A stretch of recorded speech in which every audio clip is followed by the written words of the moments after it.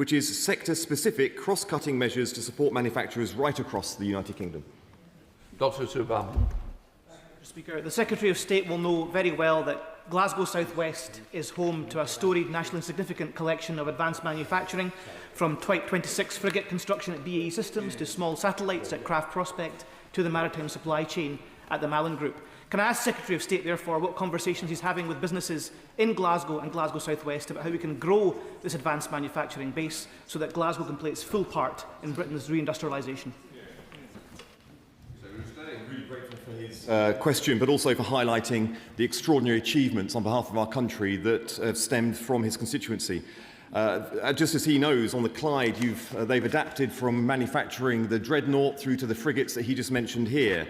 We are in another era of change, and the government is on their side in this latest transformation. They will have access to a range of sector-focused interventions from the industrial plan, as well as support for access to finance, innovation and tech adaptation. They are also aware that the Glasgow City region will receive £50 million through the Local Innovation Partnership Fund, a fund that I launched when I was in my previous job at DCIT, and it's pleased to see it being put to good use in his constituency now. Will Forster. Mr. Speaker, the largest employer in Woking is McLaren. They sell around half of their cars to the US, which needs to say has not been easy since Donald Trump took office. Please can I ask the Secretary of State what he and his department are doing to work with the US to lower trade barriers so we continue to have high quality advanced manufacturing jobs in Woking? I'm grateful for his championing of what is an extraordinary company, and I met just in the last week with the Chief Executive of McLaren. I'll be meeting him again in the next couple of weeks. This is a government on their side, of course, getting tariffs reduced to 10% for 100,000. Speaking specifically to the Commerce Secretary for the United States, my counterpart, numerous times about the fantastic cars produced in our country, both mainstream, in high volume, but also these precision, high-value products which do our country proud. And I can tell you that the deal that we have struck with America does those businesses proud too. So, Secretary of State Andrew Griffiths. Thank you, Mr. Speaker. This week, our hard-pressed automotive industry have sounded the alarm. The zero-emission vehicle rules fining British car makers for making precisely the type of cars people want to buy is costing them £5 billion a year, denying consumer choice, damaging British jobs and putting automotive firms at risk. Now, like me, the Secretary of State met with car makers earlier this week, so will he listen to them, adopt the Conservative policy of scrapping these rules and support our great British automotive industry? I'm very grateful for his question because he does raise important points. Firstly, we are a listening government, which is why we've acted to tackle the energy costs faced by the automotive sector. The energy cost, of course, which we inherited from the Tory government. So the BIC scheme will lower the costs of producing automotive cars in this country. He mentions the ZEF mandate. I am listening very closely to him on that. In general terms, when I talk about the environmental regulations across the piece, it is really important that we deliver net zero targets and we get to that destination. We do need to be creative in how we get to that destination, and I speak in general terms. He did speak to the automotive sector earlier this week, as I did. I was very honest about these issues. He should have been honest also. His party brought in the rules in the first place. He should have apologised for them if he doesn't like them. Richard Baker. Number 5, Mr. Speaker. Minister. Mr. Speaker, we're taking 2 steps to try and drive up our trade with Europe. Firstly, we're seeking bilateral wins with individual countries, like the small modular reactors deal that has just been done by Rolls-Royce in Sweden, or opening up the pilot digital trade corridors that we have with Germany and France. But also, of course, we're seeking to renegotiate a reset with the European Union as a whole. And in the words, Mr. Speaker, of the Sugar Babes, we stand ready to push the button. Right, Richard, push. Thank you, Mr. Speaker. The EU is a key trading partner for Scotland, accounting for almost 40% of Scotland's international exports. Can the Minister reassure my constituents in Glenrothes and Mid-Fife that while we wait for a new date for the EU summit, this government will press ahead with plans to align with more areas of the single market so we can continue to remove barriers for our businesses to trade with Europe? My honourable friend is absolutely right, but not least because looking at the most recent figures, our trade in goods with Europe in the last year has fallen by 2%, but in services it has grown by 7%. All of this shows what a shockingly appalling, shameful, despicable deal was done by the previous government when it came to the European Union. It was bad enough leaving, but the terms on which they left were absolutely appalling for British businesses. We are determined to turn that around, and we will. Laura Baird.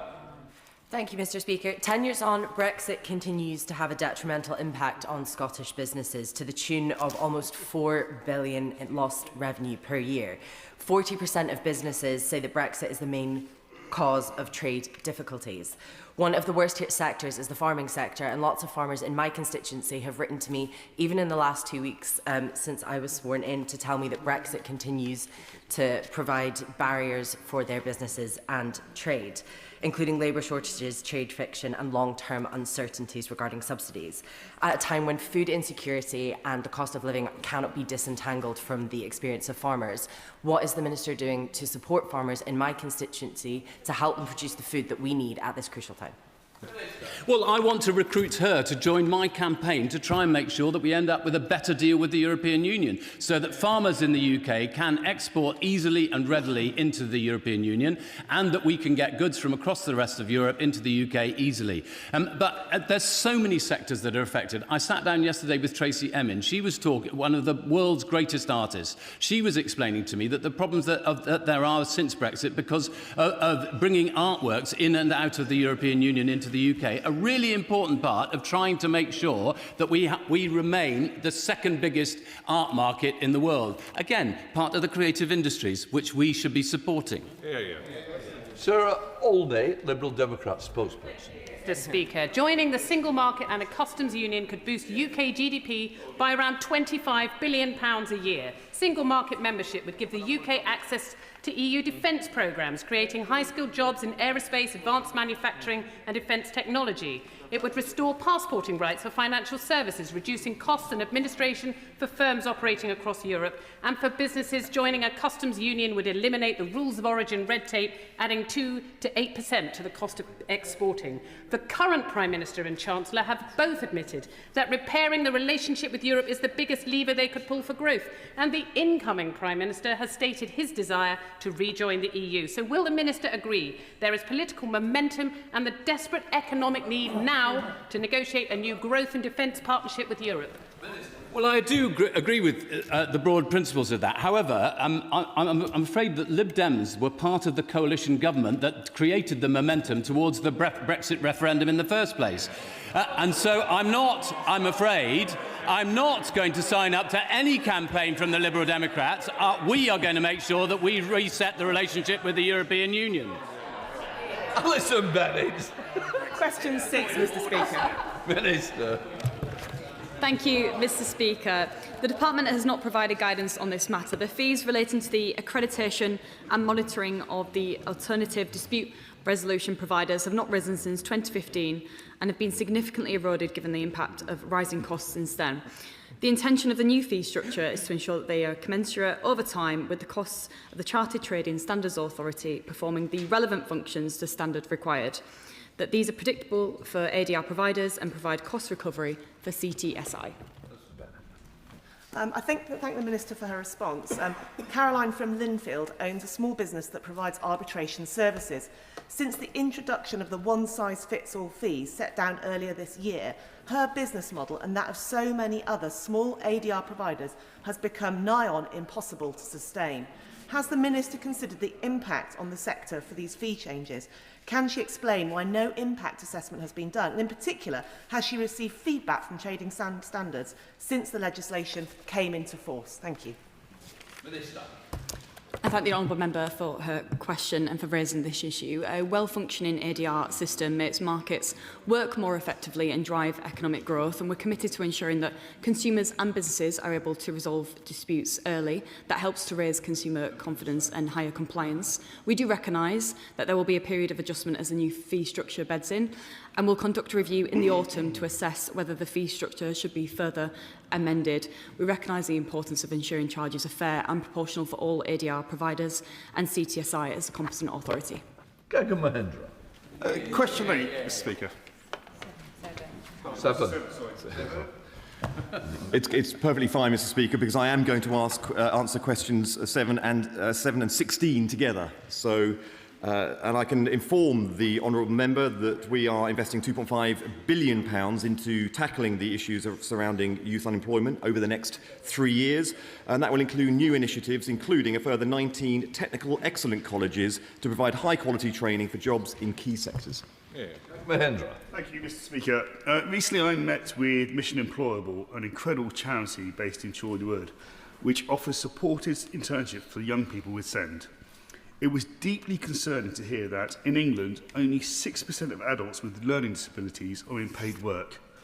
Will the Minister outline how he is working with other departments to ensure that the Youth Jobs Grant will not disincentivise employers from hiring people from supported internship backgrounds who are not claiming universal credit? I'm very grateful for his question. He raises an incredibly important issue. It sounds like the work that the charity he references is doing incredibly important work locally. We want to be supporting that work. It is a shame that in the years running up to coming into office, apprenticeship starts had fallen by 40%. We're trying to reinvest in apprenticeship starts and make sure that they are available to everyone from every background and every ability. Good. Thank you, Mr. Speaker. While still at school, I played my part in the creative industries, playing in bands with names as louche as Street Lethal and Cheap Sweeties. It was very lucrative, Mr. Speaker. I've got it. In the modern era, however, that all-important first job is increasingly hard to find because of things such as the Chancellor's jobs tax and the massive 330-page employment rights bill. Will the front bench go to the new Northern Powerhouse Cabinet and press upon the Chancellor the need to save our summer jobs and cut the burden on industry? Thank you. Great question.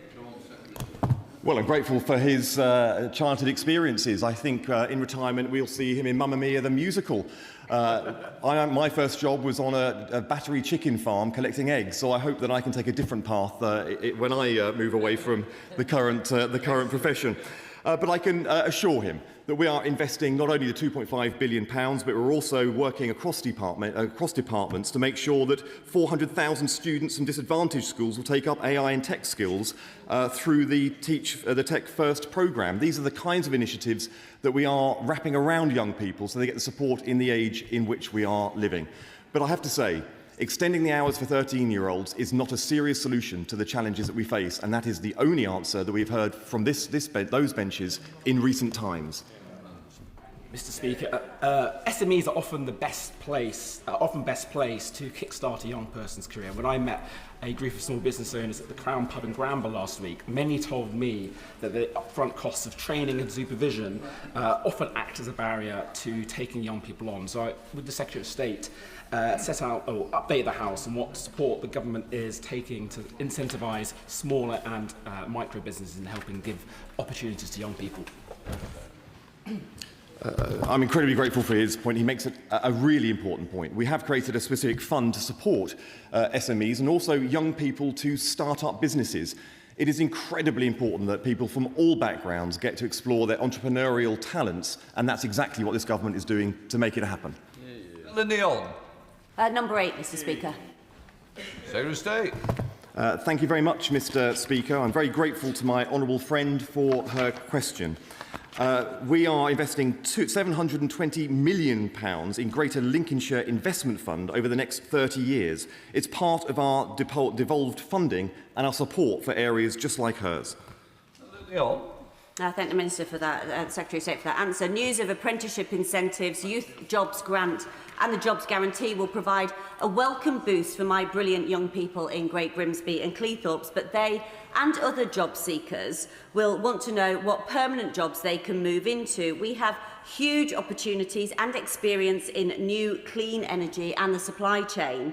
What action is he taking to expand existing businesses and attract new investment in this sector that will deliver jobs for my hard-working constituents?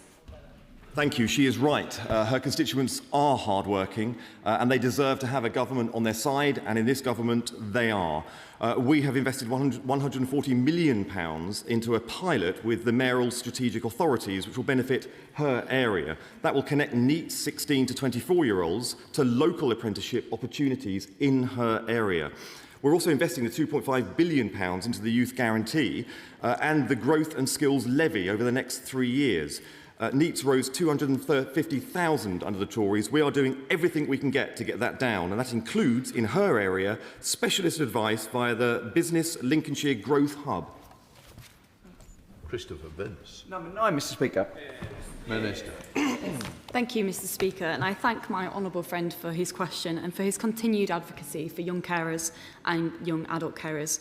I've been honoured to visit Carers Camp Calderdale in my own constituency of Halifax and know how important that vital support of incredible unpaid carers across the country are providing to their loved ones. We are now reviewing the employment rights available to them, including a public consultation which launched last month and is currently open for views. We're considering the merits of additional support, including paid leave, improved guidance and a right to return, whilst remaining mindful of any potential impacts on businesses.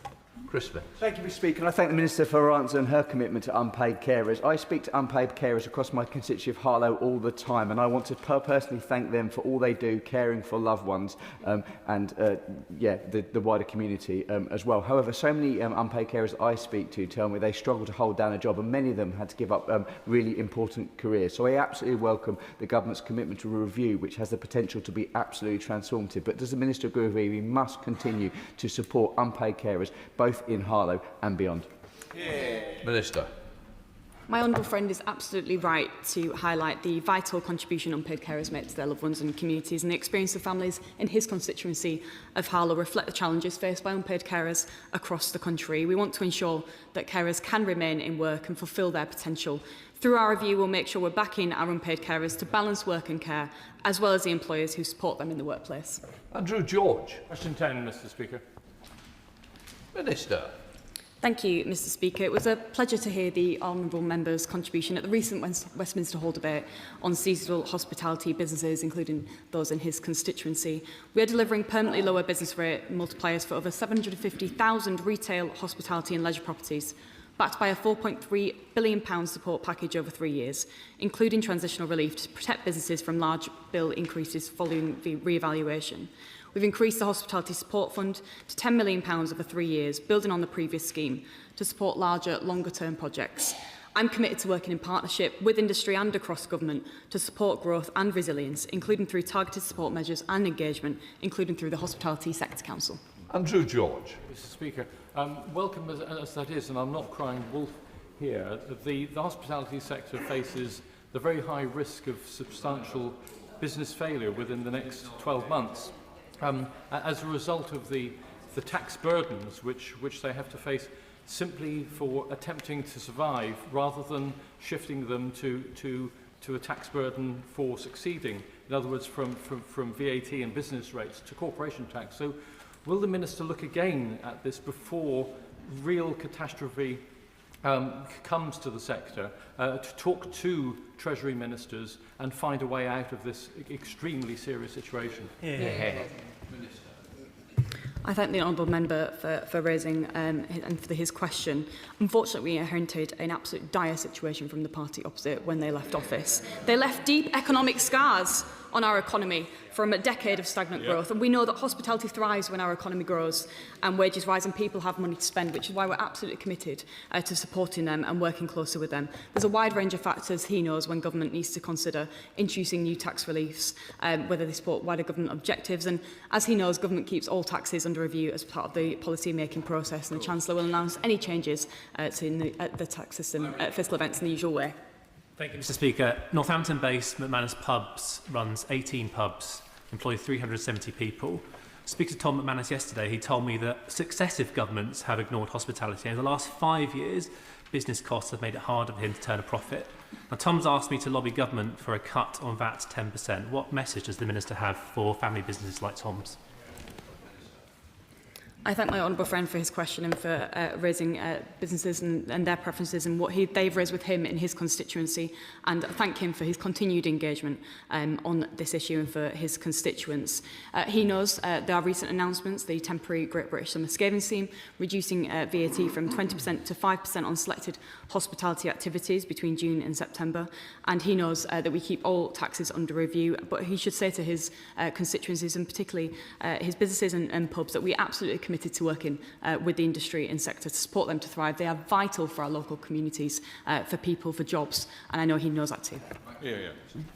Thank you, Mr. Speaker. Harry Kane's heroics last night means that many England fans are looking forward to an early morning or a late night, depending on one's perspective, on Monday, and this is a good thing. But pubs risk missing out on a real opportunity to get more money into the till if ministers do not make a blanket extension for licensing hours. Will ministers consider that with their colleagues in other departments so fans can enjoy the game in the pub? I thank my honourable friend for his question and want to pay tribute in this House to the incredible Harry Kane, our captain, for his performance last night. He absolutely calmed my blood pressure and will be championing the boys on Sunday. He will know that pubs can stay open for an extra 2 or 3 hours depending on how late the match starts, so the pubs can still open as the game finishes. Regarding Sunday, unfortunately it doesn't apply with the 1 a.m. start, but going forwards we absolutely back in our pubs so people can watch and support our lads, and it's coming home, hopefully. Good, Snell. Thank you, Mr. Speaker. Titanic Brewery, based in Stoke-on-Trent, make a fabulous pint. I'd highly recommend the Plum Porter. But the Minister will know that as an independent brewery, access to market is quite difficult because of the way that Tide pubs insist that landlords buy their products. So could the Minister make an announcement before the summer recess on the access to market scheme, and in particular the guest beer arrangement that would allow 1,500 SMEs access to market? It won't cost the government anything, and she may find that lots of people are raising a pint to her over the summer. I sincerely thank my honourable friend for his continued engagement, and I know how important this issue is to him for our breweries in terms of market access. I was delighted to meet with him and colleagues across this House recently and look forward to continue engaging and working with them as the government considers the evidence ahead of any announcements. Glenn. Thank you. Question 11, Mr. Speaker.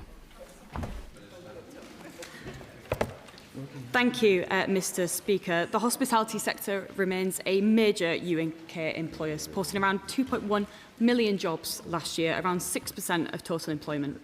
Employment has grown by over 18% in the past decade. While growth has stabilised more recently, this follows a period of strong expansion, reflecting the sector's continued importance to local economies and youth employment. I know myself how vital the sector is for first jobs. I started my first job in a cafe and was provided and given that opportunity that gave me the skills to go on and succeed in my career. We're supporting jobs through skills investment, including new hospitality apprenticeships, incentives for SMEs to recruit young people, and sector-based work academy programmes to help people into work. Thank you, Minister, for her answer and the positive news about the sector apprenticeships. And hospitality is critical in Salisbury as we move to the celebration of the 800 years next year. But last summer there was a 25% drop in temporary work in the sector, and employer national insurance for part-time workers in the sector of 15 hours increased, the costs increased by 73%. So, respectfully, I say to the Minister, I recognise tough decisions have to be made in the Treasury. I was there for 7 years and was part of those decisions. But this sector is under real strain, and part-time jobs for youngest workers are not there at the moment. Something quite significant needs to change in the government's approach. I thank the Right Honourable Member for his question and for raising the important and vital sector of hospitality and providing those first jobs and opportunities for people. I work with the hospitality businesses really closely, and I'm really keen to continue to listen to them to understand the challenges they're working through and face. I know he'll welcome our recent youth jobs grant that was launched this week, open for applications, that was welcomed by the Chief Executive of UK Hospitality, and we want to keep working with them, and I thank them for their engagement so far of how we can continue to support them to crack on with the brilliant opportunities they provide to communities across the country. Question 13, Mr Speaker. Minister. Mr Speaker, we regularly and determinedly fight for the farming sector and the wider food and beverage sector when it comes to international deals. Sometimes that means defending our UK farming and food standards, but just as often we're able to secure significant advances. So, for instance, we've managed to have increased access for British beef in the United States of America, for lamb and salmon in India, and for lamb and beef in the Gulf. We will always fight for the British farming sector. John Morris. Thank you, Mr Speaker. I thank the Minister for his response. Farmers and food standards are some of the most visible and felt impacts of trade policy. And obviously, domestic agriculture is one of our most sensitive sectors to import shocks. Does the Minister agree with me that transition periods are absolutely vital when they're negotiating international trade agreements? And will he commit to making sure that the farming sector is properly consulted on implementation periods and transition periods in any agreement made, particularly the SPS agreement? I know we can work across government on that. Yes. First of all, can I commend my honourable friend? Since he's been in the House, I know he's raised lots of issues on behalf of the farming sector in his constituency, and some of these are issues that need to come directly to ministers so that we can take action on them. And this is one of the areas where we are very keen to make sure that the SPS agreement is negotiated in a way that really works for farmers in the UK, but I would apply that also to any free trade agreement that we were to sign up to. I'm very keen to make sure that we get good deals for British farmers, and as I say, we will always defend farming standards and food standards in the UK. Those are not negotiable when it comes to free trade agreements. Rand. 14, Mr Speaker. Thank you very much, Mr Speaker. Farm profitability in the UK is incredibly low. As we know, less than 1% is the profitability seen by many farms. Reports show that a poorly negotiated and a poorly implemented SPS agreement could see a 10% hit to profitability of our arable farmers.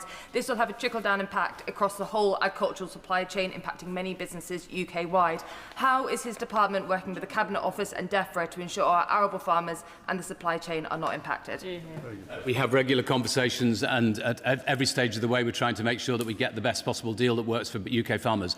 I would just say very gently to her that I was a member in this House, representing a Welsh seat with many Welsh farmers, both in my patch and elsewhere in Wales, who were absolutely furious about the deal that the previous government struck with Australia and New Zealand, because it didn't seem to consider the needs of Welsh farmers for a single instant. Rand. Mr Speaker, question number 14. Minister.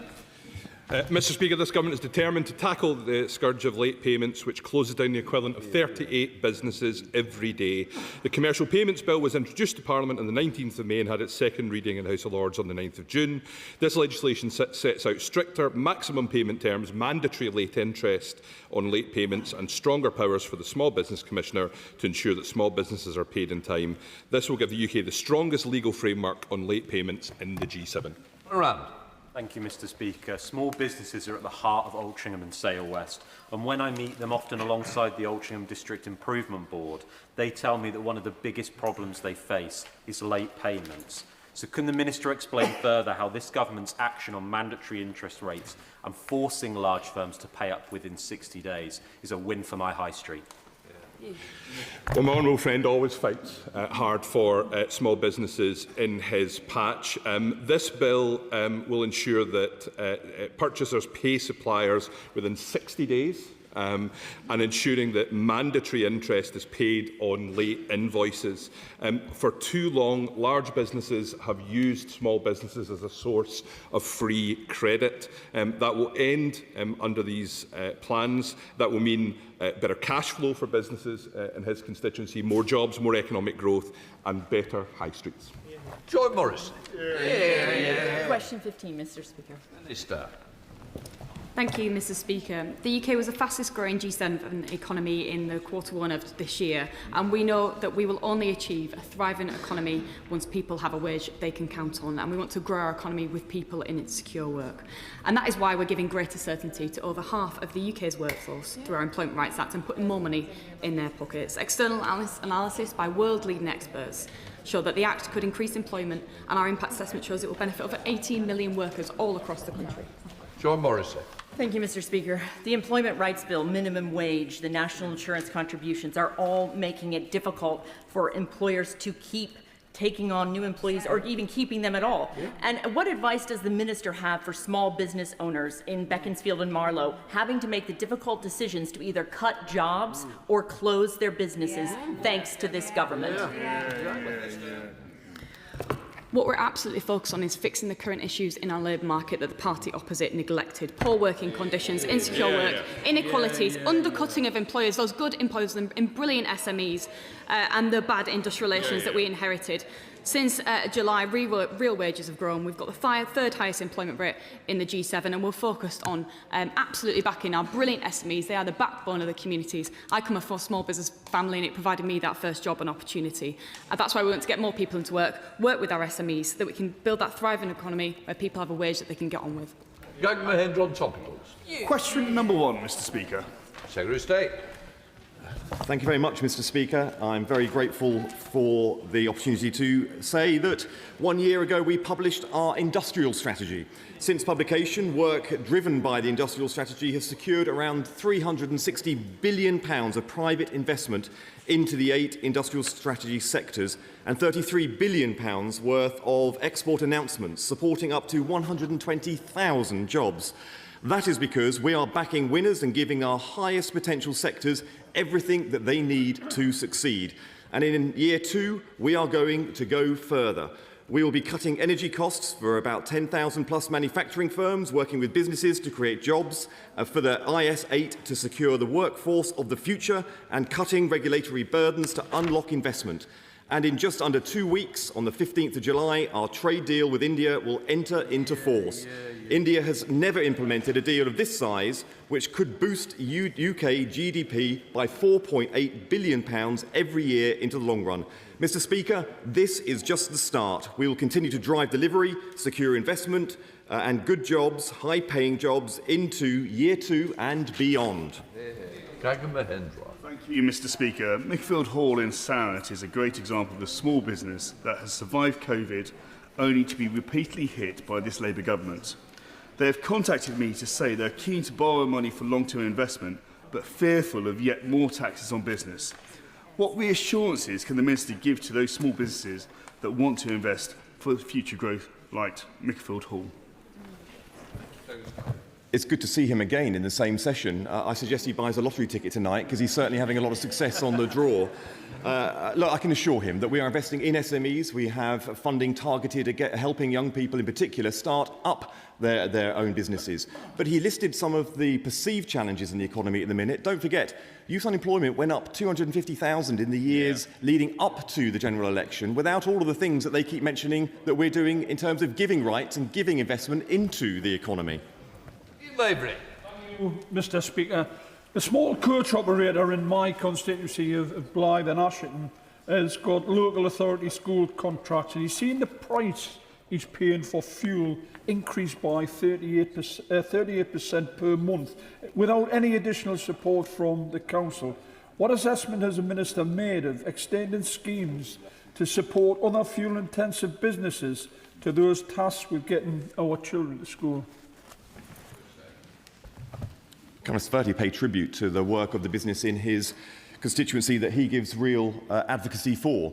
Businesses around the country are paying the price and having to adapt to the challenges posed by the Iran war. It is a good job we have a Prime Minister that kept us out of this war, unlike the benches opposite that would have plunged us into it and made it even more difficult for businesses in his constituency and across the country. But on the specific question he asks, I can tell him that we are engaging regularly with refiners, importers and distributors to ensure that any emerging risks are identified and managed properly. We come to Dame Harriet Baldwin, Shadow Minister. Thank you very much, Mr. Speaker. And there's a bit of an end-of-term feel in the House at the moment. And I heard the Secretary of State setting out his answer to his essay question. But I would point out that UK business confidence is actually at a 4-year low. Unemployment is up. Millionaires are fleeing. And then the department's own figures show inward investment falling by 26% this year to the lowest level in over a decade. I would say that's a failing mark, Mr. Speaker. So what does the Secretary of State plan to do differently when the new head teacher arrives?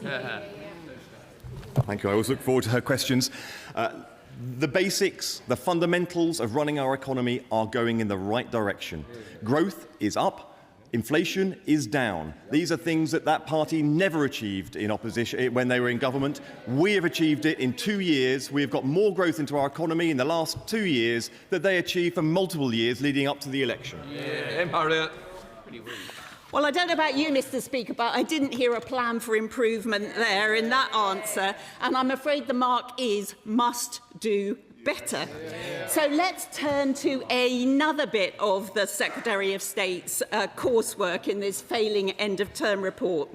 Will he agree today to compensating all the Horizon victims and getting Fujitsu to pay towards it by the end of the year?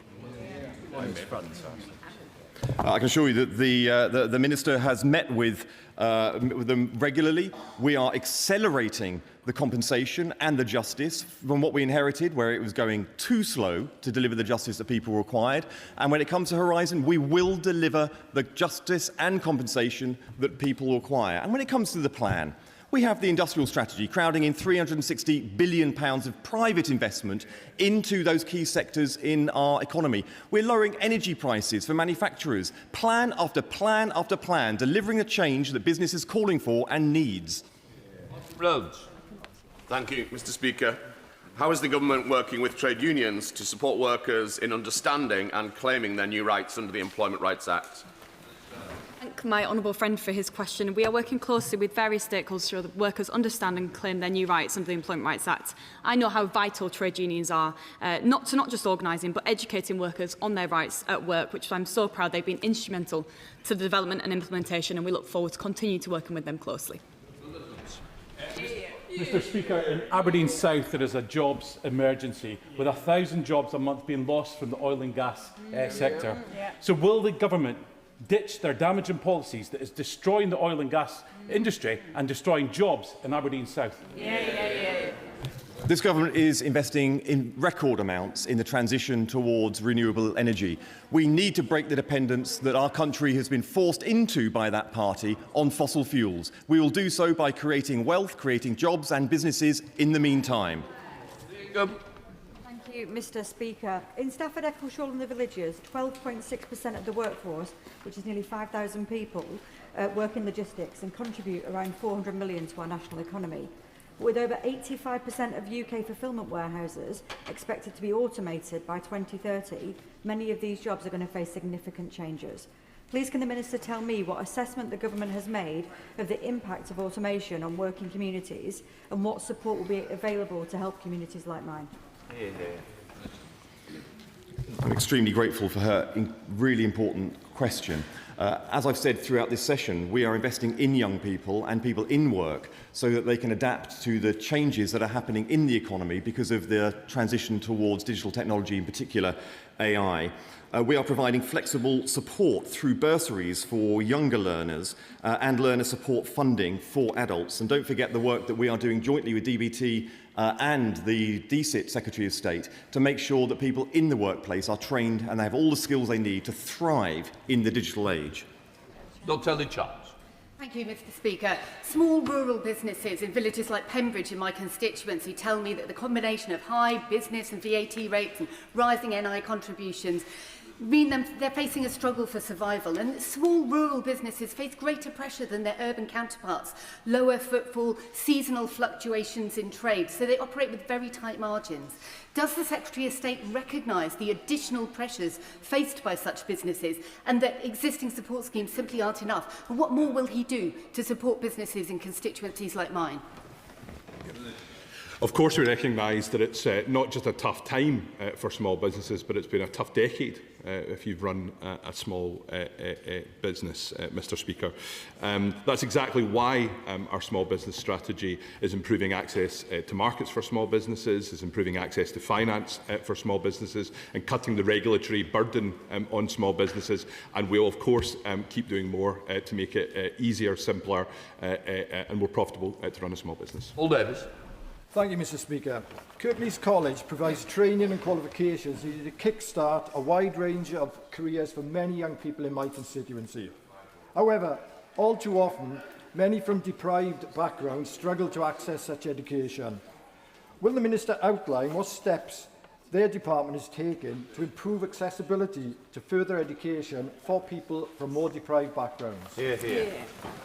I can provide all of the reassurances that he seeks. We are investing, of course, into the new technical colleges that I've outlined already this morning. We're investing into young people so they have the skills to transition from education into the workplace. We know there are challenges that young people face in this era because of the legacy that was left from the last government, but also the transition towards an AI future which is disrupting the workforce. We are training people, we are focused on it, and we're working very closely with Alan Middleburn, who brought consensus around the diagnosis of the challenge that young people face, and now hopefully can bring consensus across the House to how we grab this issue once and for all. Thank you, Mr. Speaker. In early 2025, Rutland Police caught a local shop owner red-handed with a carload of illegal fake cigarettes. Since then, I have reported this to HMRC, to the police, to trading standards, and nothing has happened. So will the Minister please haul in trading standards, because this individual runs 2 shops in my constituency. They're both still open, they're both still calling in children, encouraging the sale of vapes, and it is wrong, and they are clearly part of the black economy. It's infuriating when we see bogus businesses forcing legitimate, valued, independent retailers in particular out of our high streets. She'll be aware of Operation Machanise, where we've put significant resources into tackling the type of crime that she raises. That is becoming a permanent approach under this government. And for my part, I'm constantly meeting with Companies House and the Insolvency Service to talk about how we can improve our enforcement efforts to force these bogus businesses out of our high street to create a space for legitimate businesses. Mr. Speaker, at the Dorset Innovation Park, we already have a growing ecosystem of defence companies, including Battle Lab and the proposed Battle Factory, which are developing cutting-edge drone technology. The opportunities here truly are immense. So will the Minister commit to working alongside DCIT and the Ministry of Defence to help establish the park as a hub for these defence firms that are looking to develop the very next generation of drone technology? I'm already working with DCIT on these issues, but because of his informed question and the imploration for me to do more, I will double down on it, because he gives real voice to an incredibly important part of the sector and defence technology which we need to be fostering. The Defence Investment Plan does invest much more in drone technology. We'll be investing more than £5 billion in drones over the next 4 years, and I know that his constituency will be playing a very key role in that. Mr. Speaker, Bracknell residents are concerned that 2 vital local post offices in Crown Wood and in Bracknell Town Centre are both at risk of closure because of the travails of their host stores, Morrison's Daily and T.G. Jones. This follows the recent closure of a post office in East Hampstead. Could the Minister please set out what work the government is doing to protect these vital local services? Well, he raises a really important issue. I know across the country, with the issues with Morrison's and T.G. Jones, lots of people are worried about the future of their local post offices. I should say that under the decision we made to maintain the current size of the post office network, I've been talking to the post office, and they are clear that they want this to where there is a risk of disruption, that it doesn't mean the service disappearing. And around the country where there is the potential for a closure, they are advertising for alternative sub-postmasters to take over the businesses. Thank you, Mr. Speaker. I welcome the appointment of Parminder Kohli as the Chief Executive of the Office for Investment. He's a personal friend of mine. He'll bring 30 years of experience in the oil industry. But could the Secretary of State set out what measures of success will Parminder face so that we can judge what impact the Office for Investment makes and what role he will play? I'm really grateful for his informed question. I too celebrate the appointment. It's a really important appointment. The Office of Investment is doing great work. Now, the criteria for success that I see is how Britain can get more scale-up investment into those companies so they don't have to go elsewhere around the world to find the capital they need to grow, that more people start, build, scale right here in the UK. I often ask myself why the continent of Europe doesn't have a single $1 trillion company. I think the Office of Investment, working with this government, can start answering that question. Thank you, Mr. Speaker. When I visited NDT Equipment Limited in my constituency of Rugby, the director, Dan Lenton, showed me the ultrasonic test calibration blocks and reference pieces that they use, and they supply to manufacturers in a wide range of sectors in the UK and abroad. This steel is not manufactured in the UK, it's imported, it's high grade. I know ministers are being flexible and talking to honourable members. Would he please consider the grade of steel that that company uses, which I believe is EN3B, and exempt it from the tariffs? We've already laid out our steel trade measures, which are there to make sure that we have a steel industry in the UK. This is vital for our economic future. I want to make clear that 73% of all steel imports into the UK are not covered in scope of the measure. Of course, I'll look at the specific issue, and if he wants to have a meeting with me and officials, we can make sure that that happens. Will Forster. Mr. Speaker, last night this House debated EPR, which is seeing breweries, pubs and other businesses pay twice to recycle glass bottles. What meetings has the Department for Business and Trade had with DEFRA to raise the economically damaging nature of this tax? And if they haven't raised concerns, will they? I'm grateful for his question. I can assure him that we are having conversations with DEFRA over these issues. We want to make sure that regulation is got right. We do need to incentivise the right behaviour and also the circular economy, but we need to do so in a responsible way. And we are always engaged with the sectors that are impacted, not just because of regulatory measures, but also because of external measures that are facing our economy. Jane Kirkham. Mr. Speaker, this government's critical minerals strategy was a fantastic achievement with clear targets, and it will kickstart a nascent industry. To take the next step to get the sector up on its feet and to a more competitive place, will the Minister support a government price certainty mechanism for lithium? Well, this is one of the issues that we certainly need to look at, not just in the UK, but we need to look at with our international allies, because we've got to ourselves into a ludicrous position where critical minerals are available all over the world, but 85% of them are only processed in one country. We need to make sure that we have resilience in this, and this is precisely the kind of issue that we need to look at to protect jobs in her constituency. Tom Gordon. Mr. Speaker, I recently visited Envirovent, a manufacturer and supplier of sustainable ventilation products just outside Harrogate. They were recently awarded as part of the Sunday Times Best Places to Work 2026, and they recently produced their 3 millionth unit of ventilation fan. So will the Minister join me in congratulating them on these achievements and perhaps come and visit and see the fantastic work they do for the people of Harrogate and North Yorkshire? Well, I certainly join with him in celebrating the success of his business and every business across the country that is doing such great work for the people who work in them and our economy overall. I would certainly like to hear more about it, and if I get the opportunity, of course, visiting would be a pleasure. Select Committee. The Secretary of State will join me in wishing the United States a very happy 250th birthday on Saturday. It was, of course, John Pym and members of this House 4 centuries ago who helped found the American economy, and I know the whole House will wish the young republic well on Saturday.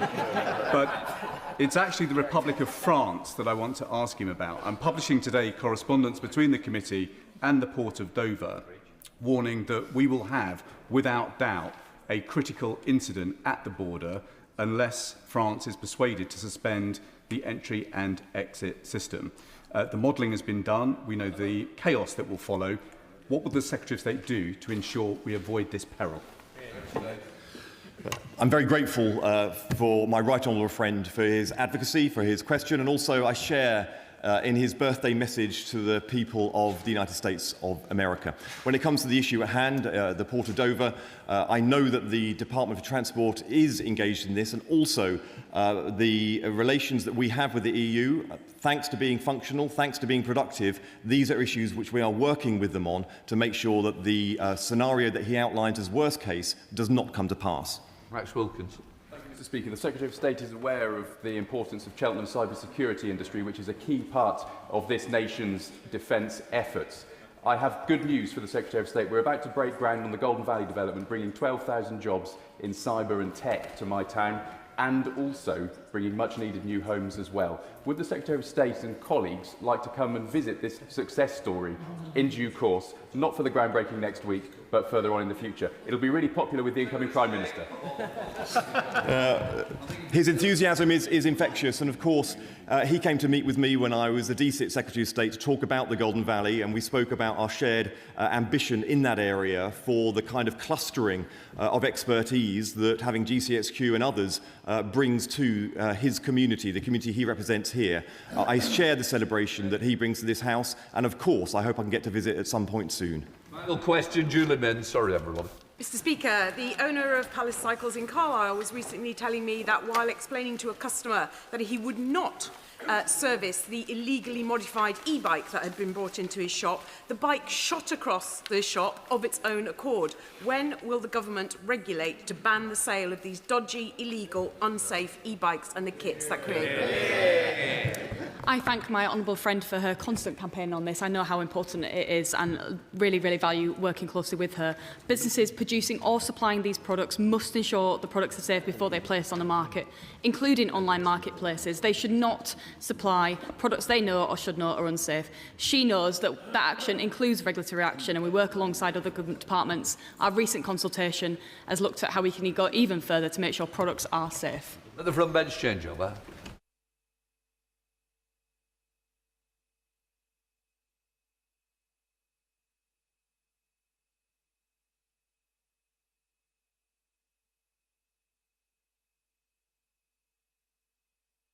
Welcome to business questions. Shadow Leader of the House, Jesse Norman. Thank you, Mr. Speaker. Recognising that the real Golden Valley is in Herefordshire, will the Leader of the House give us the forthcoming business? Leader.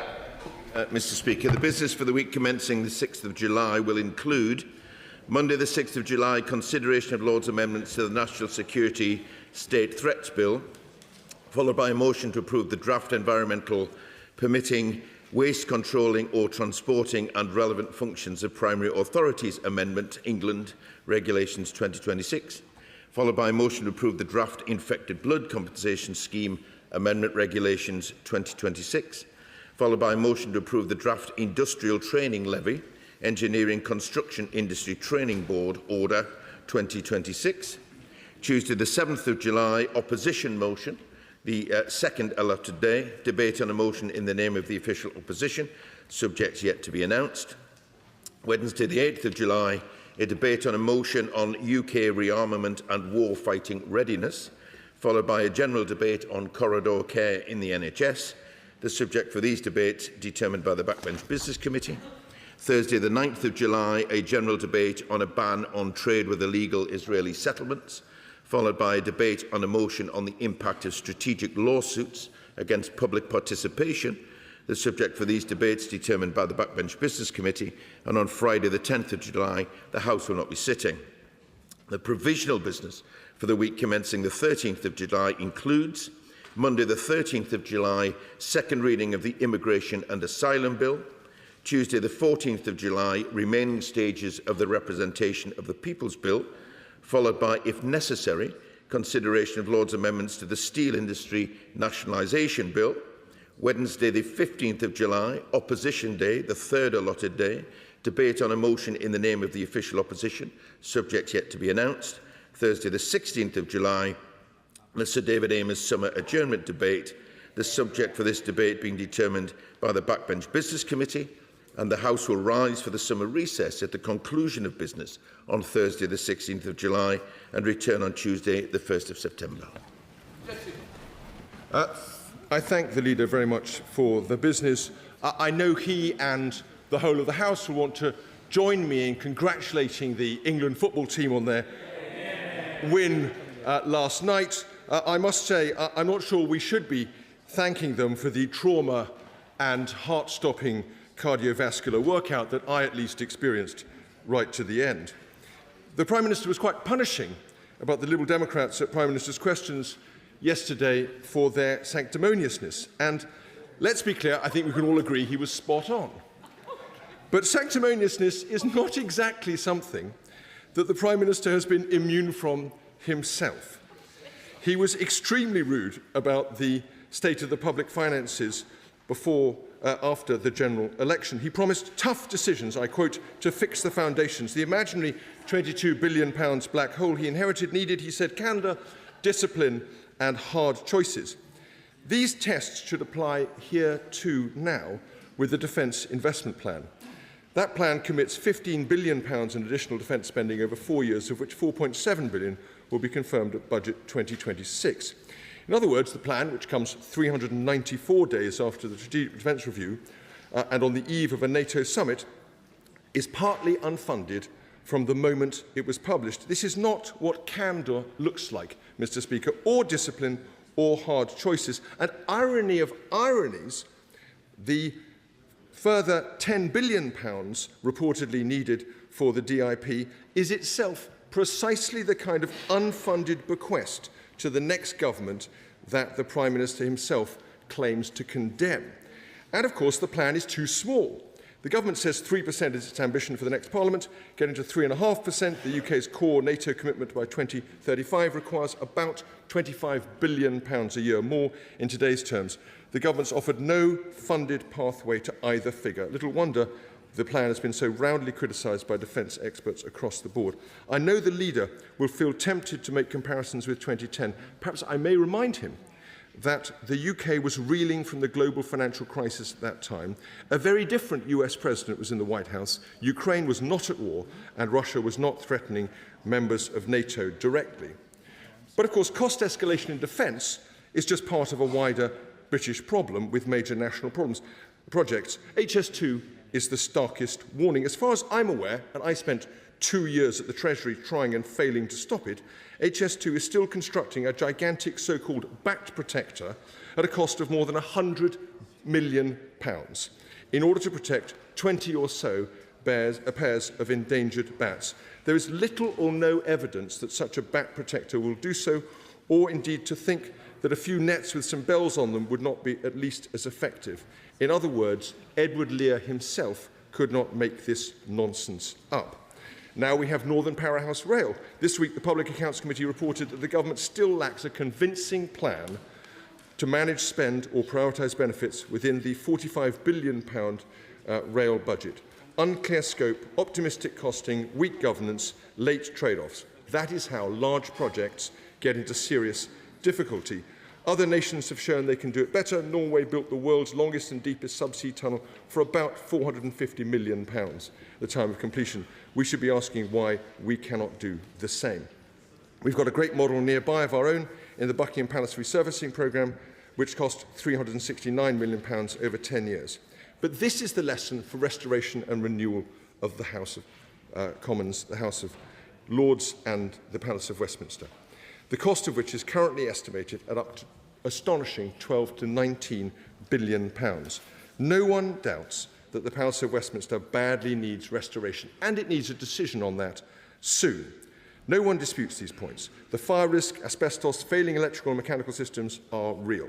But Parliament cannot ask parliamentarians, and through them the poor, long-suffering taxpayer, to support a project of this scale without demonstrating the same disciplines it requires of others. Cost forecasts, not merely, but a stated and effective governance, a capped budget, independent challenge and proper named accountability. So I ask the leader if we can have at least 2 debates in this House on restoration and renewal. One to discuss the issues in detail, and then another in relation to an authorising motion. Leader. Thank you, Mr. Speaker. And let me join the right honourable gentleman in sending our congratulations to the England football team, and we all look forward to the early hours of, I think, Monday morning.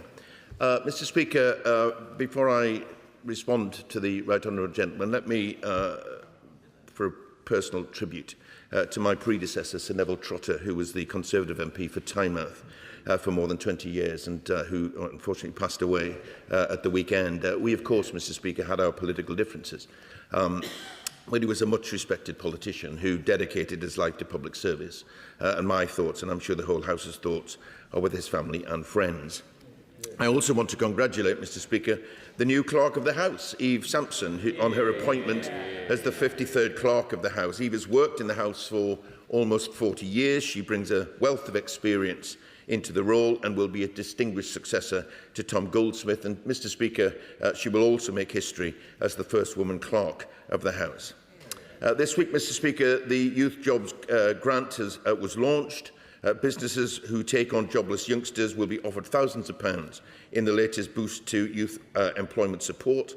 It's a practical step that helps business investment in young people while giving them the confidence, the skills, the experience and the support that they need to embark on their careers. And also, Mr. Speaker, this week the outdated and harmful Vagrancy Act has been repealed, bringing an end to nearly 2 decades of legislation that has criminalised rough sleeping and begging.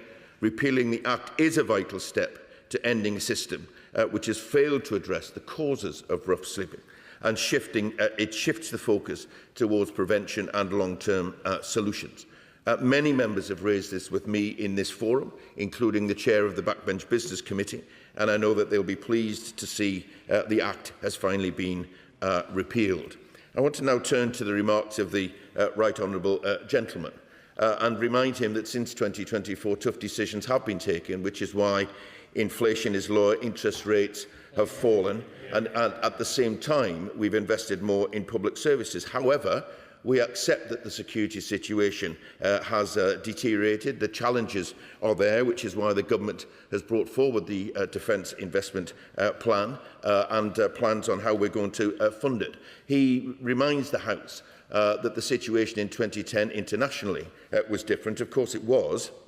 And he says that then, in 2010, the then government was reeling from the global economic crisis. Well, let me remind you that in 2024, this government was reeling from, and the country was reeling from 14 years of Tory mismanagement. Let me return now to the key issue of defence expenditure. The government has already delivered the biggest sustained boost to defence spending since the Cold War, and surpassed the promises that we made in our manifesto. The plan that we brought forward provides funding to strengthen military readiness, accelerate drone transformation, boost future fighter jets and strengthen our nuclear deterrent. And at the same time, Mr. Speaker, will create nearly 60,000 extra UK industry jobs by the end of this decade.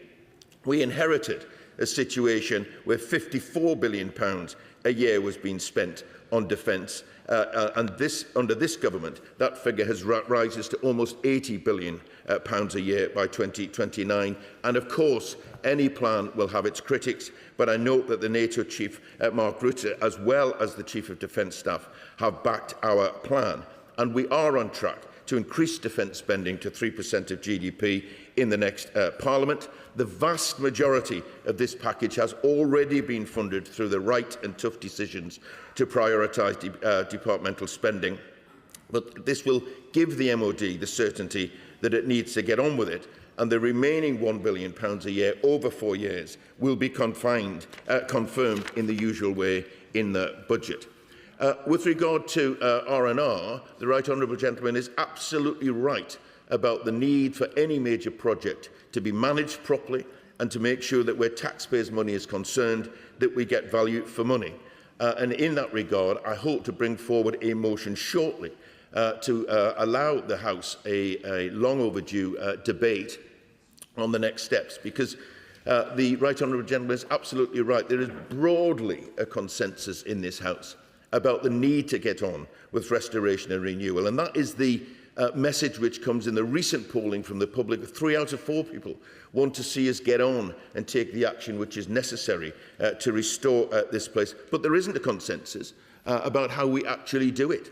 And what I am very keen to do is to build that consensus as far as we can to make sure that the safeguards that the Right Honourable Gentleman and others who are perhaps critical of some of the report which has been produced, that we can build that consensus, which is why I'm very grateful to the NAO for their recent report, and very grateful indeed to the Public Accounts Committee, and I look forward to their investigation so that they can bring forward recommendations. And I hope at the end of it all, the House can come together and we can get on with this, because it's long overdue.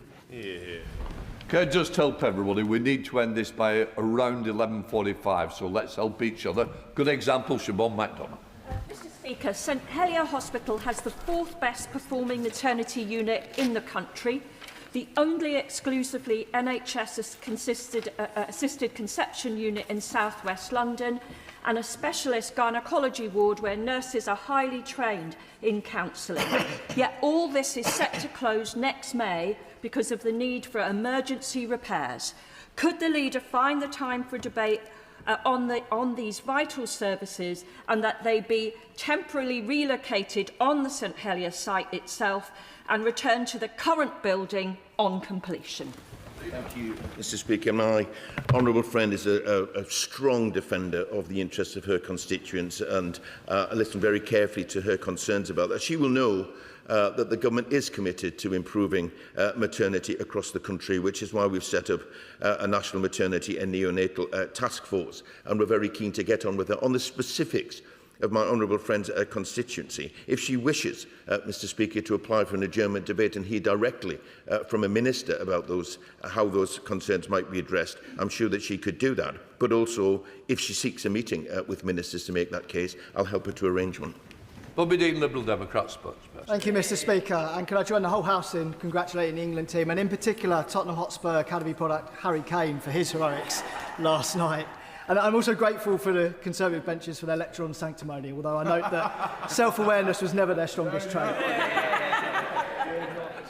Mr Speaker, this week my community was rocked by the news that Coughlan's Bakery, a family-run business that's been operating in the local area for 89 years, is going to close its doors for the last time. And I just want to read out a bit of their statement from their announcement. They say that this is so devastating, as March was a fantastic month, as was last year with our growth and the new store openings.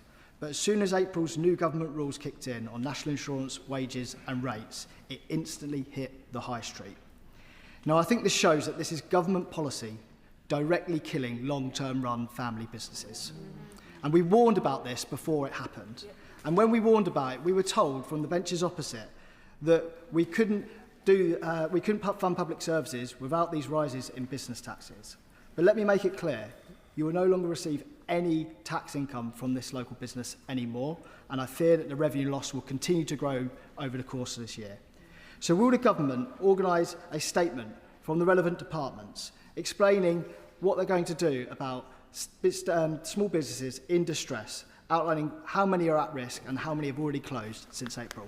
Mr Speaker, and I'm concerned, obviously, to hear of a business, particularly one which has been around for such a long time and has served a community, when it closes. And I'm genuinely sorry to hear of that, because small businesses are at the heart of our local communities and economies, and we are committed as a government to support them in every way that we can, which is why our small business plan will save businesses time and money, boost access to finance and create new opportunities. But I do understand that for some businesses there is an alternative scenario. We're also supporting businesses, Mr Speaker, through a £4.3 billion business rate package, which will help a large number of businesses. But I would also gently remind him that I understand the point he's making about national insurance.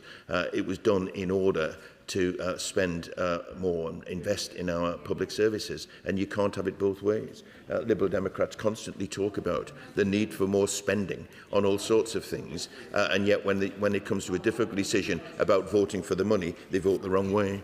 Paul Wall. Thank you, Mr Speaker. Shabir Ahmed was the ringleader of a disgusting Rochdale grooming gang, convicted of serial rapes against young white girls, but also repeated rapes of a young Asian girl. Today, Shabir Ahmed is being released from prison with a restriction that he shouldn't enter Rochdale or Oldham boroughs. But Shabir Ahmed is a joint UK-Pakistani national, and he should be deported to Pakistan. Does the Leader of the House agree with me that the Home Office and the Foreign Office should do everything possible within their power to make sure people like Ahmed are deported and that their victims never ever get to face them again? In short, Mr Speaker, yes I do, because our thoughts should be with the victims of these appalling crimes, and the perpetrators of grooming gangs or sexual abuse must face the full force of the law, whoever they are and wherever they come from. Let me be absolutely clear about that. The individual that we're talking about, if he breaches the very strict conditions which have been placed upon him, then he will be locked up again immediately. So I hope that he pays heed to that. But I also know that the government is exploring every option in this case. Martin Vickers, Acting Chair of the Backbench Committee. Thank you, Mr. Speaker. The Chairman sends his apologies.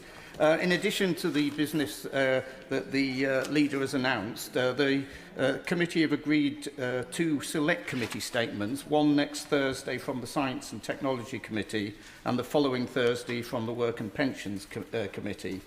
In addition, there will in Westminster Hall next week be debates on UK aid policy in the context of global funding trends and the humanitarian impact of conflicts on older people. And on Thursday, government support for the lobular moonshot project. The following week, isolation and hidden deprivation in coastal communities and the impact of the national planning policy framework changes and capital funding for changing places. I would urge members to take part in the Sir David Amess debate, which the Leader refers to. It's an opportunity to raise any constituency matters and perhaps avoid having to come to the Backbench Business Committee and us finding more time for those debates. In addition, Mr. Speaker, if the Leader could give the committee early notice of debating time in September, particularly if it's going to be on the first day back. Moving on to my own question, Mr. Speaker, the Leader will be aware, I'm sure, of the long-running campaign by the National Association of Retired Police Officers in respect of the injustice that widows and widowers can be deprived of their pension if they remarry. I have raised this in the House previously. If the Leader could arrange for the Minister to come and outline what the government plans are, I know it would please many of my constituents and others across the country. Leader. Thank you, Mr. Speaker. And let me thank the honourable gentleman for giving an update on what the committee is planning, and thank the committee for their work. We were able to provide more time in response to the chairman's request last time, I think, and it's good to see that coastal communities are getting a hearing. I also am pleased to confirm, as I did in my statement, that the Sir David Amess debate is taking place, and echo the words of the honourable gentleman that it's a good opportunity for colleagues to raise any concern really with that. I'll give early notice where I can of what the plans are for September when we return. In terms of the police pension campaign, the honourable gentleman has been an assiduous campaigner on this matter. And the 1987 police pension scheme is now a closed scheme, superseded by the 2015 scheme. There are no further plans for further improvements to the benefits accrued under it. However, I will make sure that ministers have heard his concerns, and should he wish to make them personally in a meeting to them, I'll help him to arrange that too. Oh, Matt Don. Can I declare non-pecuniary interest as the chair of the PCS Trade Union Group in Parliament itself? The Leader of the House and many members will know that since the payment of civil service pensions has been outsourced, there's been near chaos, with many civil servants unable to retire because they've not received information about their pensions. Other civil servants who have retired not even receiving their pensions. The ministerial statement said yesterday that there will be an update to Parliament shortly, and that government will not hesitate to take firm action for continued underperformance with regard to capita. Could I ask my right honourable friend to convey to the Cabinet Office Minister that in that statement there should be a commitment now to return the administration of civil service pensions to public control, and that means insourcing. Thank you, Mr. Speaker. And I thank my honourable friends campaigning on this matter, and indeed it's been raised very often with me in this session. I had hoped that there will be an update to the House. I am still of that hope, and I hope that it happens very, very soon indeed. What the Minister says at that point is, of course, a matter for the Minister. I don't want to preempt that, but I think we should expect that update when my right honourable friend and others can raise concerns directly with the Minister. Brilliant. May we have a statement from a DWP Minister on the lack of availability of routes for honourable and right honourable members to contact the department on behalf of particular constituents who, as in the case of one chronically ill lady whom I represent, have lost universal credit, who wish to challenge this, and who in her case has been struggling for more than a year, whereas we have only been struggling for the last 6 months to get an answer out of the department. When he sends on this request, as he always assiduously does, may I include a summary sheet for him to include with his letter to the Minister about this particular case? Thank you, Mr. Speaker. He may indeed include that, and I will take that up with the Minister, because I know that his frustrations are shared by many members of the House. So if he lets me have that information, I'll get on with it. Melanie Neal. Very much, Mr. Speaker. Will the Leader of the House join me in congratulating Serhat Erdogan and his team for the successful opening of Cafe Victoria? He's taken on a long empty shop in Grimsby town centre, and I think this really shows great confidence in the local economy of Great Grimsby and Cleethorpes. The government launched community auctions for empty shops, and I wonder if you could help me get a government statement on progress on community auctions. Thank you, Mr. Speaker. Let me join my honourable friend in congratulating everyone involved with the opening of Cafe Victoria. I know the trials and tribulations of coastal communities, and I know the important role that cafes and hospitality play. If my honourable friend wants to make the case directly to a Minister and get that update, then I'll help her to achieve that. Daisy Cooper. Thank you, Mr. Speaker. The Honourable Member for Makerfield and Prime Minister in waiting has said that his approach to devolution be one of urgency, and yet we understand that there might be conversations going on about delaying announcements on local government reorganisation and devolution of powers in order that the new Prime Minister has the glamour of announcing them. So could I ask the Leader of the House, will he please put those rumours to bed and confirm that announcements on the creation of unitary authorities in Hertfordshire and elsewhere will be made in this House before the summer recess, so that members of this House can ask the government questions, and so that local authorities have certainty to go ahead with local government reorganisation without further disruption to vital services like SEND and social care? Thank you, Mr. Speaker. And let me just think about what the Honourable Lady has said there, and find out from the Department what their plans are. But in terms of what might or might not happen in the future, let me just reassure her in the House that there will be continuity of government. Of course, if there's a new incoming administration, then it's not unreasonable for that administration to look at plans, but they will be absolutely aware of the need for local areas and local government to plan for the future. So let me think about the first bit, and let me reassure her that whatever happens in the future, I would expect the next administration to want to get on with it. Mr. Speaker, many of us remain frustrated by delays to the Royal Mail postal deliveries. My constituent Anthony Barnes was removed from a treatment waiting list on 3 occasions because hospital communications didn't arrive in time. Now, I've encouraged local healthcare providers to use Royal Mail's NHS-specific barcode, which prioritises delivery for Health Board correspondence.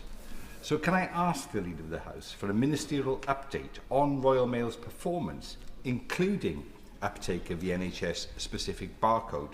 This will be important to many of our constituents across the UK. Leader. Thank you very much indeed, Mr. Speaker. The consequences that Anthony faced due to Royal Mail delivery are simply unacceptable. My honourable friend is right that this is an issue that affects constituents right across the country. I'm pleased to say that the Business and Trade Committee are continuing to look at Royal Mail's performance, but I will raise this matter with the department on my honourable friend's behalf. A bit more.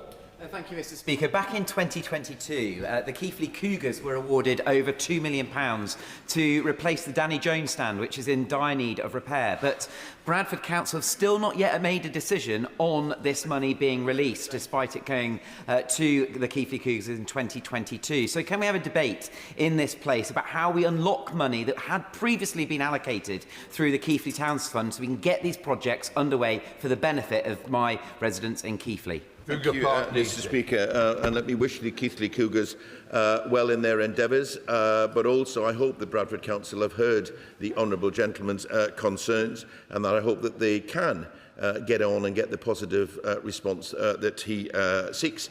If that isn't forthcoming, perhaps he would seek an adjournment debate here directly from the Minister, who I'm sure will confirm the importance that this government gives to local support.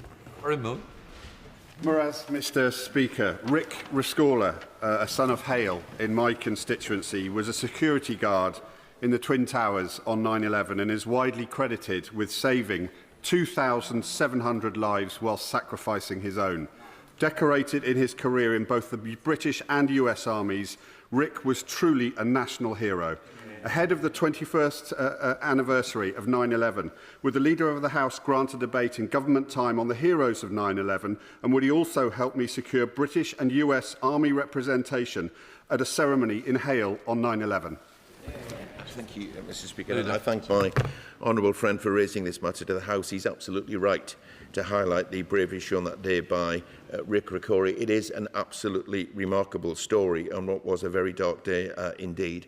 As we approach the anniversary, Mr Speaker, I hope that my honourable friend might consider applying for an adjournment debate to start what I think will be a build-up to a prolonged and important celebration, or commemoration rather, of those dreadful events, in terms of making sure that there are service men or women there.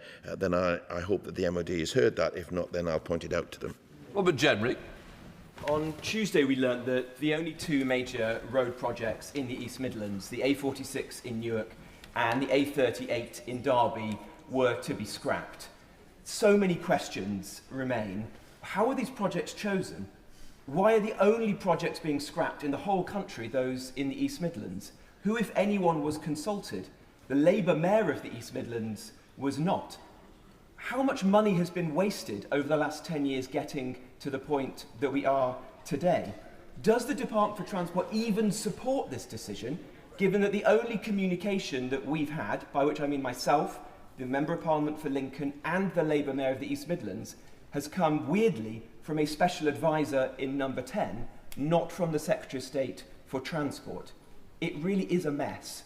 Can the Leader of the House ask the Secretary of State for Transport to be in touch with those of us who are interested in this matter and come to Parliament to answer questions on it?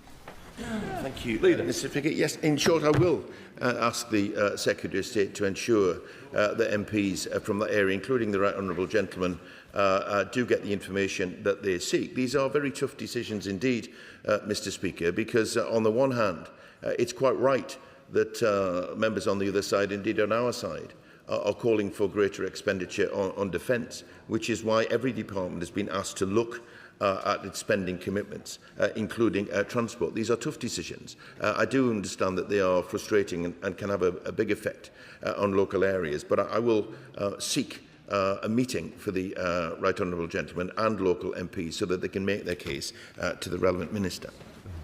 Thank you, Mr Speaker. The Leader of the House will know that I never miss an opportunity to raise the state of Staffordshire's roads, but I appreciate they may not have heard this variant before. Residents in Church Eaton have reported a sinkhole on their high streets. I've seen it. It is a sinkhole that nobody seems to be able to get filled in. It's on a main road. It's close to a local primary school and has become something of a legend amongst local residents, to the extent that one constituent wrote a poem about it. Could the Leader please grant a debate on the condition of rural roads so we can get to the bottom of why repairs like this keep falling through the cracks? Thank you, Mr Speaker. My honourable friend has been a doughty campaigner for her constituents and the issue of local roads, and I pay tribute to her for that. Her constituents are rightly angry about this issue, and I expect better. Perhaps I don't expect better, but we ought to expect better from a reform county council. I hope that the council has heard my honourable friend this morning. We are doubling investment in local road maintenance, providing an extra a record £7.3 billion boost for councils over the next 4 years. And my advice to the council is the money is there, get on and use it. John Glenn. Thank you, Mr Speaker. In Salisbury, we welcome the zero-emission buses, and the previous Conservative administration worked with the Zebra scheme to deliver 13 new buses. But when I met with Ed Wills, the new Managing Director of Salisbury Breads last week, we discussed a number of matters around acoustic measures to mitigate some of the noise from those buses. But the challenge is that Chinese manufactured buses are currently cheaper and offer greater battery range. The government needs to make a decision about the next round of these zebra bus schemes. Please could the Leader of the House ensure that we have a statement on this so that local authorities around the country, including those in Wiltshire, can determine the best way forward to expand provision. Let me draw that to the attention of the relevant minister, because not only does this government put great store by the importance of buses and indeed the environment, but of course we're encouraging councils and businesses wherever they can to buy British as well. So I will raise that directly with the minister and see if we can get the update that the right honourable gentleman is looking for. John Trickett. Thank you very much, sir. Now, I first just refer to a matter which I haven't had the opportunity to do so far, which is the granting of a knighthood to Kevin Sinfield, a great human being, a brilliant sports player, and I suppose above all a humanitarian. But the distinguishing character of him is his modesty, but modesty cannot be attributed to the new boss at Royal Mail, who is driving that company into the ground in spite of the efforts of the posters. Can we have a debate? And he's paid himself £7 million salary in a single year. Can we have a debate about corporate failure and executive reimbursement in due course? If the leader can help us with that, it would allow us to express our frustration of what's happening in the country. Thank you, Mr. Speaker. Let me join him in once again paying tribute to Sir Kevin Sinfield and what was a well-deserved honour. On the issue of Royal Mail, it is the subject of inquiry that will be reported back to the House, and there will be an opportunity at that point to debate that. If we need further time to debate it, I will give consideration to that. Alison Bennett. Thank you, Mr. Speaker. Cellnex estimate that Mid-Sussex is ranked 499 out of 650 constituencies for the quality of mobile signal strength. Current obligations on mobile operators are clearly failing to provide the coverage that my constituents deserve in villages like Cookfield, Bolney and Fulking. Will the leader make time for a debate about the merits of changing these mobile obligations so that we can have the coverage that we so badly need?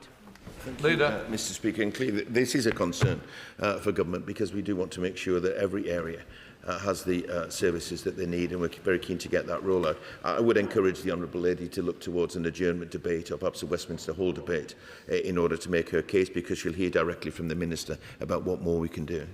Senator Davey. Thank you, Mr. Speaker. The government has shown a clear commitment to addressing many of the issues facing leaseholders. But can I ask the government to go further? And I say this because many of my constituents, leaseholders in a particular building under 11 metres, are facing a bill of £70,000. In fact, the management agent is asking for £3,000 per month, and this is due to no fault of their own. So can I ask the Leader of the House to ask the relevant department to release an oral or written statement on the support available to leaseholders in buildings under 11 metres?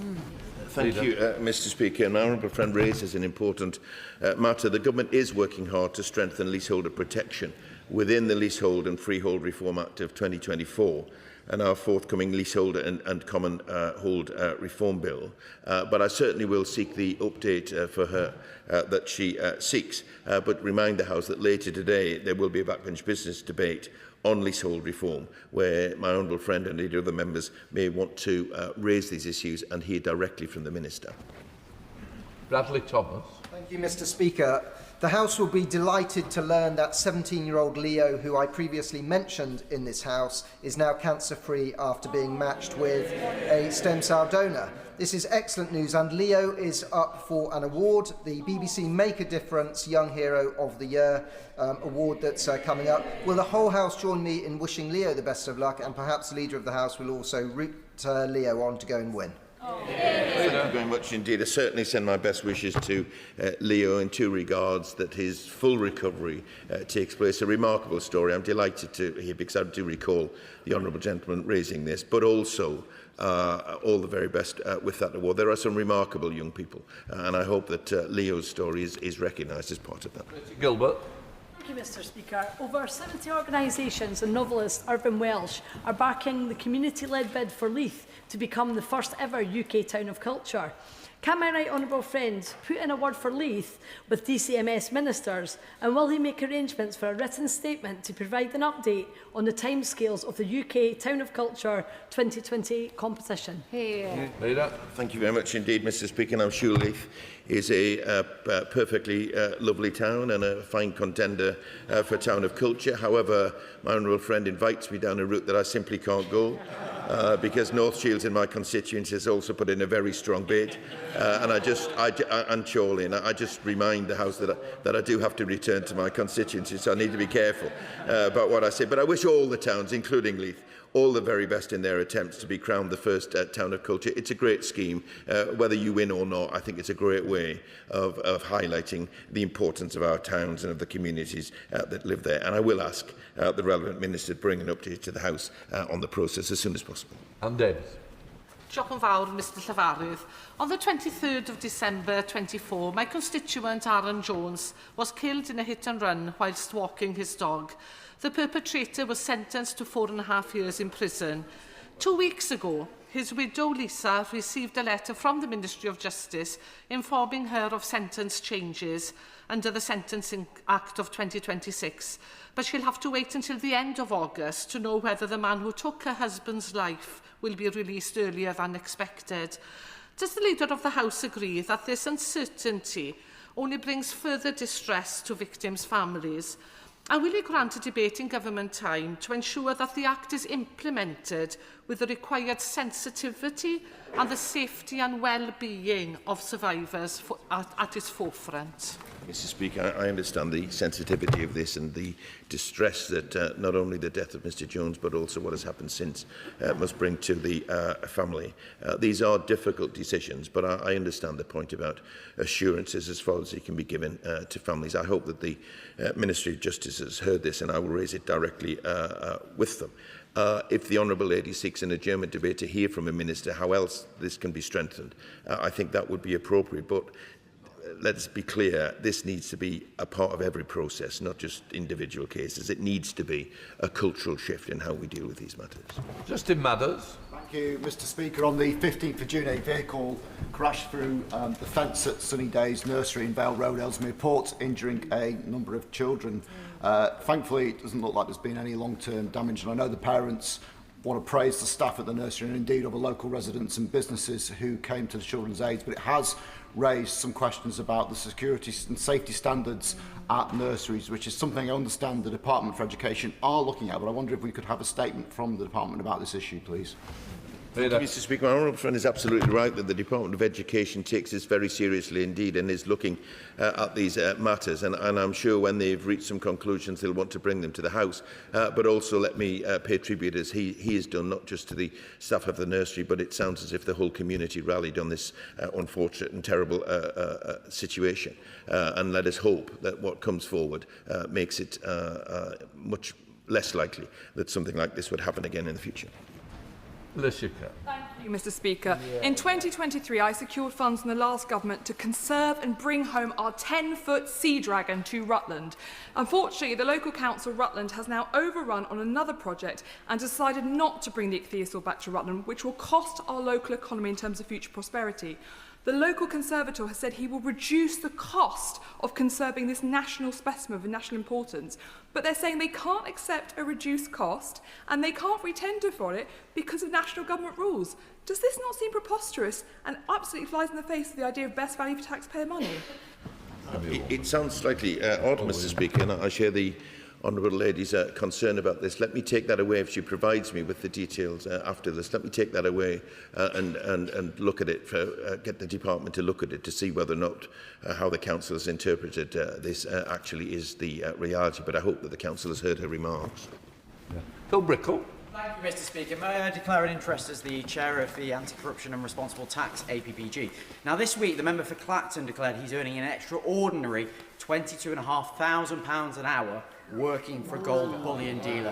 Questions have also emerged about his lobbying for the Bank of England for crypto-friendly policies, having himself invested $215. Have you informed the member that you're going to raise it? Carry on. Questions have also emerged about his lobbying the Bank of England for crypto-friendly policies, having himself invested £215,000 into Bitcoin company Stack BTC, alongside former Conservative Chancellor Kwasi Kwarteng. Does the leader agree with me that members of this House are public servants and that we should always be putting our constituents first before any private interests? And will he use his good offices as the chair of the Modernisation Committee to deliver much-needed reforms to rules around members outside employment? Yeah. Leader.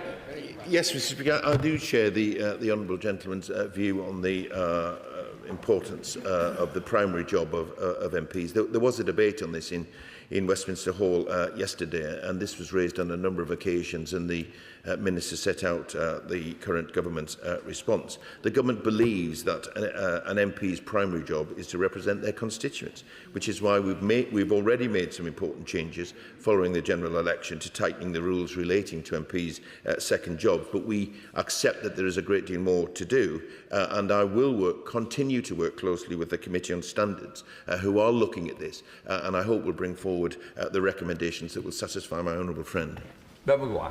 Thank you, Mr. Speaker, and I must declare an interest as chair of the Dairy All-Party Parliamentary Group. I welcome the government's farming roadmap, explicitly designating food production as an issue of national security. However, I'm deeply concerned by the government's water white paper, which proposes a blanket extension of environmental permitting from poultry and pig farms to the dairy sector, despite the former being kept mostly indoors and cattle mostly outdoors. My North Cornwall constituents and NFU delegates estimate this could cost around £10,000 per farm and much more paperwork. Rather than deterring our farmers from actually farming, can we please have a debate in government time on supporting farmers to produce food for this country? Mr. Speaker, the government shares the honourable gentleman's view that it is important that we support farmers and the importance of food security and food production as we go forward. But as he has alluded to there, sometimes what is happening in one area of farming and in the other case, what our plans might be going forward on water, need to make sure that we're joined up, because we need to get this right. And in order to get an answer from a minister, I would encourage him to apply for an adjournment debate so that he can hear directly from the minister. Established in 1924, Vernon Building Society offers financial services to people in Stockport and across Greater Manchester. They are truly a mutual owned by members, not shareholders. However, as the building society sector grows, there are concerns about meaningful democratic engagement for members. In particular, Nationwide, which is the largest building society in the world, there are concerns raised around virtual-only AGM, lack of member-nominated directors, and the quick vote mechanism system. When members are owners, they must have a meaningful voice in how the organisation is run and governed. As such, can I ask the Leader of the House for a debate in government time on the Building Societies Act of 1986 and meaningful democratic voice for the membership? Thank you, Mr. Speaker. My honourable friend raises some interesting concerns, particularly around transparency. And he rightly points out that building societies are a vital growing part of our economy. But I would suggest that he perhaps seeks an adjournment debate or a Westminster Hall debate so that he can hear directly from the Minister about how his concerns might be addressed. Thank you, Mr. Speaker. Inquest have just announced jobs being lost at the Sullomvoe oil terminal, and this is the latest blow to the oil and gas sector. So would the Leader of the House allocate time for a full debate in government time on the future of the oil and gas sector before it is too late? Thank you, Mr. Speaker. And let me welcome the honourable gentleman to his place. In terms of the oil and gas sector, and I know that in the by-election it was a very big issue indeed, and the government takes this very seriously indeed. I gently remind him that the loss of jobs, and I regret the loss of jobs that he's talked about there, very much so, but it's not a new phenomenon. There's 70,000 jobs lost in the last decade. But oil and gas is continuing to come out of the North Sea 24 hours a day, every day. and will continue to do so however, we move to we've got a mixed economy as we make sure that the green jobs are coming through as well, because the sector needs to change. I can't offer him the opportunity of a debate specifically on that at the moment, but the government is very cognizant of that, and should we get the opportunity to do that, or the backbench business get the opportunity to do that, then I'm sure it will be a well-attended debate. 11. Thank you, Mr. Speaker. Increasing numbers of people experiencing homelessness are being forced to choose between accessing accommodation and keeping the pets that provide them with companionship, emotional support, stability and a sense of safety. Street Pause is a campaigner to remove this preventable barrier. Pet-inclusive approaches have also been introduced successfully in a number of areas, including Greater Manchester, demonstrating that such policies can be implemented safely and effectively. Will the Leader of the House make time for a debate on the need to expand this support and ensure that no one is denied accommodation simply because they refuse to abandon a beloved pet? Thank you, Mr. Speaker. My honourable friend raises a very important point indeed, which I know is of concern to many of our constituents. The Homelessness Code of Guidance sets out the framework in which local authorities must follow carrying out their homelessness duties. It's not always possible, Mr. Speaker, but the Secretary of State does recommend that authorities give careful consideration to those who rely on pets for companionship when making provision for them. And I'll make sure that ministers have heard my honourable friend's concerns, and if they've got further proposals to bring forward, I'm sure they will. Andrew Rossell. Mr. Speaker, sir, I'm sure the Leader of the House will want to join the people of the Isle of Man this weekend as they prepare to celebrate Tynwald Day on Monday. And thank you, Mr. Speaker, for hosting the Tynwald Day reception in Speaker's House last night with the Chief Minister, the President of Tynwald and the Speaker of the House of Keys. Now, Mr. Speaker, for several years I have received correspondence from former constituents who have moved from countries like Australia and Canada after a lifetime of paying tax in the UK. Nearly 500,000 British pensioners abroad have their state pensions frozen, while those in the EU and the United States receive annual increases. This is even the case for those who retire to the British overseas territories of Anguilla, Cayman Islands, the Falkland Islands, St Helena, Montserrat and Turks and Caicos. How can it be right that British nationals should be treated differently depending on where they live? So, will the Leader of the House make time for a debate on this long-standing injustice?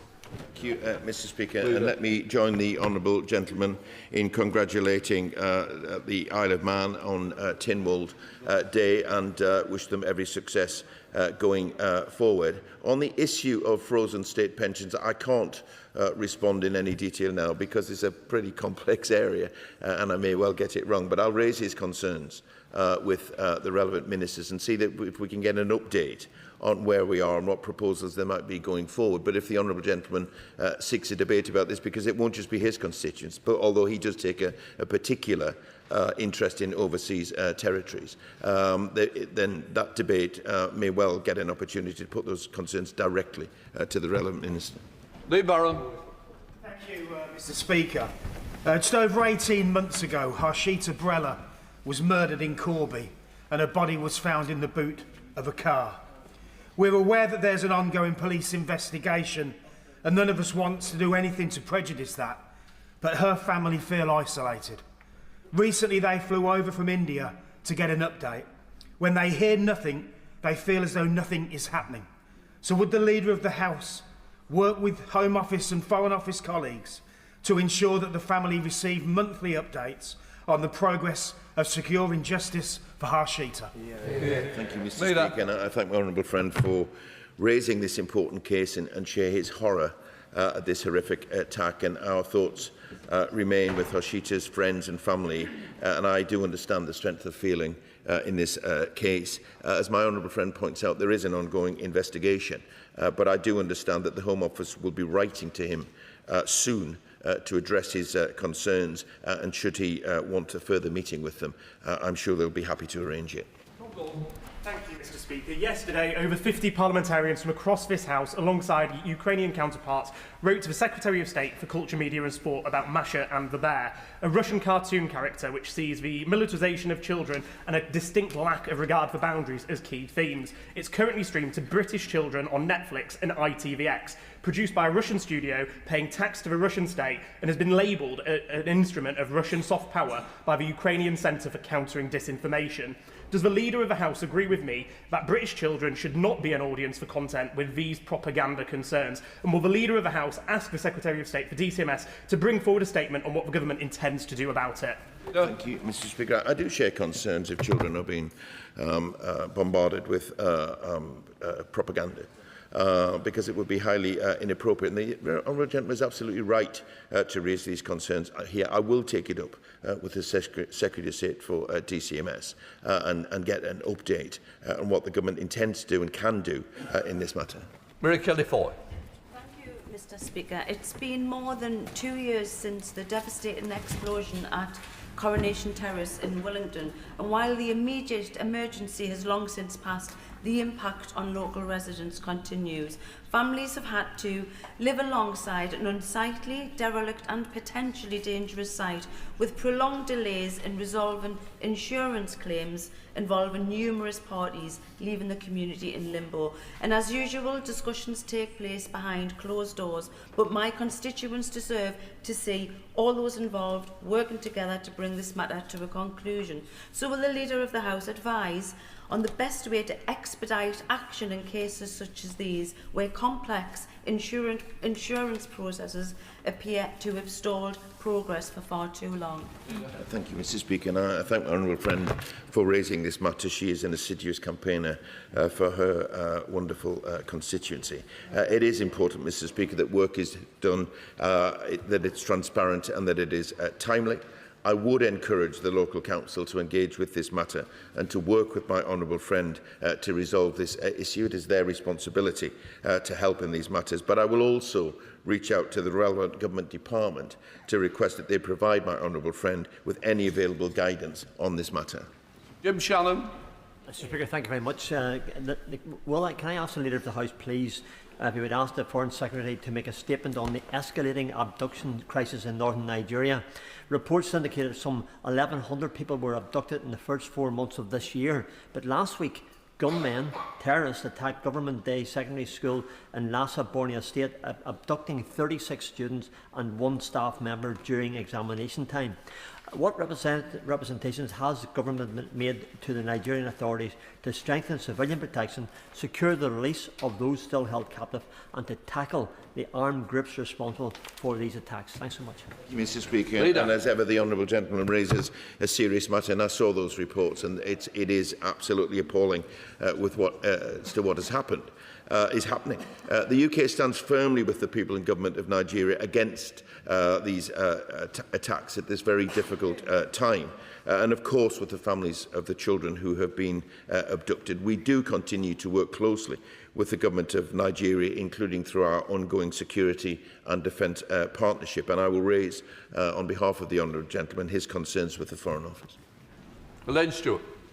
Speaker, Craig Mark Buntonians, a club from my hometown and the community I am proud to represent, have won the West of Scotland's Football League Division 3, showing that vital amateur league football plays a great part in our local communities. I would also like to thank Steve Clark, another Ayrshire man, for his outstanding contribution over the last 7 years, including taking Scotland to the World Cup and not forgetting our absolutely fantastic, amazing fans. Does the Minister agree that the achievements highlighted and the opportunities for a debate on the vital role that football plays within our local communities? Thank you, Mr. Speaker, and I thank my honourable friend for raising this matter. Football at every level, from Sunday League to the World Cup, play an important and vital part in local communities across the United Kingdom. So I join with my honourable friend in congratulating Craig Mark Buntonians on their success and recommend, particularly in the light of what is unfolding in the World Cup, that if should she apply for a debate on the importance of football, then I'm sure it would be well attended. Jones. Thank you, Mr Speaker. Now, the Leader of the House will be very well aware that our UK Labour Government has given over £340 million to the Plaid Cymru minority government in Wales, specifically for those with additional learning needs. So can the Leader explain why this money has not been distributed to local councils and as all 22 local authorities and every teaching union's called for? Why is this vital funding being held back? Why isn't it being used to support our Welsh pupils with ALN? I'm at a loss to understand this. Can he help, please? Thank you, Mr Speaker. I'm not at a situation where I can help because I don't understand either. It does seem incongruous with what this government is seeking to do, but also I would have thought the intended actions going forward of the new administration. It's a great deal of money. The need is there, so I don't understand why it hasn't happened. I hope that the Welsh Government has listened to the very wise words of my honourable friend. Let's see what happens, but should she seek to hear directly from a minister about what further we can do from here, then I would advise her to seek an adjournment debate. Joe Morris. Thank you, Mr Speaker. Last week, Sarah, the head of Pastoral Services at Hexham Primary School and Friends of Hexham Primary School began their 24 hours challenge where they raised over £28,000 by running and walking laps of the Wentworth Leisure Centre in Hexham for a continuous 24-hour period in one of the hottest weeks on record, no less. Would the Leader of the House join me in congratulating them for their actions, and will he support a debate in government time on support for respite services for children with families, children of SEND families in rural areas? Leader. Mr Speaker, and I certainly join my honourable friend in congratulating the remarkable achievement of Sarah Dodd and Friends of Hexham Primary School, raising over £28,000, particularly during a heatwave. I'll be happy to raise my honourable friend's request for a meeting with the Department for Education to discuss how respite services for families of children with complex needs can be improved, but as he will have noticed, the Secretary of State is here and will have heard his remarks. Anderson. This weekend, over 500,000 people from around the world will descend on the Silverstone circuit, half of which is located in the Buckingham and Bletchley constituency, to hopefully see another British win at the British Grand Prix. The race will also see Buckinghamshire showcase its status as a hub for high-performance engineering, where over 8,000 people are employed by 1,700 businesses. Will the Leader join me in wishing British racers all the best of luck this weekend, and might he find time for a debate on the contribution of Formula 1 and motorsport to the UK economy? I certainly send everyone my best wishes and absolutely agree with my honourable friend that Formula 1 and motorsport bring a huge advantage to our economy, from the highly skilled engineers, researchers and developers to the success of British drivers, including Sir Lewis Hamilton, George Russell, Lando Norris. We have a great deal to celebrate. I hope there's more to celebrate in the future. I hope that all fans enjoy the race this weekend, and I thank my honourable friend for raising this matter today. Mr Speaker, will the Leader of the House join me in congratulating the 2nd Wentzville Scout Group on their upcoming 100th year anniversary? I pay particular thanks to Steve Rogers, better known as Codge, who, for 50 years of service and incredible dedication to so many young people over many generations in and around Wentzville, will he join me in thanking Codge and all involved in our Scout groups in Wolverhampton, Willenhall and across the country? Thank you, Mr Speaker. My honourable friend is absolutely right to champion the good work of the Scouts, and I join her in congratulating the 2nd Wednesfield group in its upcoming centenary, a remarkable achievement.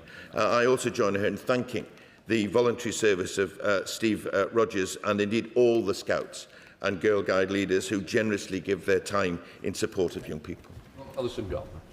Thank you, Mr Speaker. On Sunday, I was delighted to attend the tea time event with the Fulford Community Choir. It was an uplifting and joyous event, and I congratulate Gail Sullivan, Wendy Godfrey, Anne Hollinghurst, Rowena Davis and all the volunteers and musicians who helped organise the event. Will the Leader of the House agree with me that choirs and community events such as this in Fulford Village Hall do so much to improve mental health, tackle loneliness and strengthen our communities and villages such as Fulford? Mr Speaker, I certainly join my honourable friend in agreeing that choirs and local events can do so much to support and bring together our local communities, including helping with mental health and combating loneliness. Volunteers who help to organise events like the Fulford Community Choir are providing an invaluable service to their local community, and my honourable friend is absolutely right to recognise them this morning. Thank you, Mr. Speaker. Heat-related mortality has taken 10,000 lives over the last 5 years in England and exacerbated risk of ill health from asthma to stroke. With climate degradation, things are only going to get worse. So what steps are the government taking in order to address this and ensure there's proper facilities in workplaces and homes, as well as communities, to future-proof our society against extreme heat? Thank you, Mr. Speaker. My honourable friend is right to raise this, and we know that extreme weather events are getting more common, and these issues will not go away. We're working across government to respond to the severe heat waves and mobilising support, particularly to the most vulnerable, who are, of course, at greatest risk of harm. As the Honourable Lady will know, the government is taking action to combat climate change, and I'll make sure that the points that she raises are shared with the relevant minister. Thank you, Mr. Speaker. Wolverhampton Community Radio 101.8 WCR FM in my constituency of Wolverhampton West provides a vital service to people across the city, giving a platform to local voices, community groups, charities and volunteers, and keeping residents informed about the issues that matter to them most. I have been on the radio talking about knife crime and the Pride in Place programme at a time when we have had reductions in local radio services following commercial radio mergers. Will the Leader of the House please agree to a debate in government time to recognise the invaluable contribution of community radio stations such as Wolverhampton Community Radio and the importance of providing sustainable long-term funding for community broadcasting across the country? Mr. Speaker, my honourable friend makes a powerful case for local radio and the role that it plays in giving a platform to local voices and communities. That's why we've launched our local media strategy, with an increase in community radio funding to £1 million per year. And I suggest that my honourable friend perhaps applies for a Westminster Hall debate to discuss the role that radio plays in our local communities, because, of course, every constituency will be affected. Adam Thompson. Mr. Speaker, recently I did the school run in Ilkeston with Bibi Newton, experiencing it the way that she does in a wheelchair. We navigated broken pavements, uneven crossings and all kinds of poorly placed street furniture. It really showed me the barriers that disabled people face every day of their lives. It was so difficult, mentally and physically exhausting and at times dangerous. Would the Leader of the House consider a debate then to properly examine the experiences of disabled people and the barriers they face in everyday life? Thank you, Mr. Speaker. As ever, my honourable friend is a champion for the rights of his constituents, and I pay tribute to him for that. We are committed to ensuring that streets and transport networks are accessible for everyone, including disabled people. And the overall responsibility, however, lies for the management of pavement crossings and street furniture does lie with the local highway authority, and I hope that they have heard his powerful representation this morning on behalf of his constituents. Graham Downer. Much, Mr. Speaker. After holding a series of stakeholder events with local businesses and charities and an online survey attracting more than 1,000 responses, I've recently published the results of a city centre survey for Dunfermline. That survey highlighted that people are very proud to live in Scotland's newest city and ancient capital, but that improvements are needed in the city centre itself to improve aesthetics and to attract new businesses. Does the Leader of the House agree with me that the people of Dunfermline deserve to see improvements in their city centre, and will he help me deliver that for my constituents? Thank you, Mr. Speaker, and I thank my honourable friend for raising this matter. Scotland has so many brilliant places to visit, and he's right to promote his city of Dunfermline. We are committed to backing Britain's tourism industry, supporting over 1.3 million jobs and £64.3 billion in gross value added to the economy. I would recommend that my honourable friend perhaps applies for what would be a very popular Westminster Hall debate. Thank you, Mr. Speaker. Around 59% of children in the most deprived areas reach a good level of development by the time they start primary school, compared to 79% in the least deprived areas. Baby Zone is a charity set up to level the playing field, providing free to access community hubs which offer services to support children's development. I recently had the privilege of opening Baby Zone's first Scottish hub in Easterhouse. I know it will make a real difference to local families. Will the Leader of the House join me in recognising Baby Zone's work, and will he consider allocating parliamentary time to debate how we close the development gap between affluent and poorer neighbourhoods so that every child gets a fair start in life. Leader. Mr Speaker, my honourable friend is absolutely right to praise charities like Baby Zone who deliver a truly positive impact on local communities. Improving outcomes for pupils in deprived areas is an essential part of this government's wider mission to ensure that every child, whatever their background, can succeed. And I'd certainly encourage my honourable friend to apply for a debate on these matters so that ministers can not just praise the success of organisations like Baby Zone, but can actually outline plans about what further measures we intend to take. Jonathan Brash. Mr Speaker, Ward Jackson Primary School in Hartlepool has been named as one of the top 10 schools in the world for overcoming adversity on behalf of their pupils. In the words of the award organiser, it is a school where leaders refuse to let circumstance define what a child can become. So will the Leader of the House join me in congratulating pupils, families, governors and especially the extraordinary school staff at Ward Jackson on this brilliant achievement in leaving no child behind, which shows Hartlepool once again leading on the world stage.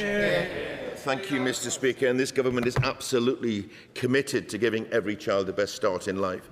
And I will join with my honourable friend in congratulating Ward Jackson Primary School for being named one of the top 10 schools in the world for overcoming adversity. And I'm sure that this achievement would not have been possible without the support of the brilliant staff, the pupils' hard work and the dedication of the families. That completes business questions. Let the front bench change over.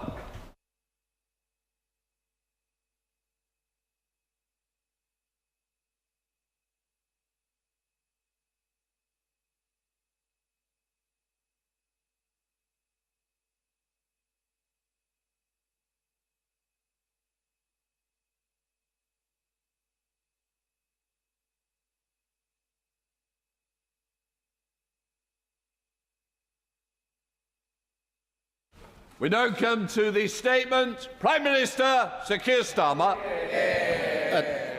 Thank you, Mr Speaker.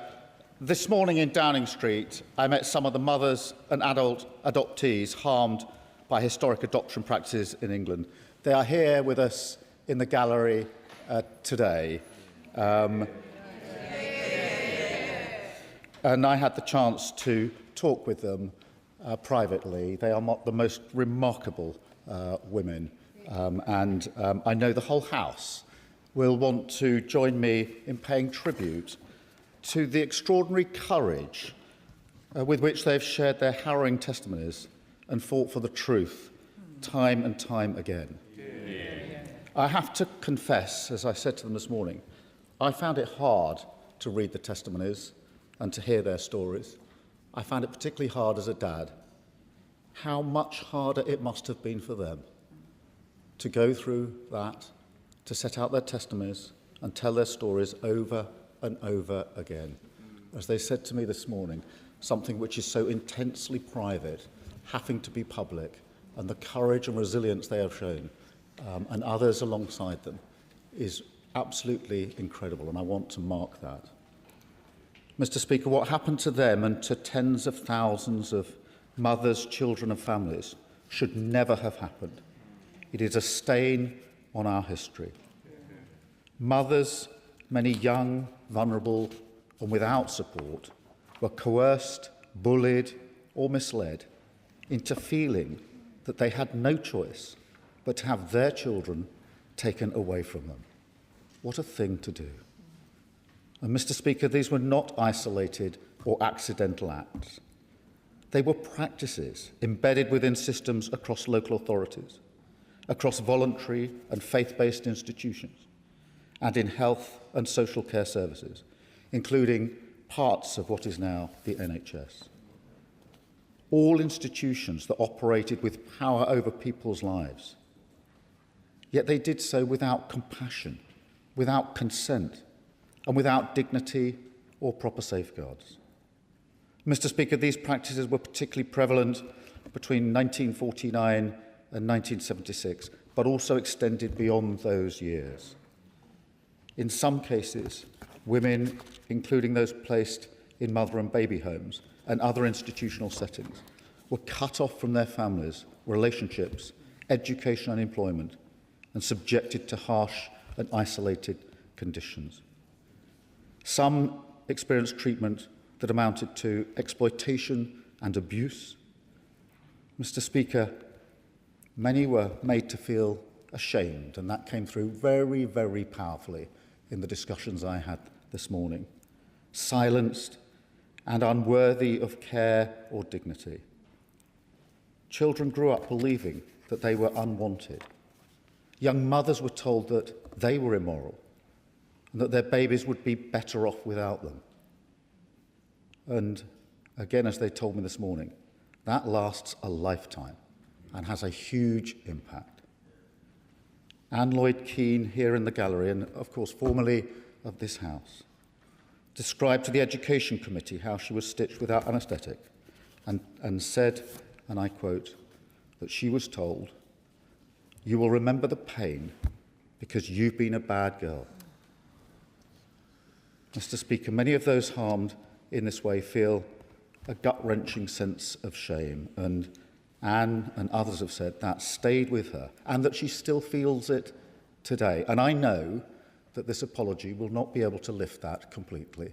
It will help a little, I hope, but it won't lift it completely. And today I say to Anne, to everyone here in the gallery with us, to all those impacted and affected, wherever they are in the country, and there are many, many thousands of them, including some who still have not been able to speak about what happened to them to this day. And I hope that this statement, this apology, perhaps gives some of them the confidence to speak about what happened to them, because it will help in a small way. But I say this, the shame is not yours. The shame was never yours. The shame is ours. And I say that on behalf of the whole country. I say it to every single person impacted. We are deeply and profoundly sorry. To the mothers who were told they were unfit, who were prevented from caring for the children they desperately wanted to help and to keep, and who've carried this loss for decades. To those who were not given the information they needed to provide informed consent, who faced pressure or coercion, and to experience practices that were unethical. To the sons and daughters, the children who are now adults, who through pressure and coercion within these systems were taken from their families, denied their identity, their history, and sometimes their safety. To those who grew up believing that they were unwanted, some of whom were even told directly that they were second class. To those who've carried a burden of loss, confusion and stigma, or who experienced neglect and abuse without the protection or oversight that should have been their right. To those who've experienced lifelong uncertainty, loss, or questions about identity and belonging, or whose mental and physical health, relationships, and sense of self across their lives has been affected. To the fathers who are denied a voice, excluded from decisions, or separated from their children. To the siblings, grandparents, partners, and extended family, and future generations who've lived with the consequences of these practices. To those who experienced harm from these practices, even while being brought up in loving homes by their adoptive parents. To those who are adopted across borders or cultures, who lost connections to their heritage, racial and personal identity. And to those from ethnic minority backgrounds who experienced racism or were treated differently within these systems, and who, as a group, were less likely to be adopted or to grow up in stable family homes. Mr. Speaker, I'm struck by the words of Debbie Irumli, who I met this morning. She says she was raised with racist views towards her own biological family. Mr. Speaker, how do you even begin to comprehend that? To each and every one of those affected, we say a deep and heartfelt sorry. Mr. Speaker, let me be clear and unequivocal. These harms were compounded by the actions and failures of the state. Governments funded, enabled and relied on systems that were not consistently or effectively overseen. The state did not prevent harm from continuing. The state bears responsibility for the systems it funded and legitimised, which enabled these practices to occur. The state did not do enough to protect mothers, children and families from harm. And for this systemic failure, I am truly sorry. Mr. Speaker, many of those affected have suffered a further injustice. They've had to fight for the basic human right to know their own story. As Sally Ells has put it, we are treated as if the information about our own lives does not belong to us. Debbie was told her birth mother's life would be in danger if she tried to search for her. Barriers put in place at every twist and turn. Records have in some cases been lost, altered, or not made fully accessible to those seeking answers. And the whole process is painfully slow, traumatic, and dehumanising all over again. Mr. Speaker, we do say sorry, and we mean it. But sorry is not enough. This must also be the start of real change, working with those affected and their families to improve access to records and to provide the care and support that people need. So today I can tell the House we will fund the development of a national online resource, creating a single access point to locate records wherever they may be held across the country. We will consult on requiring existing records to be retained for 100 years, so they will remain available across the lifetime of those affected. And my right honourable friend, the Education Secretary, is today writing to local authorities, regional adoption agencies and voluntary adoption agencies, setting out the expectation that requests for records should be responded to swiftly and with compassion and consistency. And we will expand access to funded intermediary services, with particular focus on pre-1976 cases where access to support is currently most limited. We will establish national virtual peer-led support groups for mothers and adopted adults to improve access to ongoing trauma-informed support across the country. And we will work with NHS England to ensure those affected are taken seriously when they seek help. This includes new support for clinicians to better understand the impact of forced adoption and respond appropriately in their care. The NHS England will also explore how those who wish to do so can have their experience of forced adoption appropriately recorded in their health record. And finally, to further recognise those affected and ensure we learn the lessons of the past, we will commission a testimonials project to capture the stories of those with experience of historic forced adoption practices. Through all of this and more, we will continue to meet regularly with those with lived experience, guided by them to get this support right, to learn from our past and ensure that nothing like this can ever happen in this country again. Finally, Mr. Speaker, this national apology reflects and builds on the approaches taken by Scotland and Wales, whose devolved governments have also issued apologies for these practices, which we fully endorse. And I welcome the process underway in Northern Ireland to establish a statutory public inquiry into mother and baby institutions, Magdalene laundries and workhouses. And I also want to thank the Joint Committee on Human Rights and the Education Select Committee for all they've done to shine a light on this injustice. But most of all, I want to thank those who have campaigned for so long to have the truth recognised, including those who are no longer with us, to hear this apology that they fought for. It should never have happened, and you should not have had to fight so hard for this day to come. But today, finally, I do say on behalf of the state and on behalf of the nation as a whole, we see you, we hear you, and we are truly sorry. I commend this statement to the House, Mr. Speaker.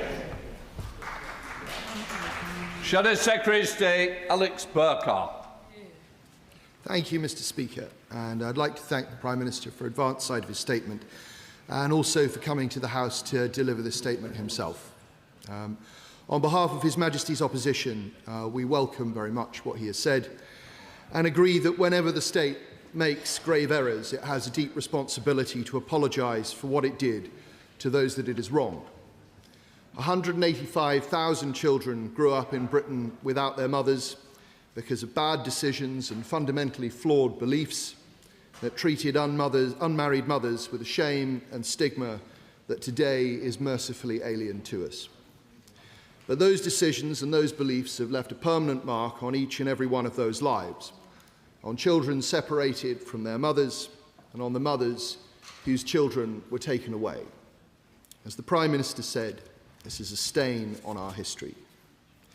Bonds between mothers and children are the foundation of security and identity, indeed perhaps the foundation of all we have.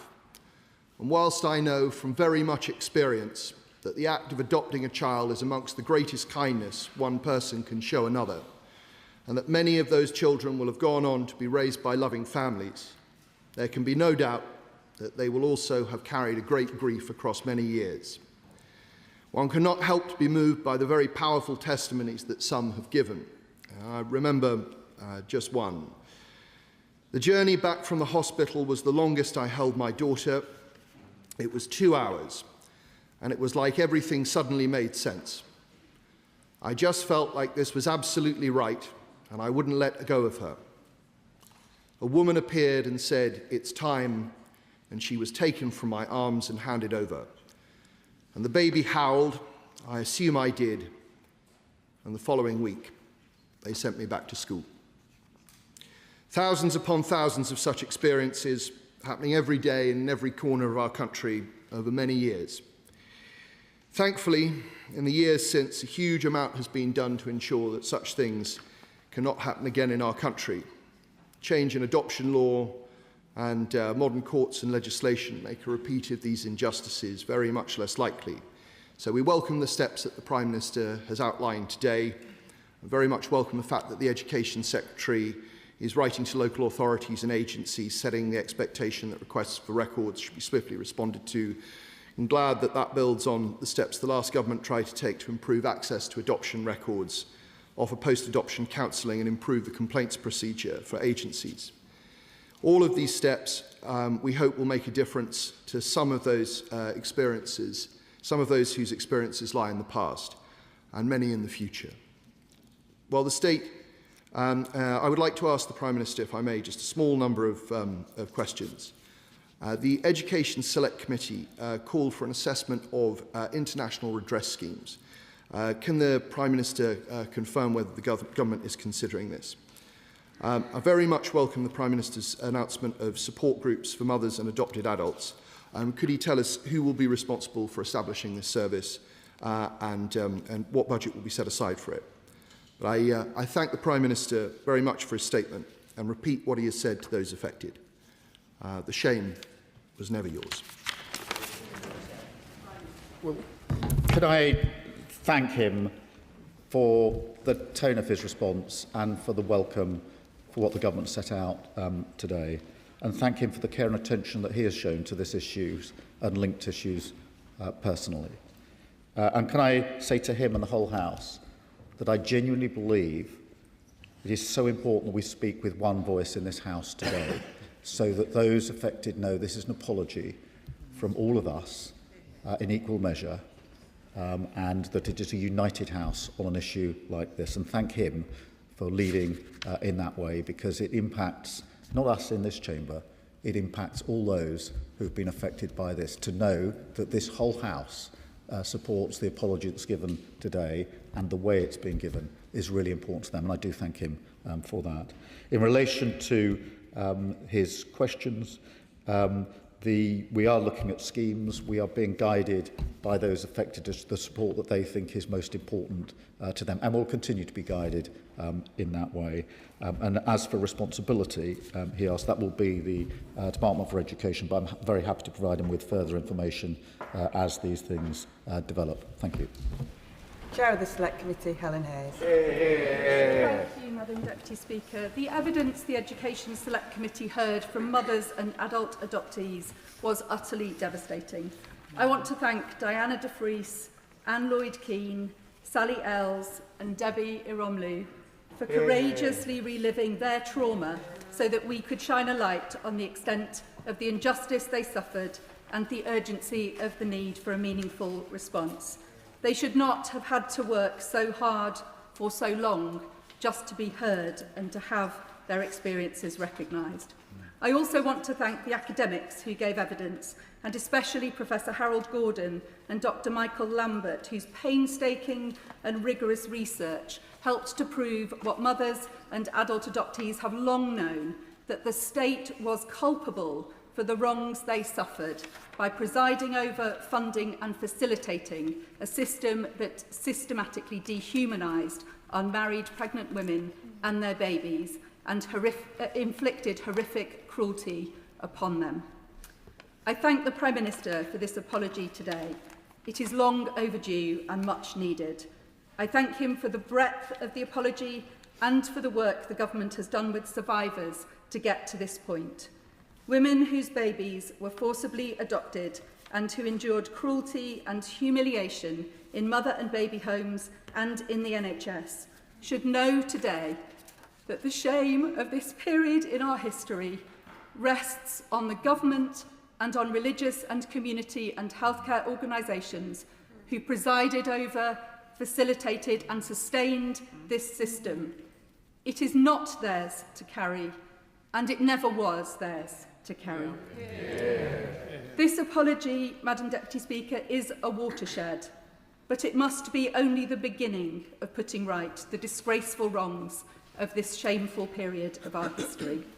So can I ask the Prime Minister to set out how progress on delivering the support that he has announced today will be monitored and how survivors will continue to be involved in it? And can I ask him to make sure, as the government progresses this work, that information on how to access this support is made widely available? Because, Madam Deputy Speaker, so many families have a story. There are so many stories that are still untold, so many who still feel ashamed to speak about this period in their lives and the lifelong impacts of it.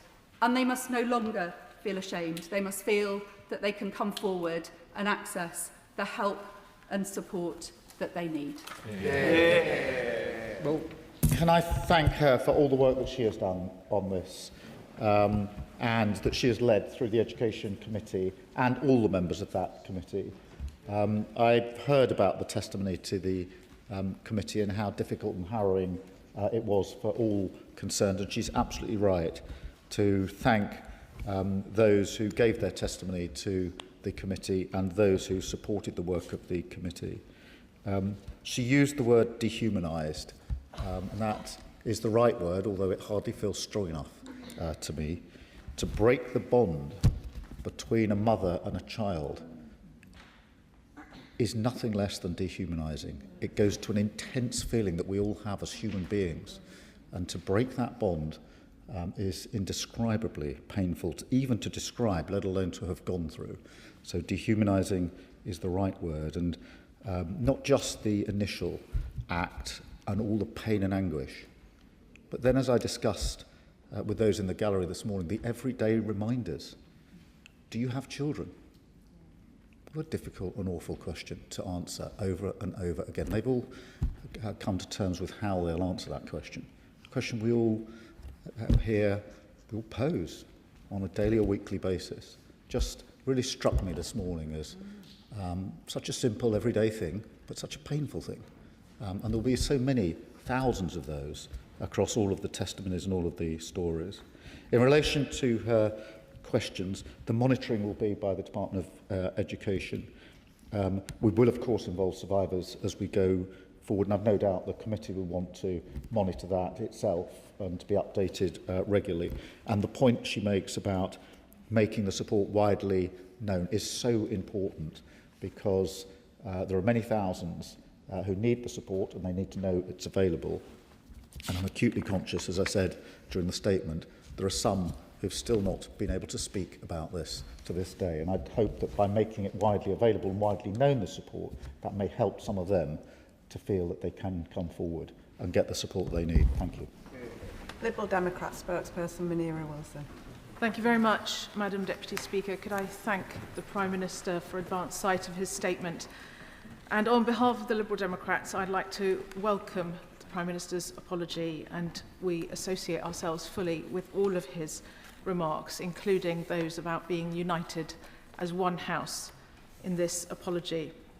And can I pay tribute to all the mothers and children who have campaigned for so long, so bravely for this apology. Speaking as a mother, I cannot begin to imagine the trauma, the agony, and the shame they experienced and have had to live with. The testimony they gave to the Education Select Committee this year is some of the most powerful and harrowing ever heard in this Parliament. The mothers who gave birth, denied pain relief as punishment, then given just a few hours or days with their newborn babies before they were stolen away, and the children only finding out years or decades later what had happened to them, discovering that they were victims of this appalling scandal. And this evil has been compounded by the long wait for an apology. It should have come long before now. It is a tragedy that Veronica Smith, whose daughter was taken from her 60 years ago and who founded the movement for an adoption apology 16 years ago, sadly passed away before she could see her campaign succeed. This apology is a tribute to her and all who have fought alongside her. And I hope it gives them some sense of closure. I hope it helps them know that the blame does not lie with them. It never did, but with those who did this to them and those who allowed it to happen. And that includes the Church of England, the Catholic Church, charities, and of course, the state. But as the Select Committee heard, an apology in words alone isn't enough. It has to mean action to help heal the trauma this scandal has caused. So I very much welcome the steps the Prime Minister has announced today on adoption records, on trauma-informed support, and the testimonials project. Could he tell us, will that support include a specialist mental health pathway for all those who need it? And will he commit to a continuing dialogue, as the Chair of the Education Select Committee has requested, a continuing dialogue with the survivors on any further support and or redress they want to see? Because today's apology is not the end.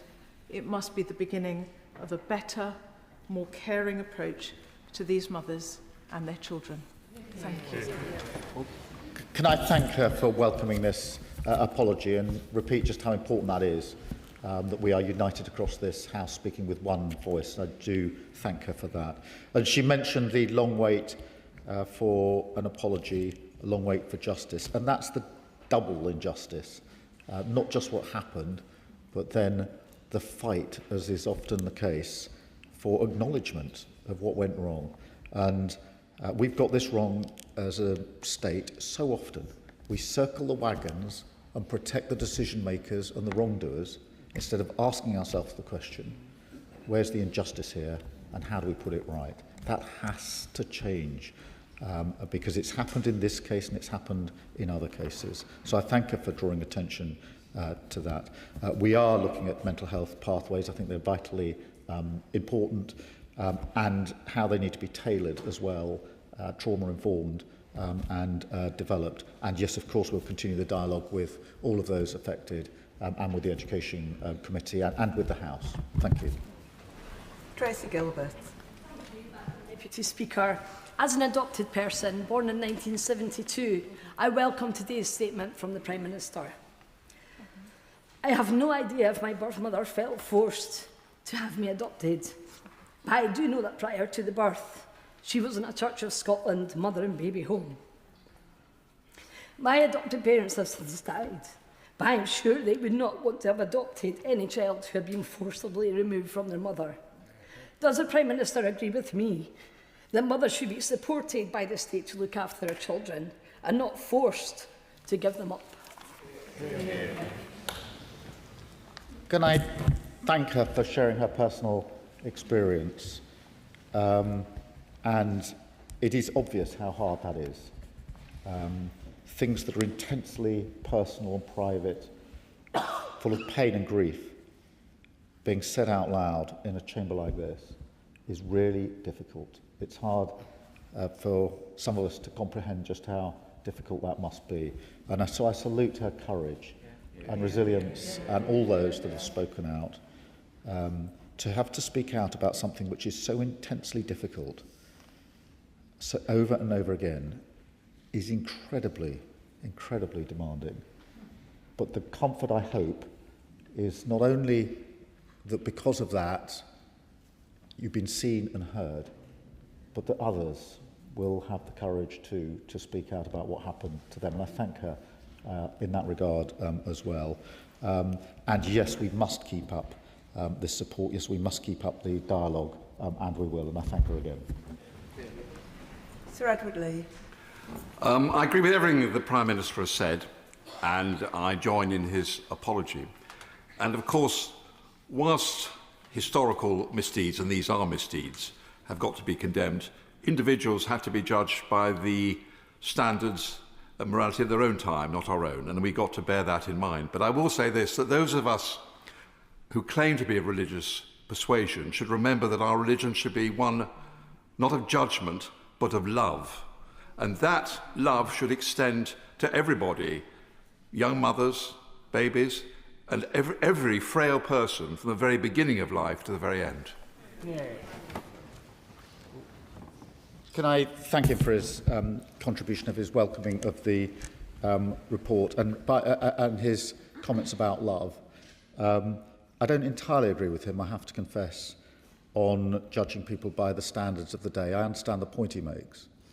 But I think something as visceral as this, actually on any standards, was wrong then and now. I'm not disrespecting the point he makes. I just personally feel quite strongly that to dehumanise someone in this way is hard, really, to explain whenever the standards were in place. But otherwise, I agree with everything he said. Debbie Abrahams. And I thank the Prime Minister for his really heartfelt statement. I think everybody here could feel that. But does he agree with me that we must recognise the lack of empathy, the dehumanising approach that was adopted in this practice?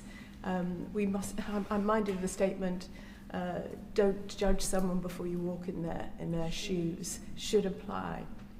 And unfortunately, still in some service areas, we don't apply this, and that is demonising and dehumanising of people. We do need to recognise and support our common humanity. Well, can I thank her for her question and what she's done on this and so many other issues. And she's absolutely right that this cannot simply be a backward-looking exercise. It has to be something where we carry the principles that sit behind this apology into all the other instances where there is disrespect, a lack of regard for people's dignity, and that will make the apology more meaningful, I'm sure, if we commit to that. Sir Julian Smith. Can I thank the Prime Minister for the incredibly powerful statement. I was lucky enough to bring forward legislation in Northern Ireland for victims of institutional child abuse, and as part of that legislation there was an apology. Those people, like the victims in this case, waited decades for people in important positions to properly listen to them, and I think what he's done today is a massive step forward. But even when the apology took place in Northern Ireland, the churches could not bring themselves to move away from the script provided by their lawyers. And I would just urge every institution that has been involved in these horrendous crimes to properly say sorry. We've heard about the processes that will follow this statement, but could I urge the Prime Minister to use the considerable power he will have as a former Prime Minister to stay involved in this issue? Well, can I firstly assure him I will stay involved in this issue. It's a deep injustice. Secondly, can I thank him for the work that he did in Northern Ireland, because it was a really important moment. He's absolutely right about the way others, the churches, the example he gave. Because if you say you see someone and you hear someone, you have to see them and you have to hear them. You can't give an apology that is just lawyer's script. You have to listen, you have to take it in, you have to try and understand. You can't completely, because you've not been through what they've been through. And I would like, in that regard, if I may, just to thank the Secretary of State and her team for the way that they have gone about preparing this, because I know that they've tried their level best to make sure that they have reflected, seeing and hearing those who have been affected by that. And it does make a difference, because an apology can be a formal form of words, or it can be something which is heartfelt and meaningful. And I hope, beyond hope, that today is received as something heartfelt and meaningful. And I extend thanks to the team in government who've done so much work to try and ensure that that is the way today is received. Serena Brackenridge. Madam Deputy Speaker, I must start by thanking the victims and sufferers who came to the Education Select Committee and shared their harrowing first-hand lived experiences. It was extremely difficult to hear, but my gosh, it must have been unimaginable to actually live those experiences. But the victims, again and again, were put through processes where they had to relive their trauma, an unacceptable struggle for the justice that they deserve. I thank the Prime Minister for his unreserved, heartfelt apology. But does he agree that this must be the beginning with survivor-led support, specialised counselling, improved access to records and help to reunite families living with this injustice? Her for all her work in this area, for her powerful intervention and question, and she's absolutely right about not just the initial injustice, but all the hoops, the burdens and barriers that were then put into place. Almost every twist and turn, every road were fresh barriers put in place. And that is why this absolutely must be the beginning of survivor-led support, and we mark it in that way. Manuela Pertigala. Thank you, Madam Deputy Speaker. We heard on the Education Select Committee harrowing testimonies of the cruelty that unmarried mothers and their babies were subjected to. They were shamed, coerced and separated from their babies, causing lifelong trauma for all of them. And the government's apology is welcome, yet long overdue, because for many survivors, official recognition of this injustice is an essential step towards healing. And ensuring that survivors obtain information about their personal histories is fundamental. So can the Prime Minister set out a timescale for the national online resource to improve access to adoption records? Well, can I thank her for her work on the committee and agree with her that the apology is long overdue. It should have been given a long time ago, in my view. The point she makes about information is so important, and the online resource will be put in place as quickly as possible.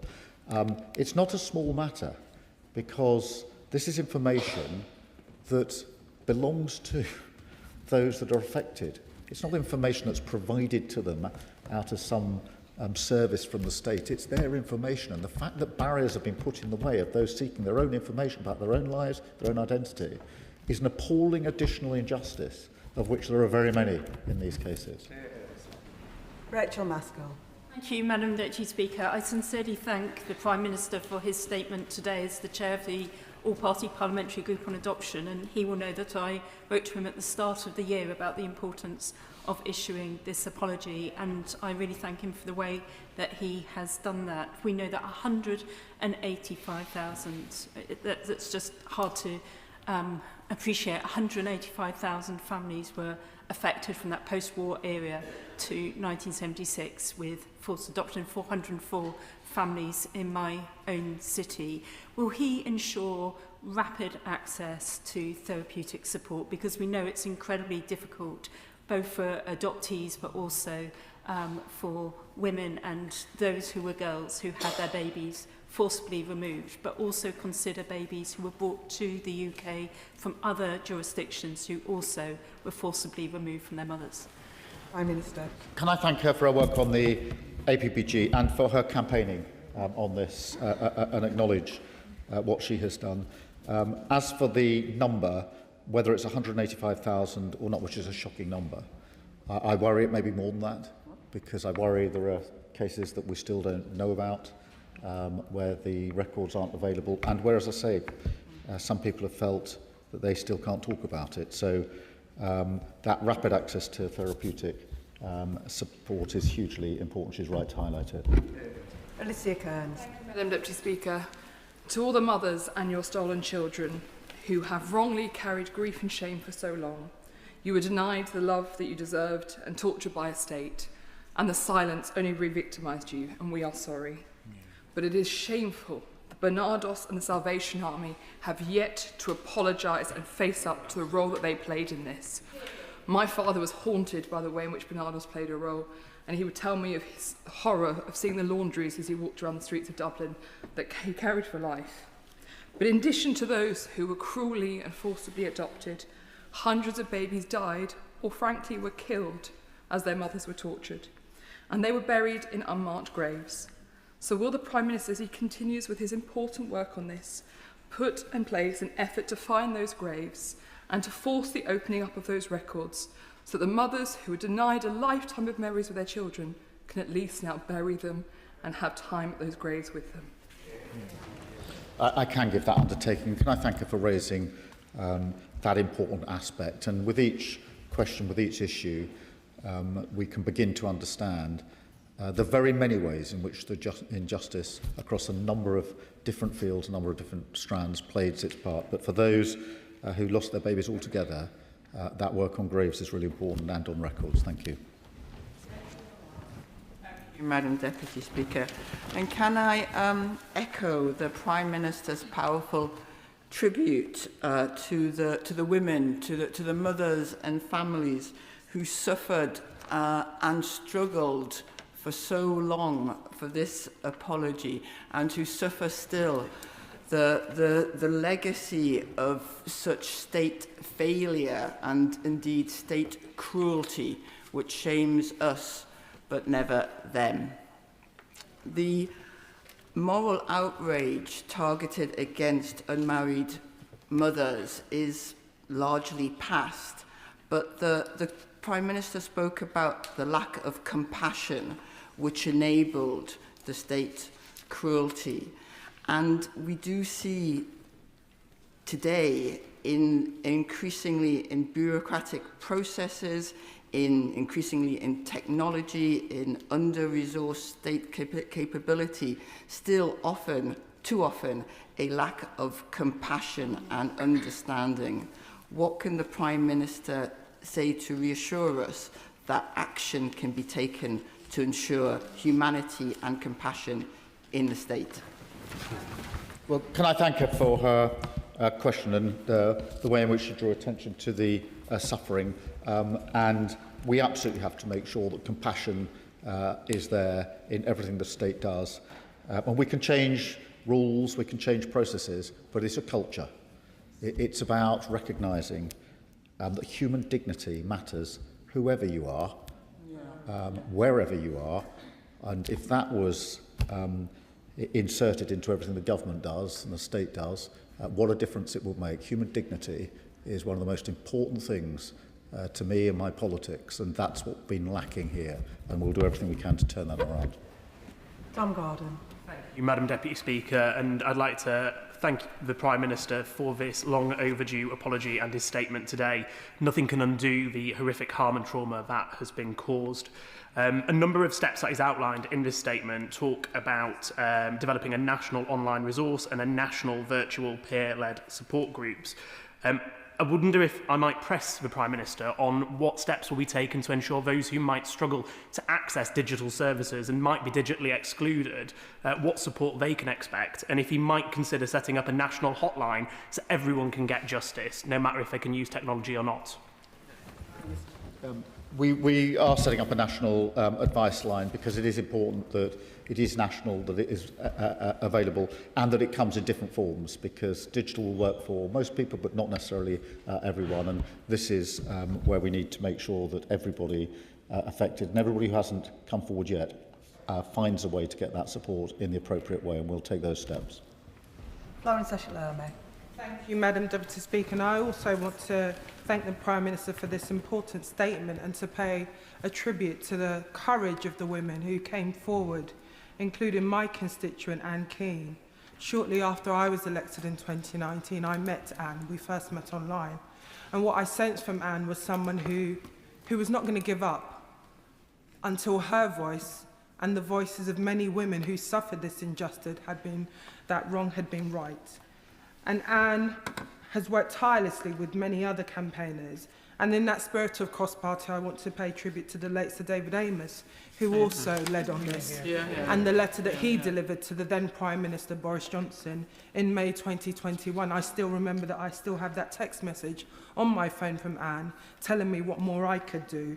I also served on the Joint Committee on Human Rights when we launched our report in July 2022 under the chairmanship of the Noble Baroness Harman. And it is right that this apology has come, but as everyone has mentioned, this apology is not enough. I want to ask the Prime Minister what more can be done to ensure that the voices of women are taken seriously.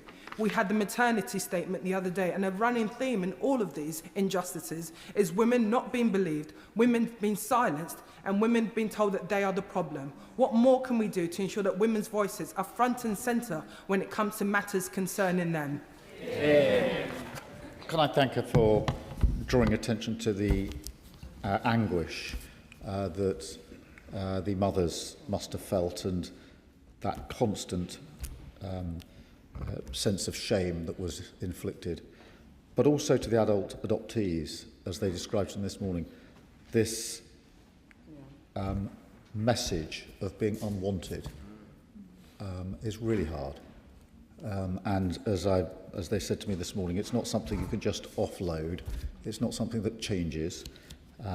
And again, as we discussed this morning, even where parents and children have been reunited, that's not been easy. It isn't walking off into the sunset, as we'd all like to believe. It is extremely difficult next chapter of a journey. And so I thank her for raising that and for reminding us of the work of Sir David Amess on this. And she's absolutely right. The voices of women have not been heard in the way that they should. And this is not an isolated incident. This is a pattern of behaviour. And we have to do better than this as we go forward. Sarah Purchin. Thank you, Madam Deputy Speaker. My own mother was pressurised into giving up a baby for adoption, and this was handled by the church. I only found out after her death. She carried her secret to her grave. When I found out, I tried to find my sibling, but drew a blank. I had to pay privately to find him, and we've now been united. Can the Prime Minister assure those affected that the new systems and resources will be given the funding they need to reunite families?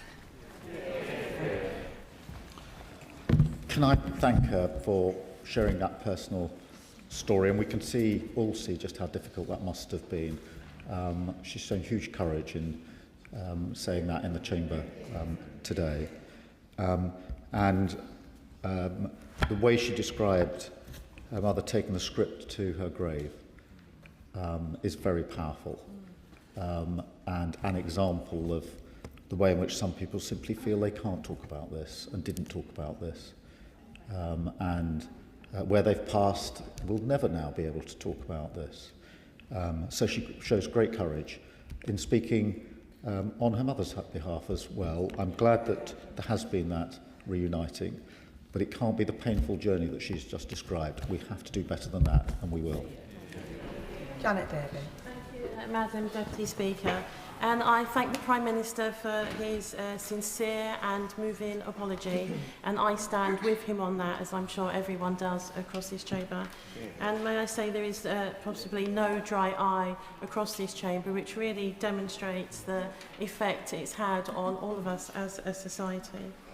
Now, the Prime Minister will know that previously, as the Children and Families Minister, I've met with campaigners and with victims of this abhorrent abuse of historic forced adoption. And it feels for me, and I hope it feels for them and everyone across this chamber, that the tide is beginning to turn. And indeed, I am delighted and indeed overjoyed about this apology, but we've already heard that it's taken a long time coming. And I think that continues to need to be recognised. But I hope out of this situation that there's more caring and there's more compassion that begins to come through our society, because we do lack that and we need that more and more as days go on. Madam Deputy Speaker, the Prime Minister has mentioned about therapy and new support for clinicians. And obviously that therapy and that support will need to be there for adoptive families, for extended families, and of course the adopted adults themselves. But I wonder if the Prime Minister can say a little bit more about what that new support for clinicians will be, and if he cannot say that now, if he will agree for written statements to come back to the Chamber or to the House Library on that. But I'd also just like to press him to say that specialist therapy is needed for adopted children, and in particular DDP, and I press him again to look at this, please. Well, can I thank her for her question and for the work she did as Children and Families Minister. I know she did a lot on this, and I thank her for it and pay tribute to it. She's right about the support that needs to go in, particularly the specialist therapy that is needed. I'm in no doubt about that. It is important that we're putting further funding into, for example, the Adoption and Special Guardianship Support Fund, raising that to £55 million. But we need to keep talking to those affected, to keep talking across this House to make sure we get this right. Sir Julian Lewis. The Prime Minister has done a good deed today, and he is deservedly getting the united response from the House that he requested. I would like to ask him, because of the admirable idea of putting the documentation online, whether there will be a facility on that website for people to perhaps upload their own stories if they wish to do so. One aspect that is being somewhat skirted around is, why did all this happen in the first place? And the answer appears to be that there was too much state respect for dogmatic and fundamentalist interpretations of religious doctrine. So can we look at our society today and say that there aren't, in some parts of that society, still too much religious repression of women and too much respect for cultural sensitivities that is preventing us from tackling that? Yes, we can say that, and we should say that, and I thank him for reminding us that this is not all about the past. And if we mean what we say, we have to tackle the present as well. And I was struck not just about the dogmatic adherence to what were thought to be views at the time, but the complete lack of empathy, the complete lack of feeling. That is something else. That goes beyond dogma. That's just how human beings treat each other. And the examples I've had described to me are about individual human beings dehumanising other individual human beings when they didn't have to. They chose to act in that way, adding even more grief and pain to what was an awful injustice in any event. As for the uploading of stories, there will be, I think, the facility for testimonials to be there. Obviously only if people want to share them, but we are looking at how that can be done. Olivia Blake. Speaker, and I have to thank the Prime Minister wholeheartedly for this apology. I think that everyone present today can see the pain and the real need for this. And I want to ask specifically, quite technically, about the National Online Resource. We know that families often end up paying huge amounts of money to try and locate other family members. Often DNA is a way that people are reunited. Is that something that has been considered in an online resource as being able to help people whose records may have been lost, heavily redacted, or withheld to reunite with family members? Well, I thank her for raising this, and we're working with all those affecting the families precisely on that issue to make sure that all the relevant information is put together. It's a difficult job because it's held in different places in different ways, and therefore I can't stand here and pretend all the information's available. We've simply got to get it into one place. It is going to take a lot of work to get it all there, and some of it may not be retrievable, but we'll do everything we can to make sure it's as complete as possible, as quickly as possible. Bennett. Thank you, Madam Deputy Speaker. The apology today is so welcome, and my heart goes out to all those people who have campaigned and been hurt by the failings of the state. In his statement, the Prime Minister said, and I quote, "These harms were compounded by the actions and failures of the state." And just this week, in this chamber, we've heard about that for women who are pregnant, when they're labouring, when they've just had a baby and they're very vulnerable. The adjournment debate on Monday night was about DES and justice for women who, over the decades, were prescribed a drug long after it was known it was harmful. And Baroness Amos's report this week says that this isn't just a historic problem with misogyny in the state, but today, women who are having children are ridiculed, not listened to, and are hurt as a result. So I ask the Prime Minister, how can we unwind misogyny from the state? Well, can I thank her for raising this? We have to tackle misogyny in all its forms, wherever it rears its head, and it's here with us today, as she rightly says, even this week in the Chamber, in the various debates and issues that have been raised and are constantly raised. And therefore it is important that we address this by looking at it historically, up to today, and then forward and across the board. And I thank you for raising it. Cat Eccles. Speaker, and can I add my thanks to the Prime Minister for this long overdue apology from the government for the historic forced adoptions in mother and baby homes across the country. It's something that I have campaigned for since coming to this place, and for far too long the horrific experiences of mothers and their children were ignored, and sadly many have passed away before this day has finally come. So I join everybody here in paying tribute to all the mothers, children and campaigners and the relatives that have supported them along the way, who fought tirelessly, and recognise your courage and determination. Today we take away their shame because it is not theirs to bear. Many have been left scarred by the trauma they endured, a lifetime of feeling unworthy, unloved, judged and guilty. And many babies lost their lives due to poor maternity care, and the location of their burials are not known. So could he consider a way to memorialise the lives lost, giving back some dignity? But does he also recognise that even modern adoption practices are inadequate, leaving adoptees and their families ill-equipped to deal with the trauma, attachment issues and identity struggles, and we must learn lessons from all these historical events? Well, can I thank her for her campaigning on this issue? And in both respects, we have to find a way of providing memory to those that lost their lives, and to those mothers who passed away before today. This took too long. As a result of that, they're not hearing this apology, and we need to be really clear that is an additional injustice. Thank you. Bradley Thomas.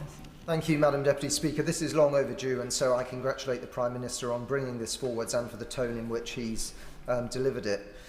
If I may, I'd like to raise a case of Jenny and Scott, two constituents who I've been supporting in recent months. They have for 6 years now been fostering a child called Alfie. They've provided a loving and nurturing home to Alfie, but they have persistently come up against blocks from the state as they seek to adopt him. Warsaw Council in particular, they found it very difficult to gain support so that they can progress with adopting Alfie. And regretfully, they've had to now instruct the local authority to look towards a new fostering placement for him. Does the Prime Minister agree with me that whilst a pragmatic balance has to be struck between safeguarding and enabling a loving home to be found, the state must remove any bureaucratic obstructions along the way? And will the Prime Minister support me in trying to secure a meeting with the relevant minister so that Jenny and Scott can elaborate on this more comprehensively? Can I thank him for raising the case of Jenny and Scott and Alfie? Can I assure him that if he provides the full details, I'll make sure not only that the relevant meeting takes place, but that we look at the details of that particular case. Uma Kumaran. Thank you, Madam Deputy Speaker. I thank the Prime Minister for his moving statement and the formal apology today. We've heard from members across the House their heartfelt experiences, personal experiences, and the experiences of their constituents, and it's been deeply moving. I know all of our thoughts are with the mothers, babies and families separated, and everyone in England who has lived with this trauma. The shame was never theirs, and this apology recognises that. Madam Deputy Speaker, the member for Beckenham and Penge tabled a bill, Philomena's Law, that I was honoured to co-sponsor. It would ensure that victims of mother and baby homes in Ireland would not lose care support for accepting compensation that they're rightly owed. In the spirit of today, will the Prime Minister reiterate this government's commitment that survivors of Ireland's mother and baby homes will have their social care entitlements protected? And would he ensure that we continue to work closely with the Government of Ireland to ensure that British survivors abroad are also supported in this? Can I thank her for raising this really important issue? And I'm aware of the issues, and I will remake that commitment that she asked for. Dr Al Pinkerton. Oh, thank you, Madam Deputy Speaker, and can I thank the Prime Minister for his statement today and for the apology on behalf of the State. And can I also acknowledge the visitors that we have in the gallery today and the extraordinary testimonies of members across this House. So often this chamber is divided along the lines of party politics, but on days like this we are united as living and breathing and feeling human beings, and I think this chamber is at its best at those moments. My constituent, Lynn, was forcibly adopted shortly after the Second World War. And in order to understand her health concerns, she was eager to understand something of her family medical past. And she was denied access to medical records for many decades. And in fact, it was only a very helpful social worker who sought to try and reconstruct her family's medical past for her and with her. Given what the Prime Minister has said about the new national online resource today, could the Prime Minister say a little bit more about whether that will include details such as family medical history, so that constituents like Lynn might understand a little bit better their own health concerns? And also, given the highly time-sensitive nature of this, given that children were often born in the late 1940s and 1950s, can he say a little bit more about the timescales he expects to deliver this new resource? Well, can I thank him? And all, I think the unity across the House and the courage of a number of members in speaking out has been incredibly powerful. I think this aspect of how this House works is not well known enough. And we all have a duty to show this House when it's behaving well, not just this House when it's behaving not so well. And in relation to this business of being denied access to records, this again goes really deep. These are the records of the individuals who are trying to access them, about their lives and their identities. And yet barriers are being put in their place to access their own material. And this has to stop.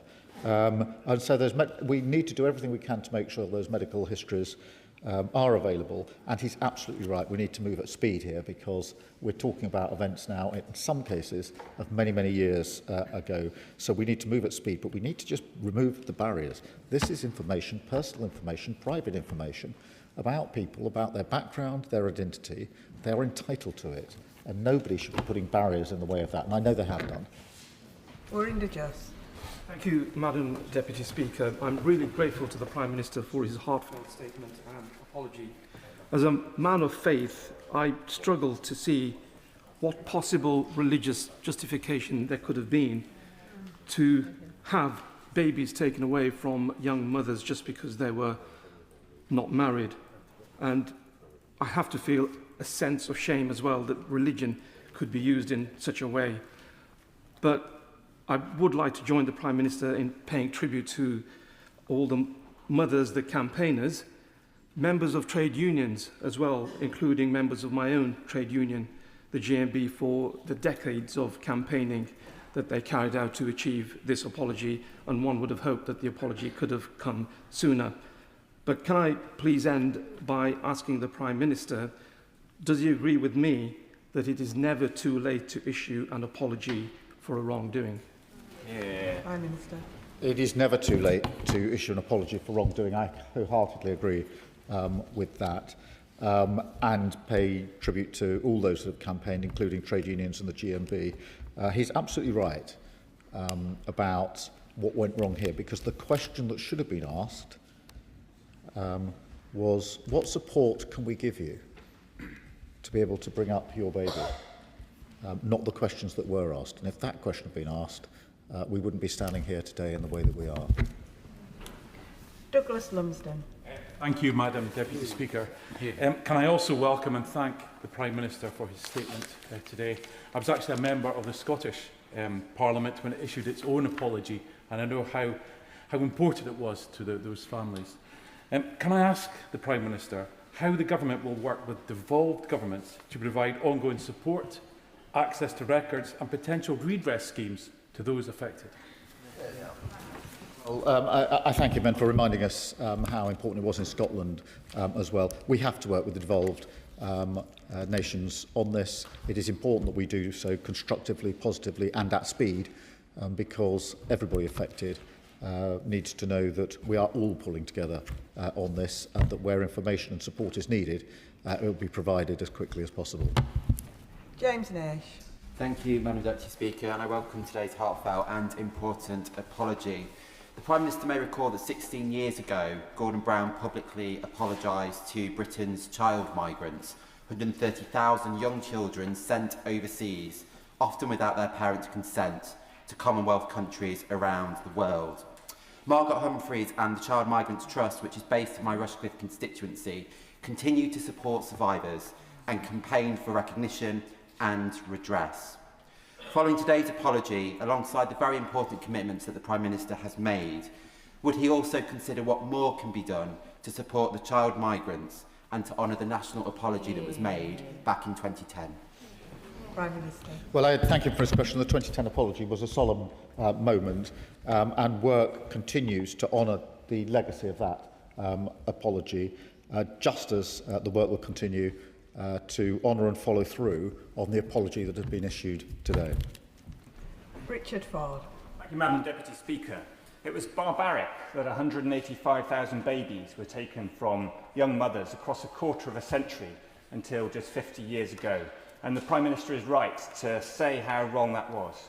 And in apologising on behalf of the state, he acknowledged that of the children who were taken, some were raised in loving homes by adoptive families.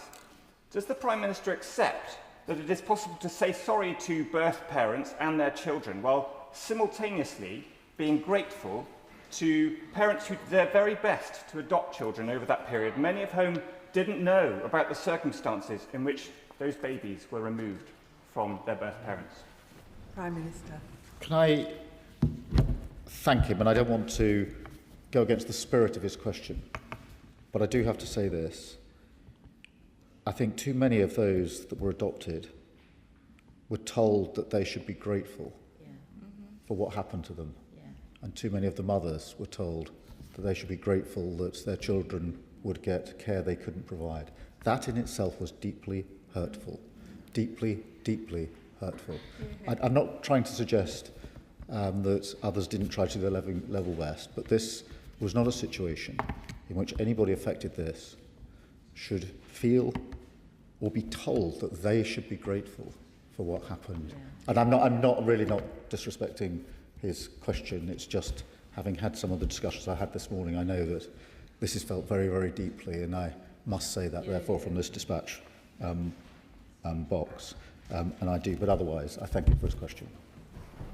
Alex Barras-Curtis. Thank you very much, Deputy Speaker, and I want to thank the Prime Minister and join him wholeheartedly in the statement and with the victims, those here and those who are not with us.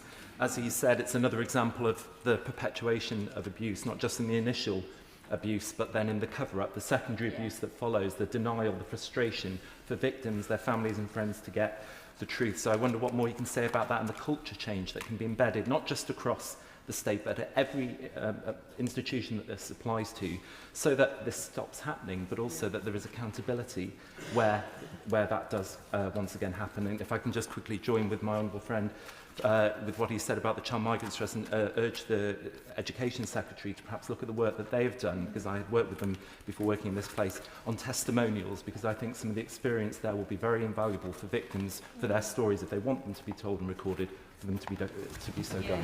Well, I thank him for raising that, and I do think it's really important that we learn those lessons and draw where we can on the examples of other apologies and the legacy that has gone through. He's absolutely right to highlight the fact that there's not just the initial injustice, there's then all of the further injustices at almost every twist and turn where those adopted have tried to find their parents being told it wouldn't be good for your mother if you tried to find her.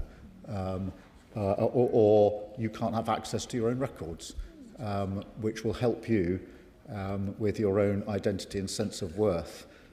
All of these injustices build on the initial injustice, and they're not also historic either. Some of them are much more contemporary. And if we're really going to deal with this, we have to deal with this recognising that with our eyes wide open. Jim Shannon. Thank you, Madam Deputy Speaker. Can I also thank the Prime Minister very much for his statement, for his very careful and soft-spoken words, and also for the apology. And an apology, while vital for healing, is only a first step. It must be followed by tangible, compassionate action. We owe them nothing less than the total truth and structural redress, as well as our compassion for a lifetime of sometimes feeling unloved and unwanted, when this could not be further from the truth.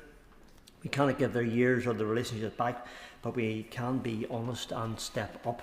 So can I ask the Prime Minister what concrete steps are being taken to guarantee streamlined free access to original birth records? What cooperation is happening with the devolved administrations in the Northern Ireland Assembly to ensure that the survivors across the entirety of the United Kingdom can and will receive the same standard of tracing services and therapeutic support? Thanks so much. Well, can I thank him? And he's absolutely right. There has to be tangible action coming out of this, and that has to be streamlined as he's described.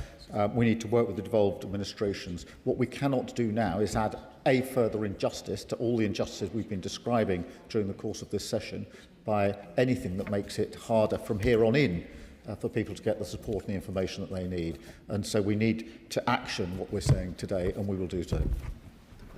Baran. Whereas, Madam Deputy Speaker, Rosemundy Mother and Baby Home, a Church of England affiliated institution in St Agnes in my Camborne, Redruth and Hale constituency, was a key institution in this scandal. The shame and pain has lived with these families for decades, and many have since taken this pain to their graves. As the Member of Parliament for St Agnes, I warmly welcome and echo the Prime Minister's national apologies and the lessons learned, so that we can at least try to relieve a tiny fraction of that pain. But does the Prime Minister agree with me that we simply would not be here today without the tireless and extraordinary efforts of the campaigners? Prime Minister. Let me wholeheartedly agree with him and thank him for highlighting the particular issue in his constituency. There will be other examples in all constituencies, I suspect, and thank him for highlighting that. But we would not be here without the hard work of the campaigners. Let's be blunt and let's be honest about that. And their work was not heard quickly enough, in my view. I'm glad that we've got to this day. It's an important day for them, but it's also an important day for us, because we need to recognise that this is about the state. This is about how the state responds, how the state acts. And so it's an important point for all of us as well.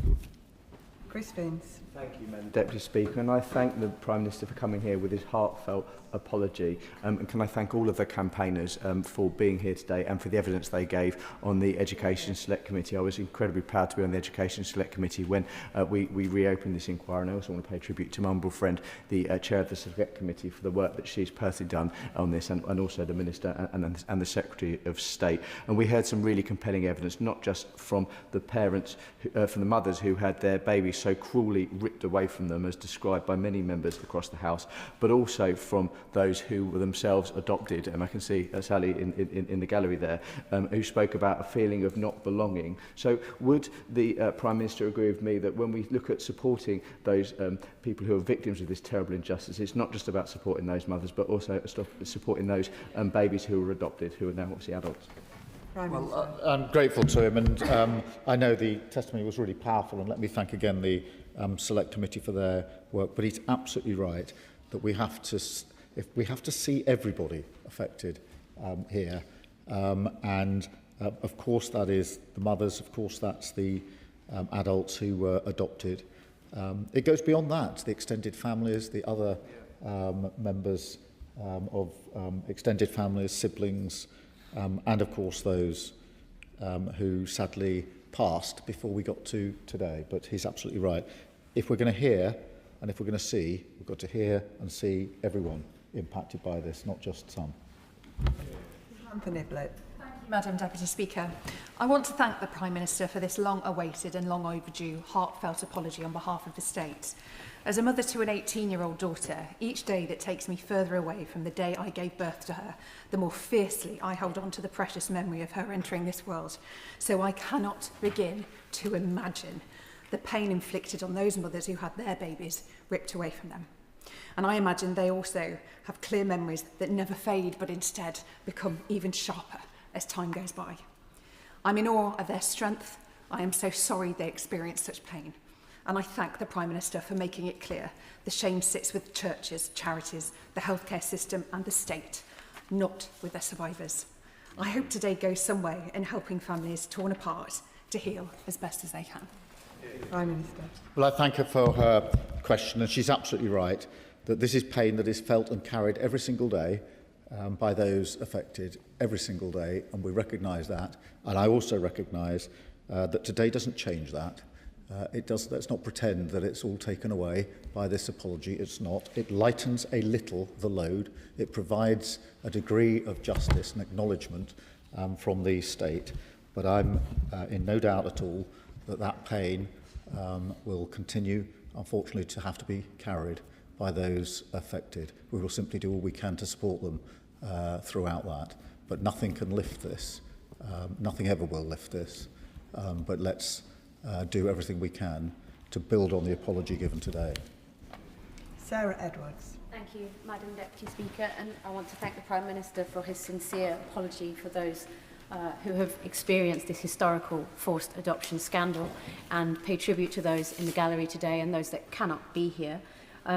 I think he has talked a lot today, actually, about those that need to be heard and that may not have been heard. And so my question really is about, to potentially my constituents and others in this House who may not have had the courage to come forward, or for those who are not sure whether or not they may have been affected or adopted, how can we give them some courage to come forward and know that they will be listened and that they will be heard and that they can access some of the support services that you have announced? Thank you.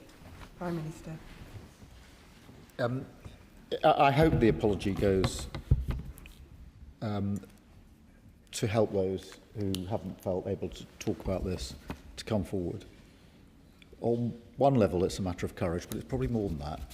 I was struck this morning by the example given to me of trying to read a story in a newspaper about these issues and covering it up, and not wanting to be seen in public reading the story because of that deep sense of shame. And I've no doubt that some who haven't been able to speak about this have felt they can't because they can't break out of that.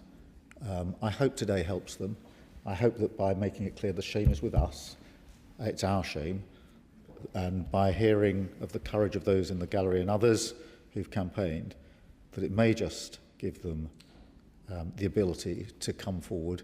And it is important, I think, because if they do, they will find support. And by talking to others who've been affected in the same way, they may find some comfort they probably haven't got at the moment.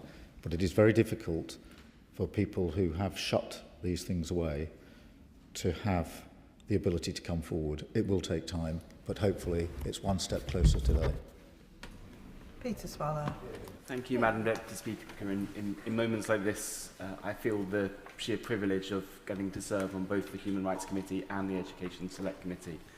But the Prime Minister is right that it should not have taken 2 Select Committee reports to get us here today. More importantly, it should not have taken the victim survivors of this terrible scandal having to retell their stories, re-traumatise themselves again and again to get here. As the Human Rights Committee report makes clear, there are some things only a government can do. And for that reason, I want to thank the Prime Minister from the bottom of my heart for his apology on behalf of the state today.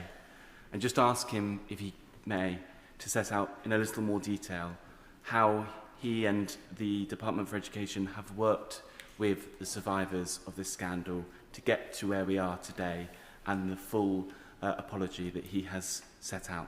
Thank you. Well, can I thank him and the work he's done on both committees, and the work to get us here today has been done in conjunction with all those impacted, and we will continue to work in that way. That's the right way to work, and it's the only way to work, and so we'll continue down that vein. There are many challenges still ahead, but if we approach them by hearing and seeing and working with those affected, we have a better chance of meeting those challenges. Jane Kirkham. Thank you, Madam Deputy Speaker. I want to thank the Prime Minister for what he said today and the way he said it, and of course the bravery of all the people who have been involved in getting us here. I have a constituent who's an adoptee. She came to see me recently. She was born in 1969, so she's 3 years older than I am. She told me that adoptees are 4 times more likely to try to commit suicide. So I really welcome the support for adult adoptees and mothers in the form of a health pathway for those affected by forced adoption, including the counselling they will need because of their post-traumatic stress disorder. She also asked me to bring up the possibility of marking medical records for adult adoptees so they can get the screening and support they need for those who don't have a medical history to fall back on. Yeah. Prime Minister. Can I thank you for raising those issues, which are really important, and we will work with her and others to try to make improvements here and put the appropriate support and screening and information in place. And that concludes the statement. Point of order, Jeremy Corbyn. Thank you, Madam Deputy Speaker. I rise on a point of order of which I've given prior notice to the member for Lincoln, the Parliamentary Under Secretary at the Foreign Commonwealth and Development Office. Yesterday, I asked him about Britain's relationship with Israel in relation to its disgraceful expansion of illegal settlements. I made the point that these are illegal and supported and facilitated by the Israeli government. He did not answer my question about Britain's military cooperation. Instead, he misrepresented my words and implied I was somehow or other making a statement about the views of the Jewish people in this country, which I was absolutely not. I would like your advice on how I can ensure that the Minister comes back to the House, corrects the record and answers the question that I asked him. I thank the Right Honourable Member for his point of order. He will know that ministers themselves are responsible for their words at the dispatch box. The Treasury front bench will have heard his concerns, and I'm sure that they'll pass it on to the Minister. The Right Honourable Gentleman is an experienced member and will know that there are a number of routes available to him to further pursue questions to the Government on this issue. The clerks of the Table Office can advise him further if needed. Point of order, Deputy Speaker. Point of order, Joe Robertson. Thank you, Madam Deputy Speaker, and I can confirm I've given the required notices. Yesterday in Westminster Hall, the Maritime Minister, the Honourable Member for Selby, may have inadvertently misled the House in that he stated on 3 occasions that a Court of Appeal judgment change the legal status of maritime Coast Guard rescue officers. It's simply not true. The Court of Appeal confirmed worker status that already existed and has existed for years. Indeed, it is the Maritime Coast Guard Agency, backed by the government, that is now seeking to change the status of those brave heroes to that of unpaid volunteers. Madam Deputy Speaker, can you advise me on how I seek to get the record corrected? I thank the honourable gentleman for notice of his point of order. The Treasury benches will have heard his point and will doubtless communicate it to the Minister who is in his place, who will be able to consider whether there is anything in his remarks which requires correction or whether, taken as a whole, they gave an accurate account of the situation. Point of order, Florence Eshelome. Thank you, Madam Deputy Speaker. I just want to seek guidance from your good self in terms of how I can remind members. I am proud to serve the constituency of Vauxhall and Campbell Green with many wonderful venues, hosting many fantastic events, but members, in terms of notification, including senior members, when they have speaking events, which are not private events, they should be notifying the said member. I thank the honourable member for giving notice of her point of order. When a member visits another member's constituency, except on purely a private visit, they should take reasonable steps in advance to tell the member in whose constituency the visit is taking place. The document called The Rules of Behaviour and Courtesies in the House of Commons deals with this matter. Failing to follow that guidance is regarded as very discourteous. We now move to the presentation of bill. Presentation of bill, Matt Tremaine.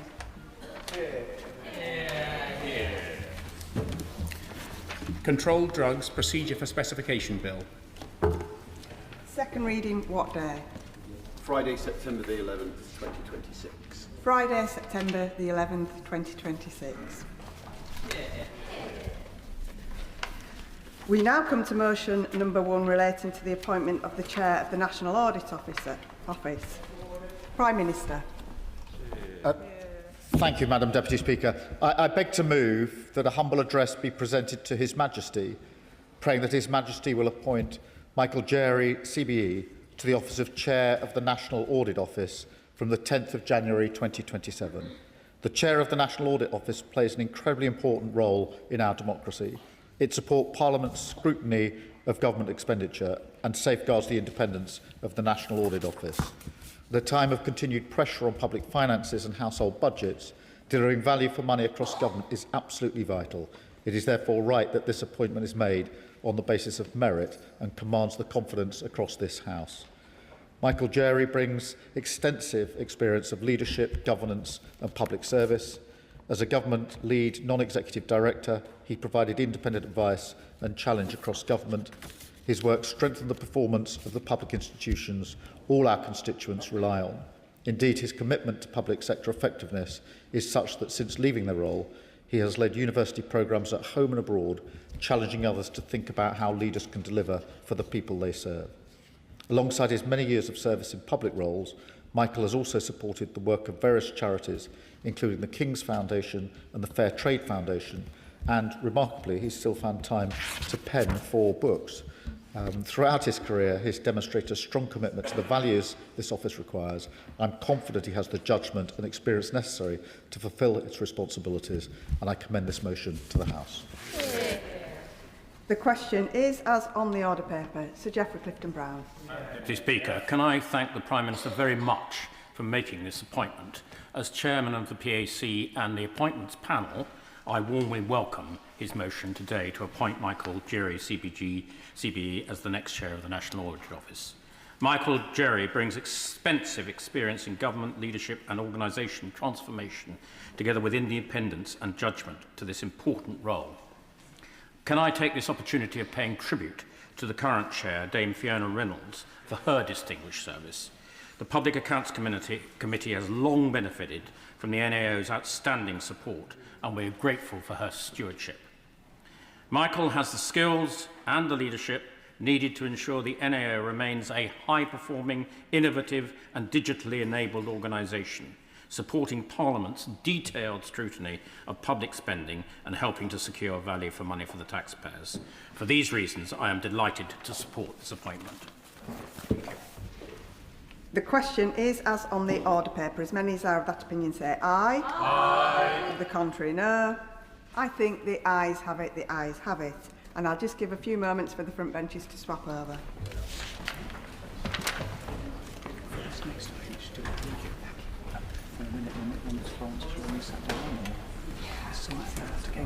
Excuse me, please. See you later.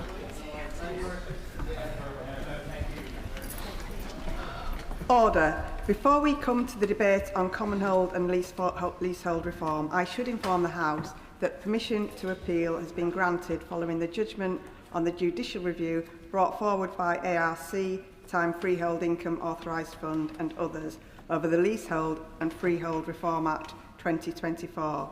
The case is therefore sub judice.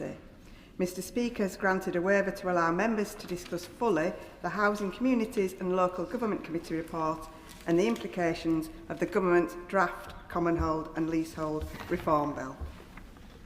We now come to the backbench motion on Commonhold and Leasehold Reform and the regulation of property managing agents. And I call Florence Ashalomi, who will speak for up to 15 minutes. Thank you, Madam Deputy Speaker, and I beg to move the motion in my name on the order paper. I am very grateful to the Backbench Business Committee for granting time for this really important and timely debate. This afternoon's debate gives the House a chance to consider our committee's report on the draft Commonhold and Leasehold Reform Bill.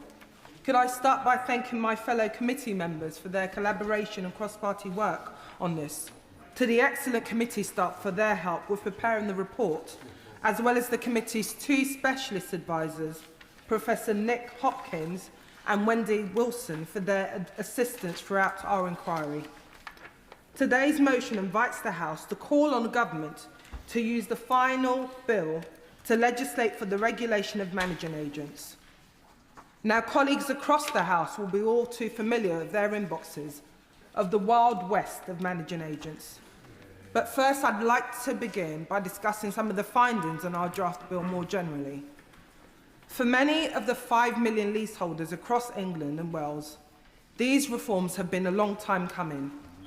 After a decade of campaigning across party lines, we now have an opportunity to finally tackle the fundamental injustices of the leasehold system once and for all. Leasehold reform has long commanded cross-party support.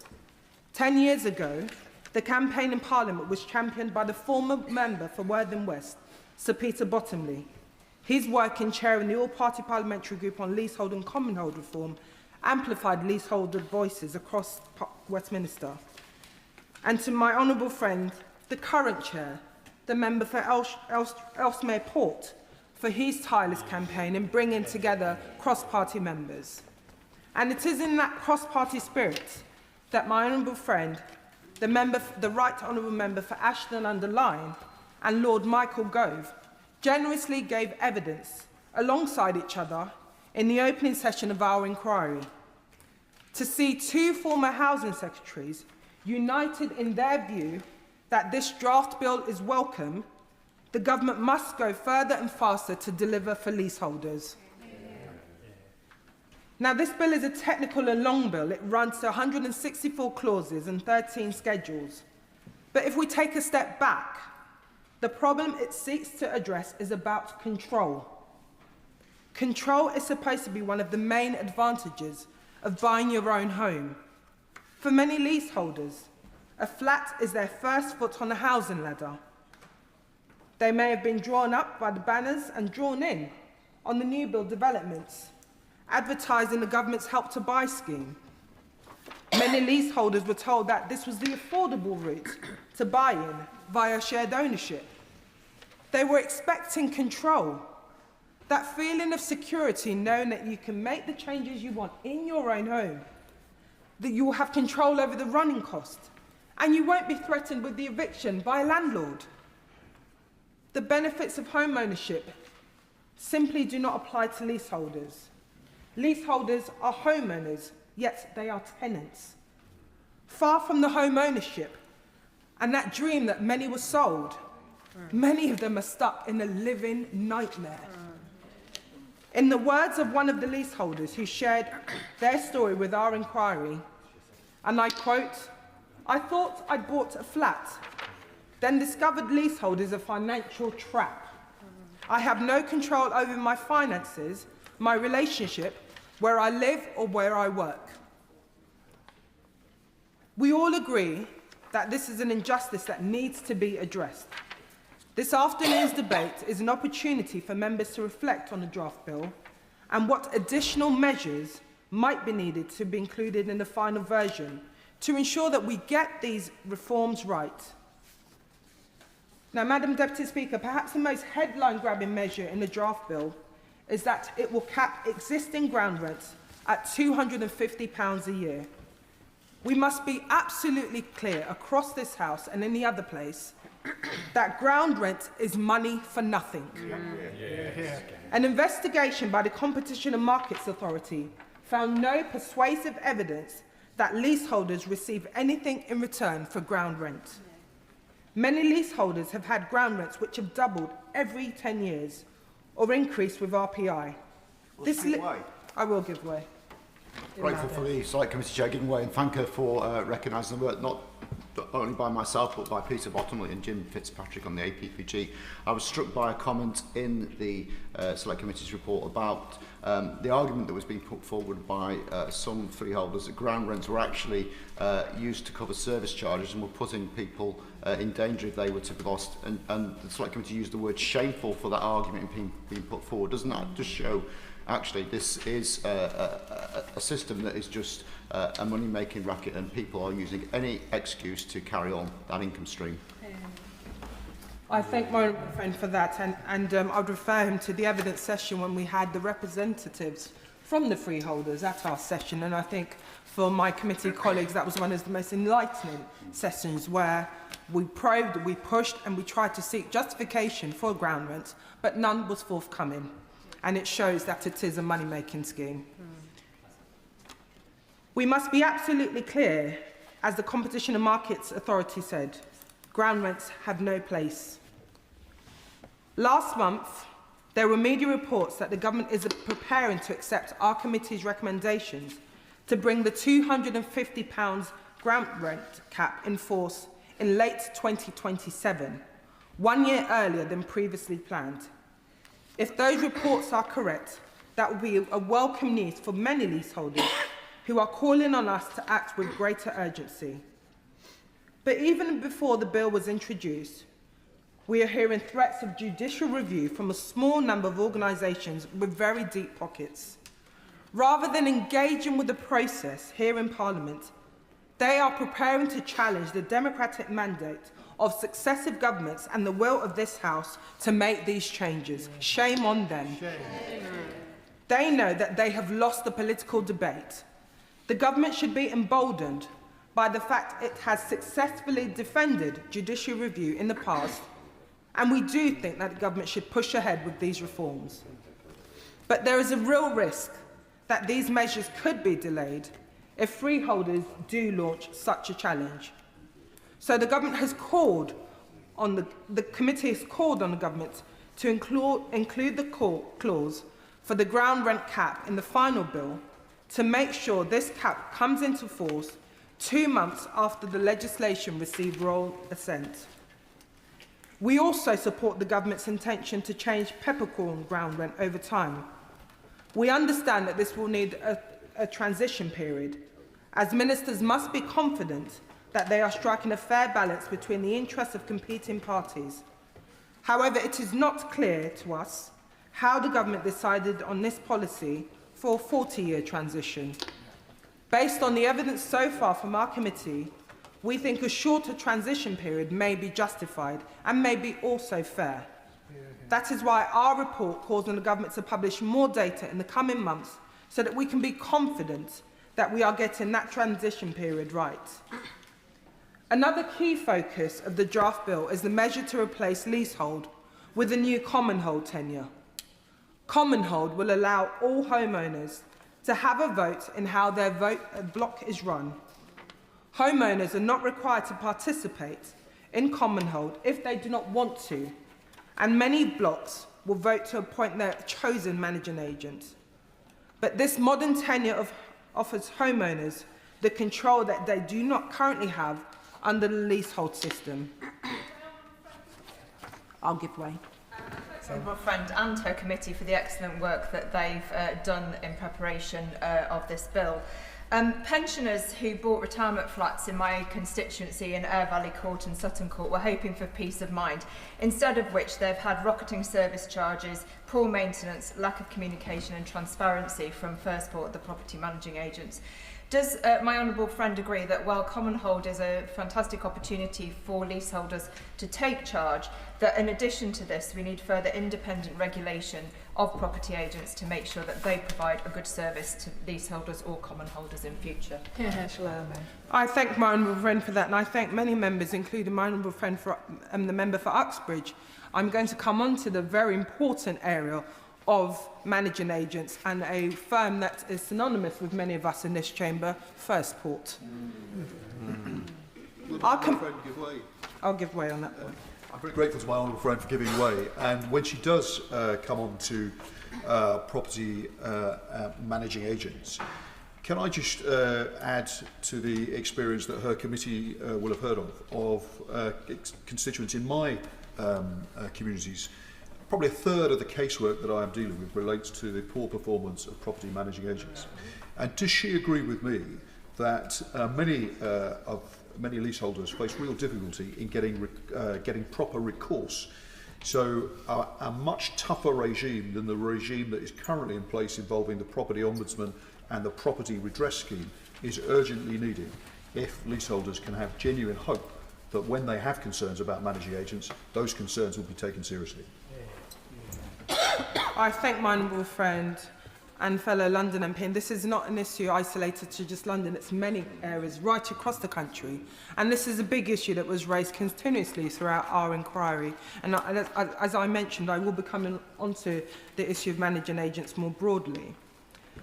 Our committee is broadly supportive of the move to Commonhold. That said, we do have two key questions about its implementation. Firstly, the government must clarify what voting rights shared owners will have in Commonhold. The government has indicated that housing associations may have control over shared owners and their votes during the 10-year initial repair period of their properties. Madam Deputy Speaker, this could leave shared owners without any say in the decisions which directly affect their homes. We are calling on the government to clarify the position on this. We must ensure that the vote can be split between shared owners and their housing providers, if necessary, so that shared ownership leaseholders get a meaningful say. And secondly, we need to make sure that as many existing leaseholders as possible are able to convert to Commonhold. The government wants all new build homes to be Commonhold and to support existing leaseholders to convert. However, the draft bill does not enact important recommendations from the Law Commission, which would make it easier for leaseholders to buy out their freeholder and make that important switch. Our report includes the proposals for how some of those recommendations could be included, and if it is not possible to be included in this bill, the government must bring forward further legislation later in this Parliament. We do not want to run the risk of leaving some leaseholders behind. But, Madam Deputy Speaker, the biggest issue and the source of frustration for so many homeowners and leaseholders with the leasehold system is the quality, or should I say lack of quality, and service provided by their managing agents. I know that many colleagues from across the House will share cases of their constituents in the debate this afternoon, but it will be no surprise to anyone that one company came up time and time again in the stories we heard from leaseholders, and that was First Port. It is the largest independent managing agent in England. Last year, the Minister also said he had significant concerns about First Port's unreasonable service charges, their slow response to complaints, and their concerns over its approach to debt collection. And ultimately, The problem with many of these managing agents is that they are taking advantage of a very captive market. They effectively have a monopoly on individual estates. That means they are able to treat homeowners with sheer contempt. In the words of one leaseholder we heard from, homeowners are left feeling like cash cows. Would you give way on that point? I'll give way. I thank my right honourable friend for giving way on that point. And when she talks about leaseholders being treated with contempt, I've got an estate in my constituency, Bishopsgate, where residents asked, it took 3 years for First Port to actually respond to their request. And they even refused the request of the council when the council got involved in it. And the homeowners believed there would be £230,000 in the account, given all the service charges they paid in. In fact, there's zero, and they're told there's £60,000 in debt. That's the sort of scam that's going on. I thank my honourable friend for sharing that example, and I know that colleagues from right across this chamber will probably cite similar examples, if not worse examples, which is a shocking indictment of the company that we are mentioning. And if we look at the law already requires service charges increases to be reasonable.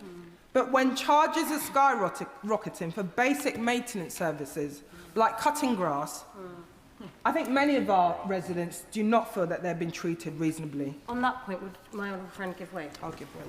Thank you for giving way. In Stratford and Bow, residents tell me that some of their monthly service charges have now reached almost £600. It's driving them to the financial brink, and many of their neighbours are now facing legal threats for falling behind.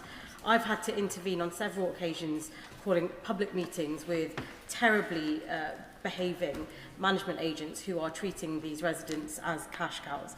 Would my honourable friend agree that it's an absolute disgrace that leaseholders continue to be pushed about by unregulated property managing agents who are profiteering from our constituents, and that the government must bring forward robust measures as quickly as possible to protect leaseholders?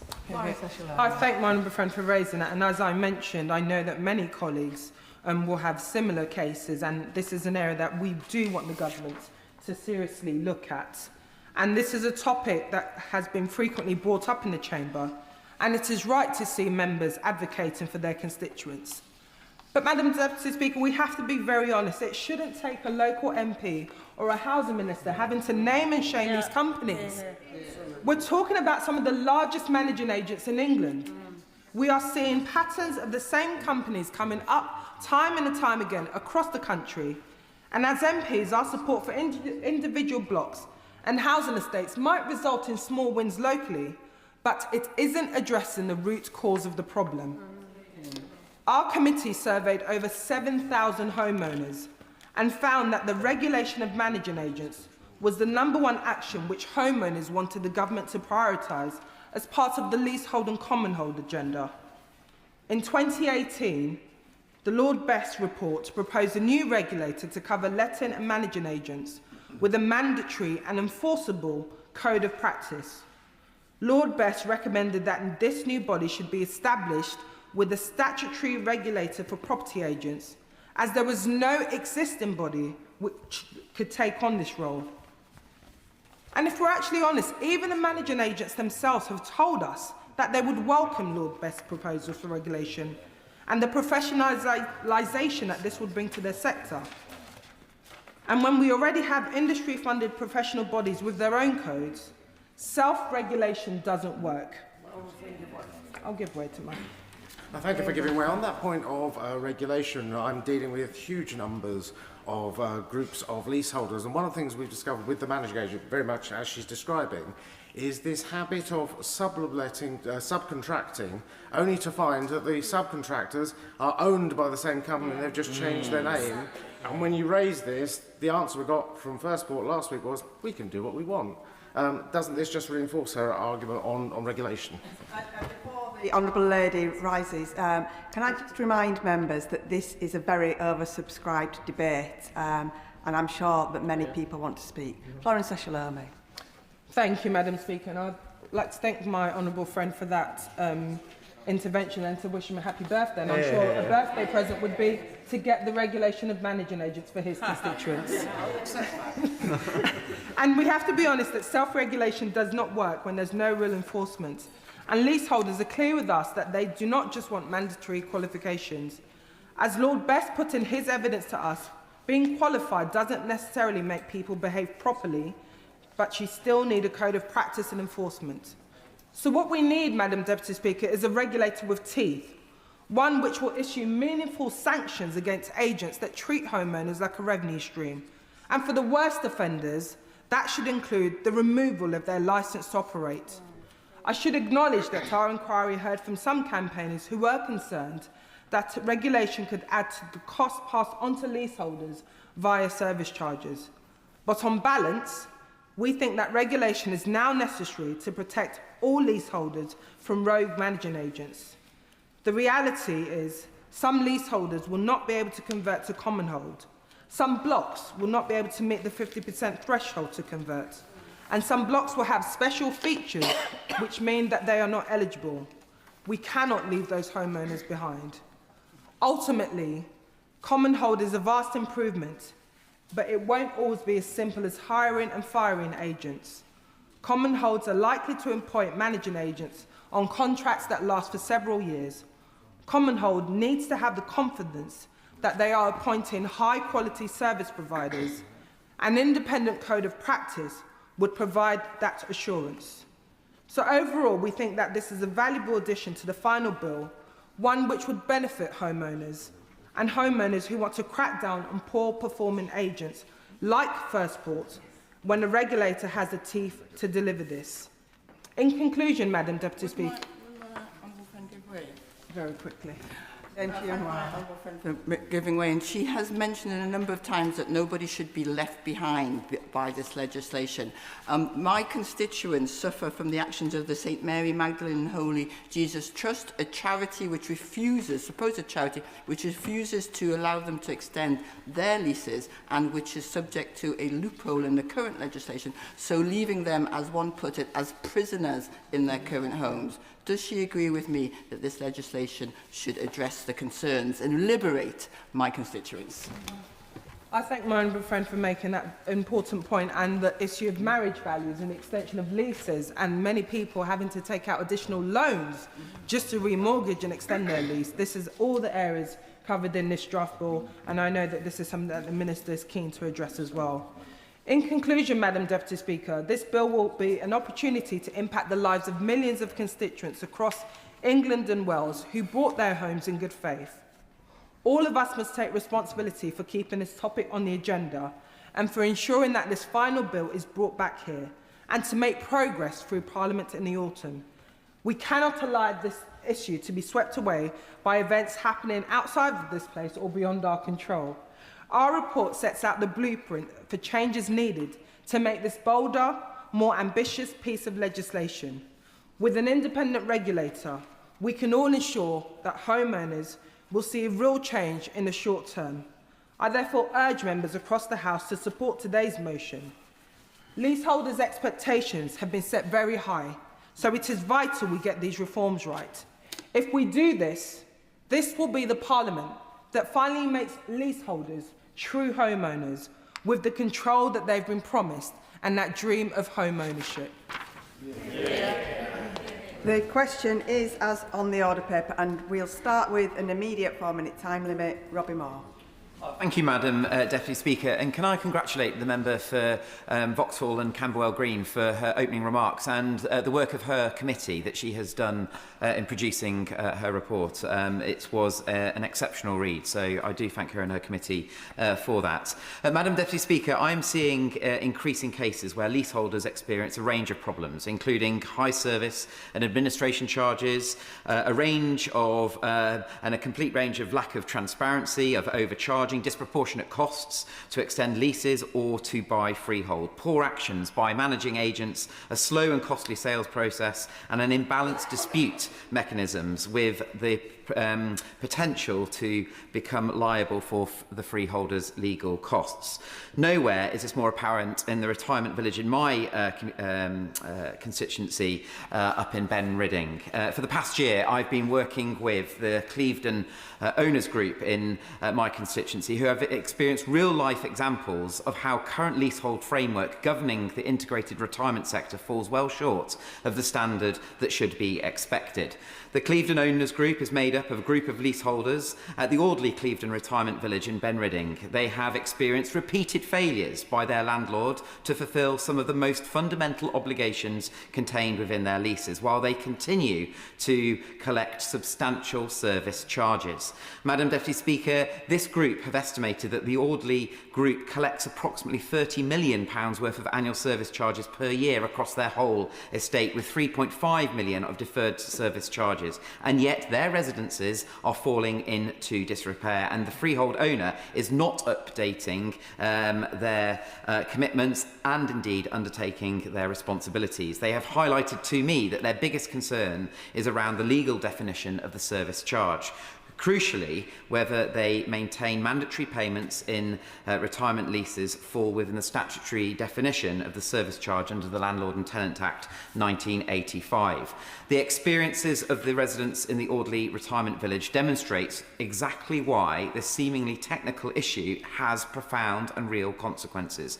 Leaseholders have paid substantial monthly management charges and deferred management charges on the understanding that these funds would maintain their homes, safeguard communal facilities and ensure the long-term sustainability of their residential community. But it is clear, Madam Deputy Speaker, from the meetings that I have had with my constituents that that just simply is not the case. Instead, their properties have gone unserviced, which represents serious questions about how the annual service charge and those funds are being used. Following years of expansion, heavily borrowing and financial difficulties, maintenance across the Audley Clevedon villages reportedly declined significantly despite leaseholders continuing to pay the increased levels of service provision. That needs to change, and I respect some of the recommendations that have been put in the report on this point. So I would like to say to the Minister and ask the Minister whether he has any intention on commissioning an independent forensic audit of major retirement community operators that would examine corporate governance, financial arrangements, service charge accounting, deferred management charges and compliance with lease obligations. And I'd also like to ask the Minister whether he would confirm that leaseholders in retirement housing, including integrated retirement communities, will not be excluded from the protections of the Leasehold and Freehold Reform Act. The current legal framework has failed to keep pace with increasingly complex corporate structures. If confidence in retirement housing is to be restored, residents must be given the protection, transparency and accountability that they rightly expect. Andrew Cooper. Thank you, Madam Deputy Speaker. Trust in politics is at an all-time low, and I believe part of the reason for this is that our society is littered with examples of structural unfairness, of injustice, and of ordinary people being ever so slightly fleeced. And the housing market of recent years is a strong case in point. Multiplying ground rents, abuse of the forfeiture system, opaque service charges, management companies that can't be changed, overpriced maintenance performed by firms connected to the management company, no adoption of common assets, short leases, exorbitant lease extension fees. Madam Deputy Speaker, the list goes on. It has been a privilege to have played my part in scrutinising the draft bill because it represents an opportunity to put a significant dent into some of these practices and to demonstrate that politics and politicians can deliver for people and can change lives for the better. As my honourable friend has set out, the committee took evidence from an extensive array of witnesses on the measures in this bill, and I'd like to place on record my thanks to them for their contributions. There are a few points from our report that I'd like to draw out specifically. Firstly, the reinvigoration of common hold that this bill will deliver has rightly, in my view, been described not just as an alternative to leasehold, but a radical improvement on it. For it to be implemented successfully, considerable work needs to be undertaken at the Land Registry to make sure that they are ready to respond, not just to the registration of new common holds, but to conversion of existing leases. Our committee found that a failure to modernise the Land Registry's legacy systems would pose a significant risk to common hold working, and good quality public access systems will be crucial. Second point I wanted to cover was on the ground rent cap, and it's fair to say that this is where the committee spent quite a lot of our time attempting to get to the bottom of the government's rationale for its proposals. I support the proposal to adopt a flat cap of £250 rather than as a percentage of property value. However, I've struggled to understand the rationale behind waiting 40 years before converting to a peppercorn rent. I can understand the desire to give certainty, predictability to investors, and I can understand an argument that investors need time to adapt to changes like this. But, Madam Deputy Speaker, the last 3 successive governments were elected on a mandate to address onerous ground rents. The ground rent system, as my honourable friend said, was condemned by the Competition and Markets Authority when they said they could not find any persuasive evidence that it was commercially necessary or that consumers received anything in return. It should not be a surprise to anyone that the days of ground rent were numbered, and I cannot think of a single other example where a government has been so generous as to provide 40 years' notice of a change in the terms of business. Governments haven't taken this view with students on Plan 2 loans, for example, nor those affected by the rising pension age. The previous government thought 20 years was sufficient, and I'm minded to agree with them unless the department can bring forward more evidence on their rationale. The final point I wanted to make was on the absence of regulation of property management agents from this bill. Now, everyone in this House knows that this is a change that is long overdue, and we have Lord Best in the public gallery today. We have his excellent 2019 report, which set out the case very clearly, alongside the work undertaken by my honourable friend, the member for Uxbridge and South Ruislip, on his private member's bill. Now, I understand the concern about the size of the Common Hold and Leasehold Reform Bill as it is, and that adding these measures will create further delay. All I would say in response is that we have both the opportunity and the responsibility to act.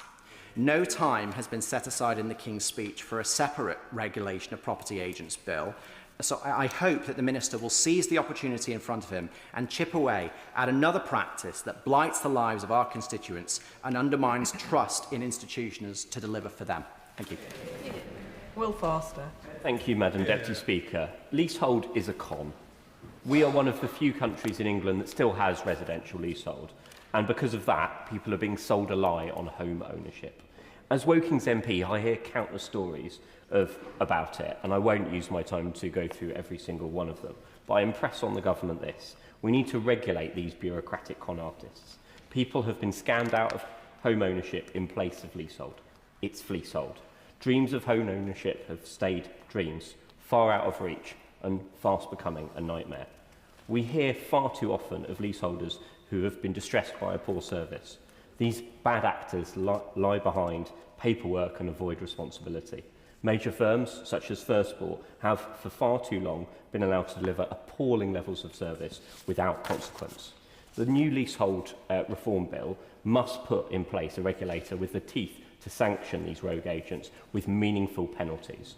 When this happens, MPs can end the Wild West of property management agents.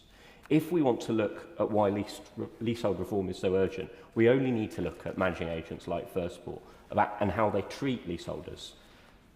I had a situation of a retirement development in Woking where this area should be a lovely place to live, it should be a peace of mind for these vulnerable elderly residents, but people fell over. The safety systems that Firstport put in place didn't work. Elderly residents were left lying on the floor having called for help. Firstport should have fixed it, and they didn't. Sometimes people have been left in those distressing situations, and because of that lack of regulation, we can't hold those that are responsible accountable. Firstport also managed the Clock Tower building in Maybury. They have spent years causing misery to leaseholders, misery through a failure to deliver minimum levels of service, and people are trapped. People are absolutely trapped, which is why I've written to the Minister on numerous occasions about that case. Leaseholders have little rights and are not able to sell their homes or have the control of what they're able to manage. The leaseholders of Bramwell Place, another development in Woking, know this all too well and are trapped in their homes due to frequent stalling and lack of communication.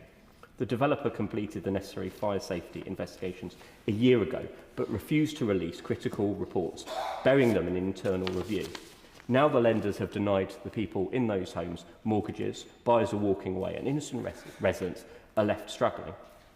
I sit on the Housing, Communities and Local Government Select Committee, and I've been proud to work on this report that pushes the government to go further and faster than what they're doing. And I want to thank the Honourable Lady for Vauxhall and Camberwell Green for her leadership and the excellent support of our committee clerks. I do hope the government listens to our cross-party calls today.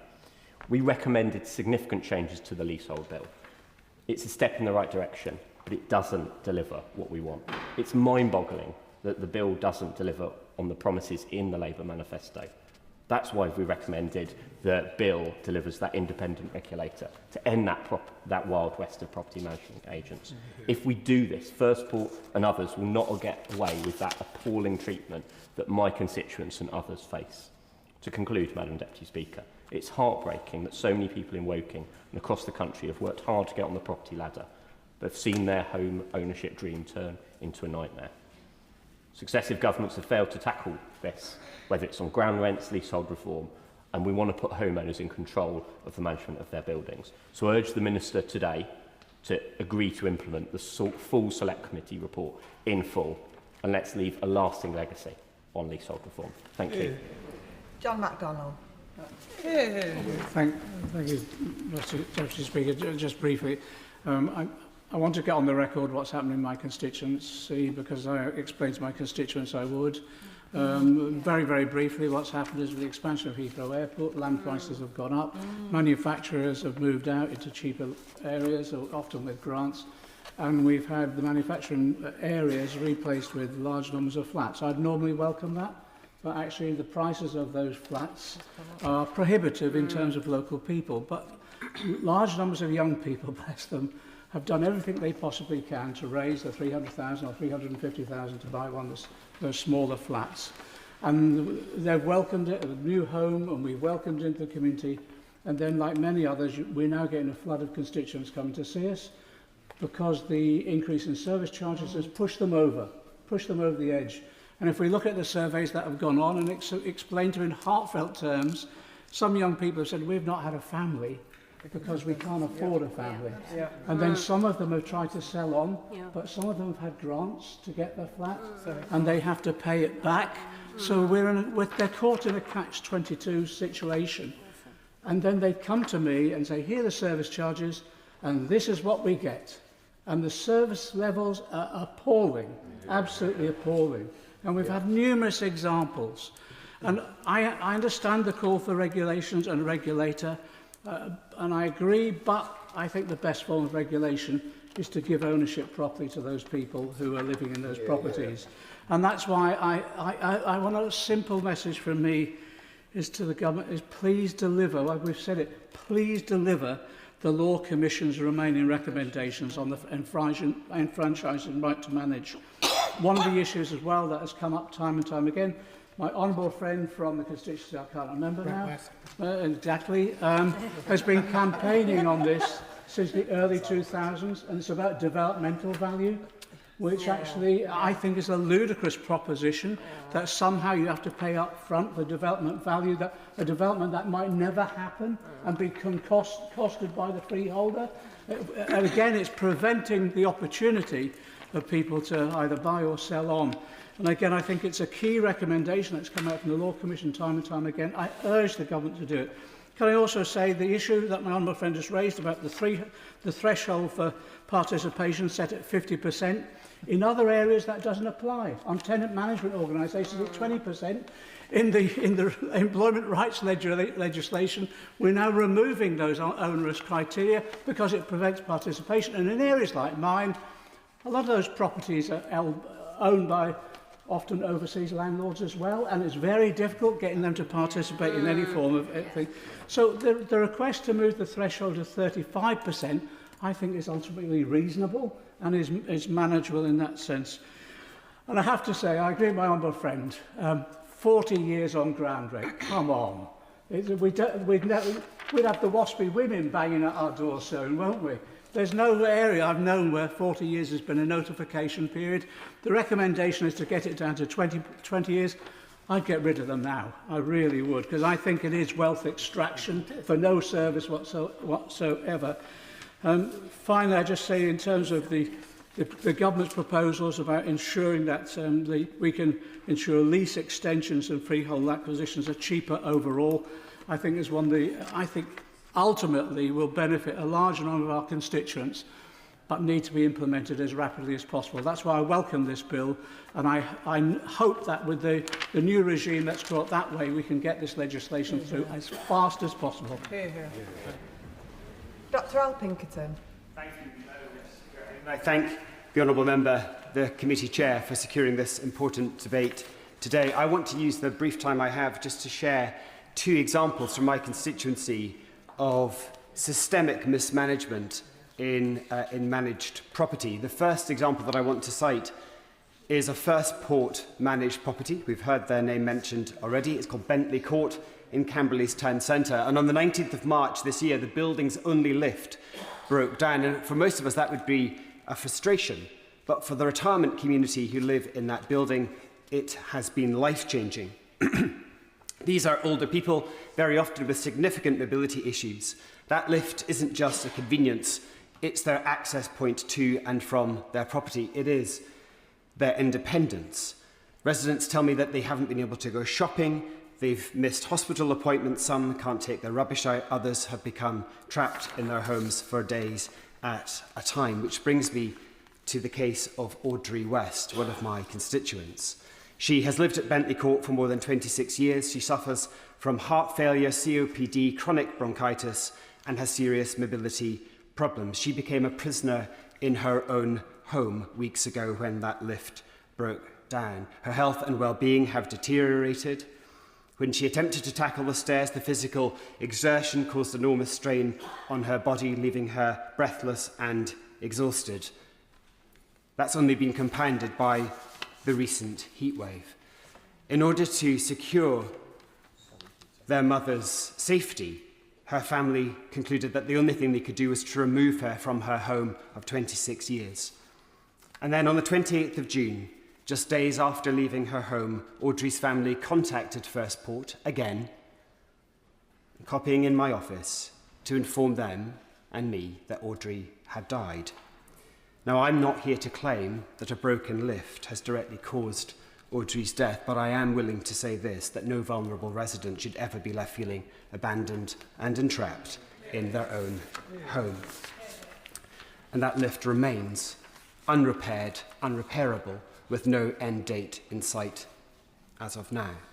My second example is Mitchett Heath, a not-for-profit retirement community managed by Cognatum Estates. This is an issue that I know affects residents who have members of parliament from across this house. Older residents, again, feeling completely ignored and now maligned by the company who should be looking after them. Residents who have invested their life savings in homes but have no voice in how those properties are managed. Now, and last month I met a group of Cognatum residents here in Parliament. One described Cognatum as the worst commercial organisation I have dealt with in a long professional career.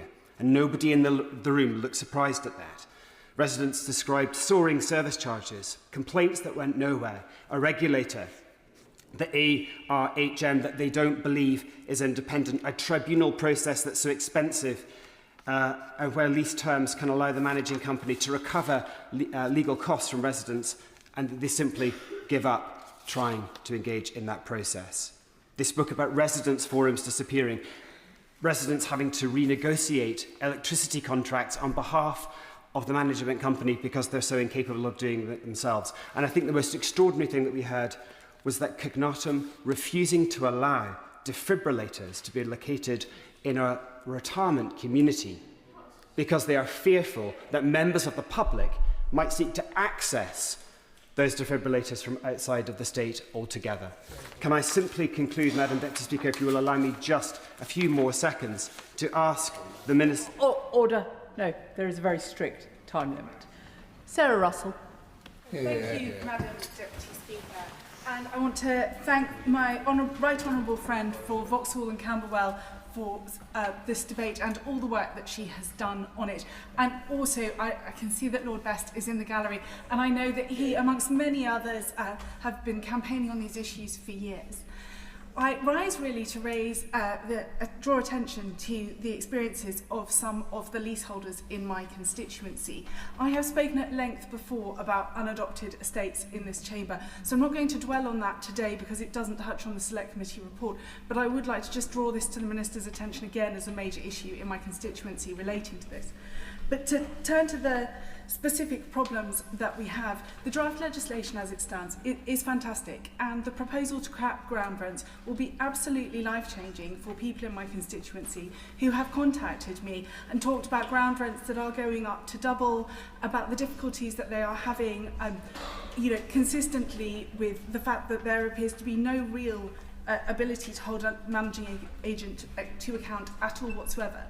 The specifics that I wanted to talk about today, though, is a case that I've been working with the homeowners, well, the leaseholders, for some time, where Firstport, yet again, are the managing agents, where they're having finally managed to dislodge Firstport as the managing agents. The residents have been told by the new managing agent that the £40,000 reserve that they believed was available to them, there's none. There is nothing.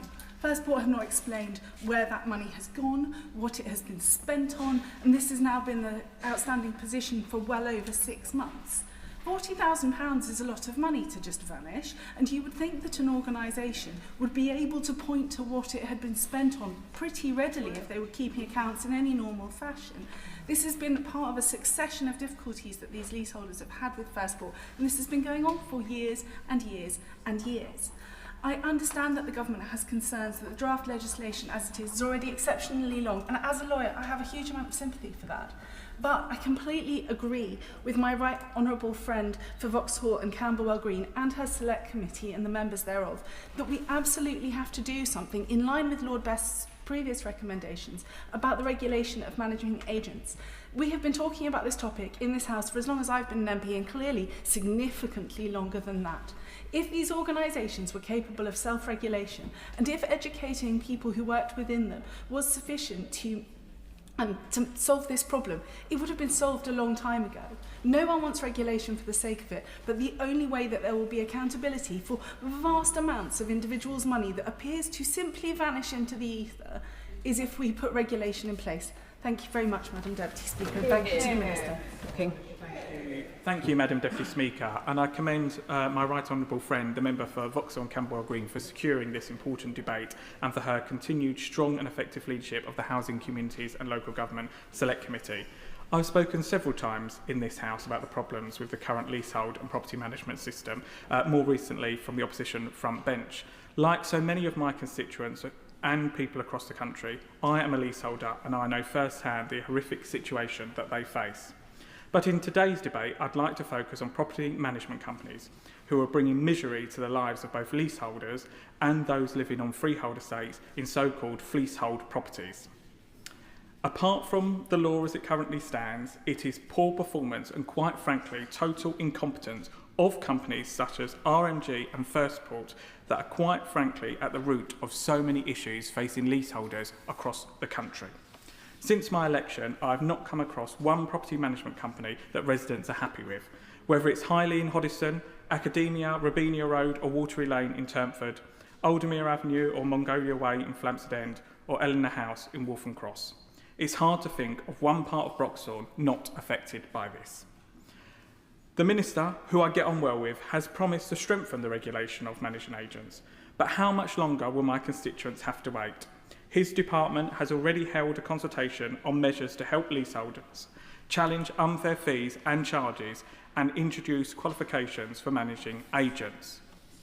In fact, the consultation opened nearly exactly 1 year ago and closed in September 2025, and the government are still analysing the feedback, and this is what the people out there get fed up with. The Leasehold and Freehold Act 2024 is on the statute book. The present government clearly wants stronger regulation on managing agents, as that is what they've told this House. So why the delay? We need to get this sorted So I welcome the fact that the government have brought forward a common hold and leasehold bill, and the fact they allowed the committee that I am on to scrutinise it in its draft form. That is a positive sign that the government wants to get the right legislation in place for our constituents. But I feel the government should commit to giving more powers to the department so that ministers can hold managing agents to account with specifically enforcement powers. Managing agents that break the rules should be fined and ultimately stripped of their licence to operate. This would mean that management companies actually have to start to care about the interests of the residents they're supposed to look out for. In my constituency of Broxbourne, we have had to put up with poor service charges and increasing bills for years. Residents have nowhere to turn when something goes wrong. They feel like that managing agents have all of the power. I know the Minister wants to change that, and I hope he will reflect carefully on what has been said across the House today, and I urge the government to get a move on and solve this issue for millions of people across the United Kingdom. Thank you, Madam Deputy Speaker. Thank you to my honourable friend from Vauxhall and Camberwell Green for her excellent work and her committee members' excellent work in pre-legislative scrutiny, which we've heard about today. Since becoming an MP, one of the most common issues I hear from my constituents is the poor quality of service provided by managing agents to local leaseholders. When the boilers broke at Walsham Court and Hinns Court last November, residents tried to contact Anthem to no avail and were left without water for 4 weeks. At Middlesex House, residents were left without water for days, without extra support and supplies until my office intervened. At Armstrong House, First Port has let the quality of communal areas deteriorate to a shockingly poor extent. I could go on for hours, but have yet 3 minutes to go. But as members have said, there are countless examples of service failure from managing agents. I welcome the Minister's actions to date and the proposals in the draft bill to cap exploitative ground rents, which will save thousands of pounds over the lifetime of leases, pushing for service charge reform and transparency, and pushing towards common hold as the default form of tenure, long overdue changes. But having seen these cases firsthand, I know more is needed, and my 10-minute rule bill in the last session proposed to establish an independent regulator of managing agents, modelled off the excellent recommendations of Lord Best's 2019 report. I understand the government are willing to move on mandatory qualifications for managing agents, which again is welcome, but I'm concerned that without an independent regulator to enforce codes of conduct and ensure these qualifications reap the benefits, it will be of little benefit to many leaseholders. Furthermore, without a dedicated regulator, the burden of enforcement would continue to fall upon individual leaseholders and in future common holders to take up lengthy and expensive legal action to hold their managing agents to account. I think there's also 3 key benefits of why a managing agent regulator is also desirable. Firstly, good regulation is good for markets. I think this will help growth, not hinder it. There are significant costs and financial waste in the current system, and the leasehold product has been exceptionally damaged by the poor behaviour of managing agents. And a regulator has the chance to restore confidence in leasehold and common hold in future. Second, introducing a regulator for managing agents would help ensure the success of the common hold tenure. The need for managing agents will not go away with the introduction of common hold. And thirdly, introducing a regulator for managing agents is something strongly supported by those in the system, both customer, the leaseholder, and also the provider of services themselves. As the chair of the Select Committee has mentioned, leaseholders responded overwhelmingly they want to see this change as part of their survey. And the TPI, RICS, and even managing directors of First Port and Randall and Ritter are all supportive of the need for more effective regulation and a regulator of managing agents. Those in the industry understand there is nothing to gain by the poor behaviour of some undermining the good behaviour of many more. Yes, we need to take forward the existing important proposals in the draft bill, but the time for the regulation of managing agents is now in this bill. It is vital that something is done and is clearly seen to be done before the next election for existing leaseholders struggling day in, day out with rogue managing agents. The establishment of a regulator would be a clear signal to existing leaseholders that we are serious about protecting them, as well as a signal to the property and construction sectors. This government is focused on restoring stability to the housing market, and crucially, a signal calling time on the poor practice of rogue managing agents, which are far too common in our system, finally fulfilling the promise of ending leasehold for good. Sean Berry. Thank you, Madam Deputy Speaker. I want to thank the Chair of the Select Committee to support her motion and welcome her report and its recommendations for the bill. Thorough and fair leasehold reform is long overdue. My inbox as MP for Brighton Pavilion is littered with horror stories from constituents about their experiences as leaseholders forced to fork out extortionate service charges with no value for money, poor maintenance and no transparency on how that money is spent, as well as awful communications. And my leaseholders continue to suffer from lack of agency in solving the building safety scandal too, which has left Brighton's many high-rise and mid-rise blocks too many leaseholders in which are stuck in unsafe homes. Some of my constituents tell me they believe freeholders are still trying to cut corners and do this work on the cheap. And just last month, I was contacted by multiple constituents about developer Barrett Redrow's plans to remediate their blocks in one part of my constituency built in the early 2000s to a B1 standard rather than A2 standard, as they had understood would happen. This type of dispute is commonplace 9 years on from the avoidable Grenfell disaster, and it's so worrying for too many of my constituents. But I too also want to talk about property management agents. A large number of leaseholders in Brighton and Hove are in a nightmare situation right now of not being able to access money paid into accounts managed by just one large property management company in sudden crisis.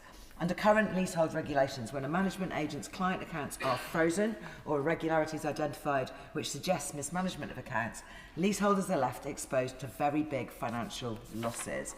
In the private rented sector, there is a government-backed tenancy guarantee scheme, but for leaseholders, there is no equivalent guarantee on service charge accounts and reserve funds.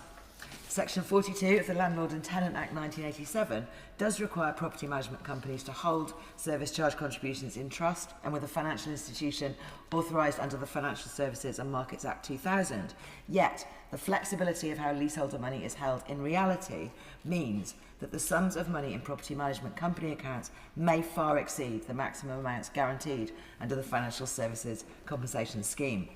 Section 156 of the Common Hold and Leasehold Reform Act 2002 adds a requirement for management agents to hold service charge funds in designated separate accounts, but it is not yet in force. This lack of enactment does seem to leave wide open the potential for management agents to hold leaseholder money in a way that falls outside of compensation schemes, and it cannot be right that leaseholders are left exposed to risk in this way. To conclude, there is no doubt that the feudal leasehold system is broken and it must be abolished in favour of common hold, and that regulation of management agents and to end their exploitation is very, very urgent. Promises made when the current government were in opposition to end this system within the first 100 days were missed long ago. But we need full reform to ensure that situations which result in leaseholders being ripped off, living in unsafe homes, or exposed to avoidable financial risk and losses now end without delay. Lee Ingham. Thank you, Madam Deputy Speaker.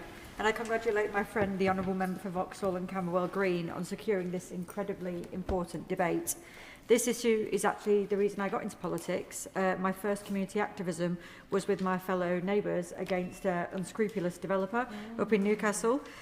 So what I learned from that is when people are trapped in their own homes by systems which have been designed to extract money from them rather than serve them, they need a government that's on their side. And for too long, leaseholders haven't had this at all. I am so glad that this government has taken strong steps already on common hold and leasehold. There's so much that does need to change. And as many of you have spoken about today, in the past, leasehold has been used as a system that's allowed developers to treat homeowners as a revenue stream.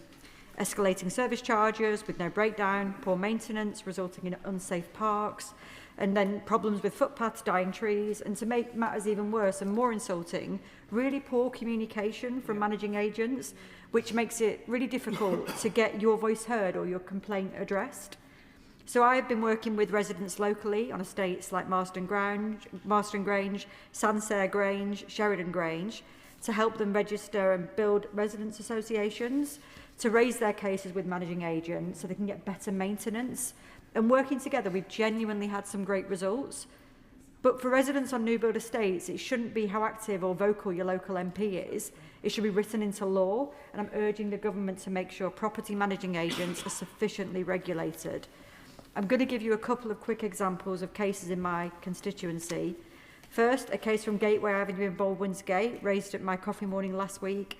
At their AGM, the residents wanted to form a housing association, a management company, but they were blocked, and one is being imposed on them against their wishes. St George's Estate in Stafford, residents have reported that it genuinely feels like the managing agent is stealing money from us, to the tune of £600 to £1,000 per leaseholder, and they've been trebled of those charges. And they now have to pay £2,500 to change the rent review period on their lease to be able to remortgage or sell. It's just deeply unfair as a system. And at Deans Park Court, a retirement complex, I know others have spoken about this, residents in their own flats describe management charges as extortionate. The company just refuses to engage meaningfully. And at Adlington Brooklands House in Stafford, a constituent grounds rent has written year on year, now stands at almost £2,000, which is nearly 6 times the national average. I could go on and on, to be honest, Madam Deputy Speaker, but I think I've made my point quite clear. The government has taken bold and decisive steps already in capping ground rent and abolishing forfeiture, making common hold the default for new flats, and these are really significant reforms. But the HCLG committee has called for the absence of independent regulation of property managing agents a significant shortcoming, and every one of my constituents and I would agree with that. Lord Best has recommended an independent regulator with the powers to fine agents and revoke licences as far back as 2019. It's now 2026. I think the case has been made consistently, and delivering it would be a tremendous contribution of this Labour government. On that point, my honourable friend, give way. Of course, yeah. Would you agree with me that it would also give some comfort to my poor residents, both on Ribblesdale Avenue in Accrington and also on Linden Park Estate in Great Harwood, when they're currently faced with the impending truth that Firstport will be their managing agent shortly, and they are rightfully terrified of actually what this might mean to them and the expense that having a house might be added to them, as well as the failure of these organisations to manage local parks, etc. And so taking these steps, she says, will help give confidence to my residents that they will have the protections they deserve. I thank my honourable friend for giving way. I can wholeheartedly agree with what she says. I think the Firstport piece, particularly given the amount of times they've been called to Parliament, you know, they've come to speak before HLG committee, but also the Labour leaseholders group that have worked really hard. I think it's an abomination they're still getting contracts, to be honest, given their record. As someone who used to award contracts in my previous career, I think it's mad when previous behaviour isn't taken into account when we're giving these contracts out. And they are a case in point of absolutely atrocious behaviour. But just going back to my own experience and learning from them, I'm helping constituents on my estates across the constituency right now, as I'm sure many of you are, to form residents' associations to fight back. But I just think we're beyond that. We shouldn't need to be fighting back anymore. We should have the regulation in place to protect us. Peter Lamb. Madam Deputy Speaker, I very much welcome, as I'm sure do most of my colleagues on these benches, the government's actions so far on common hold and leasehold, and I look forward to further steps emerging. Today I'd like to speak on the issue of property management agents, and in particularly in the context of unadopted estates. As with so many issues, fundamentally the issue is a lack of housing.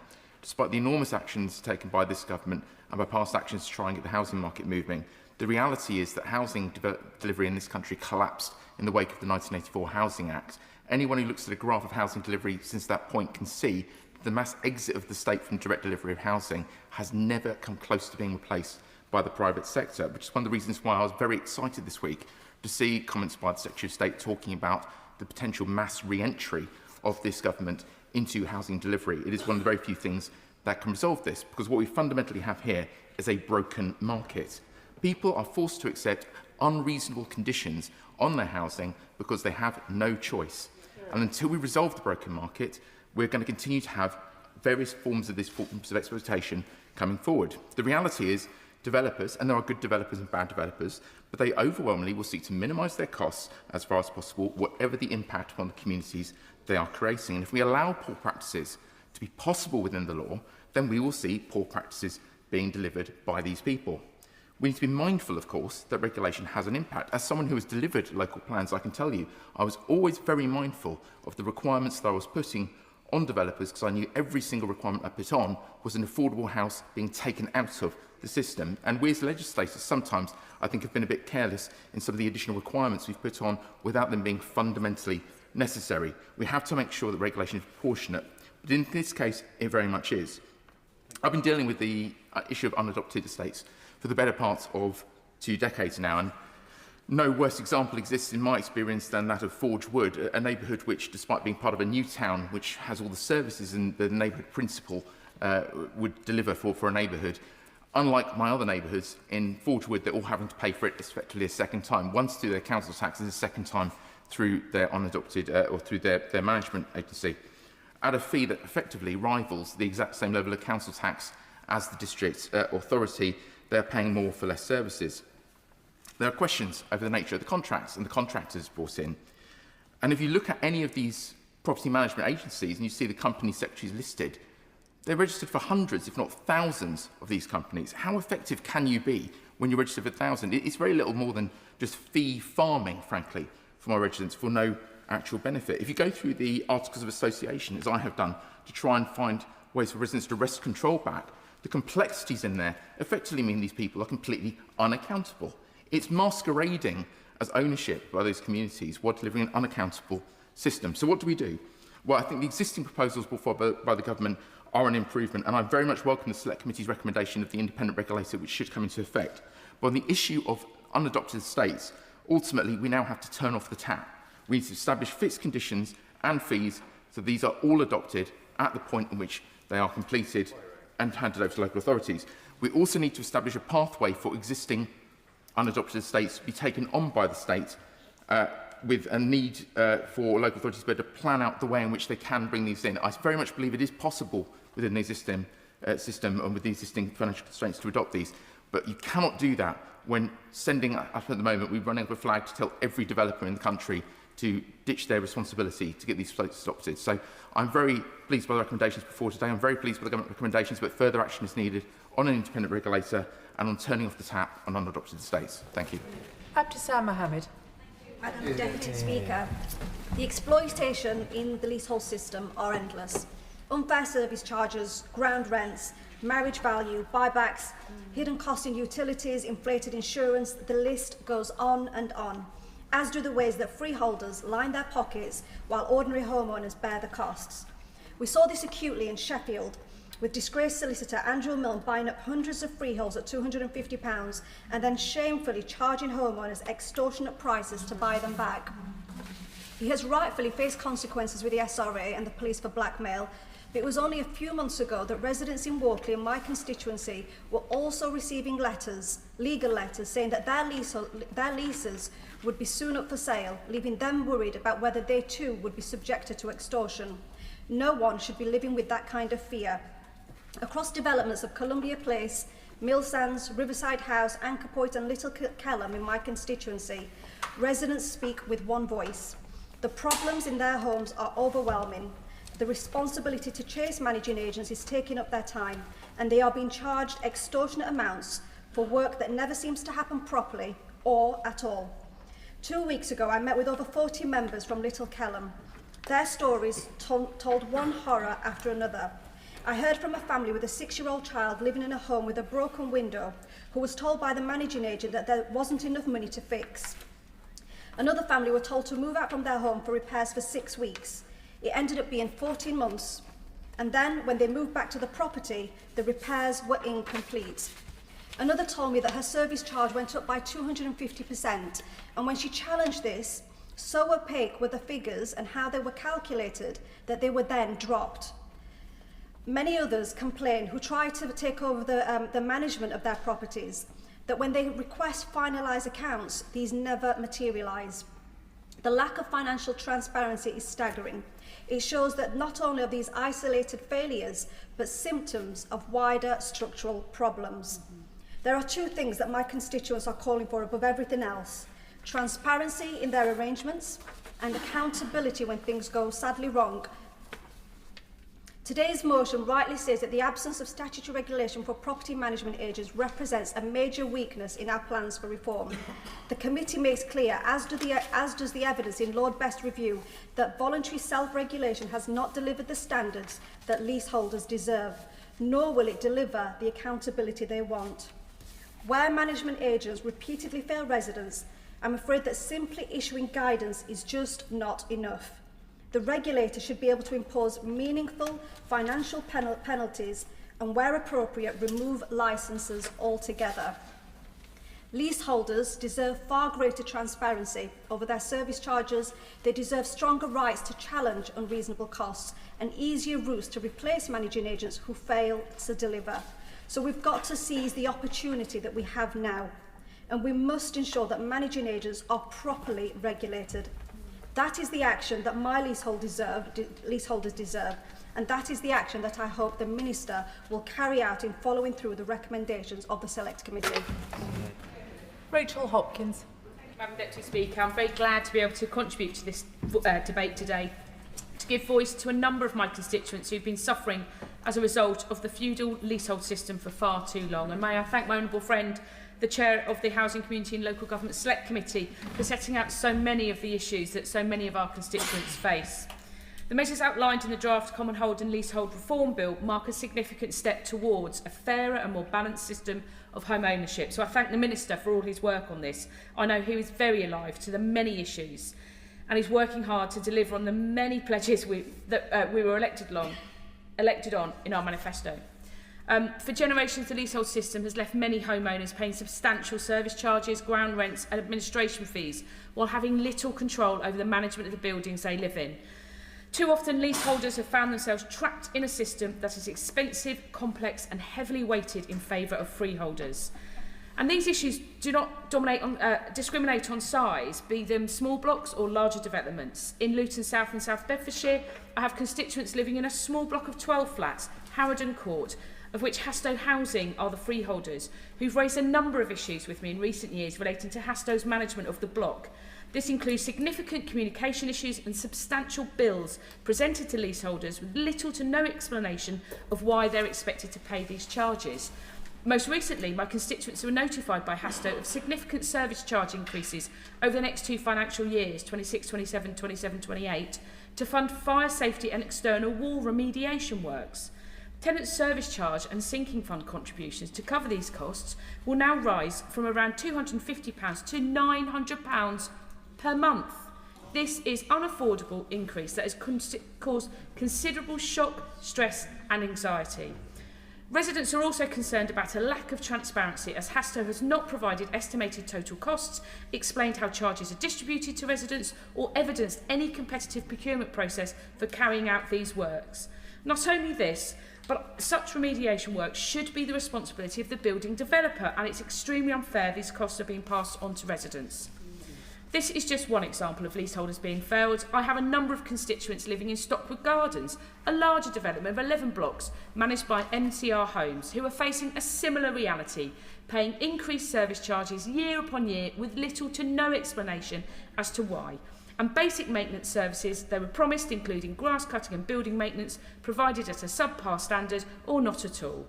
Many have also reported basic faults within their blocks, such as lights in hallways not working or regular leaks, which have been reported and not fixed, with no clear timetable for repair.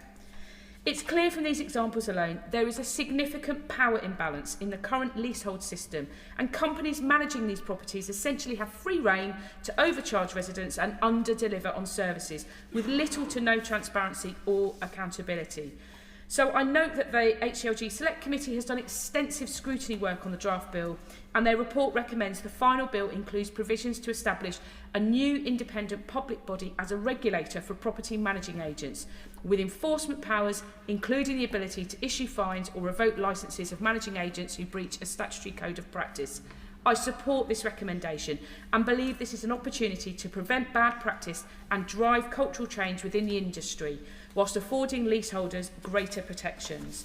I welcome the legislation coming forward, but it cannot be the end of the conversation. The voices and concerns of leaseholders must continue to be heard if we are to fully address the problems within the leasehold system and ensure our constituents feel the benefit of these reforms once and for all.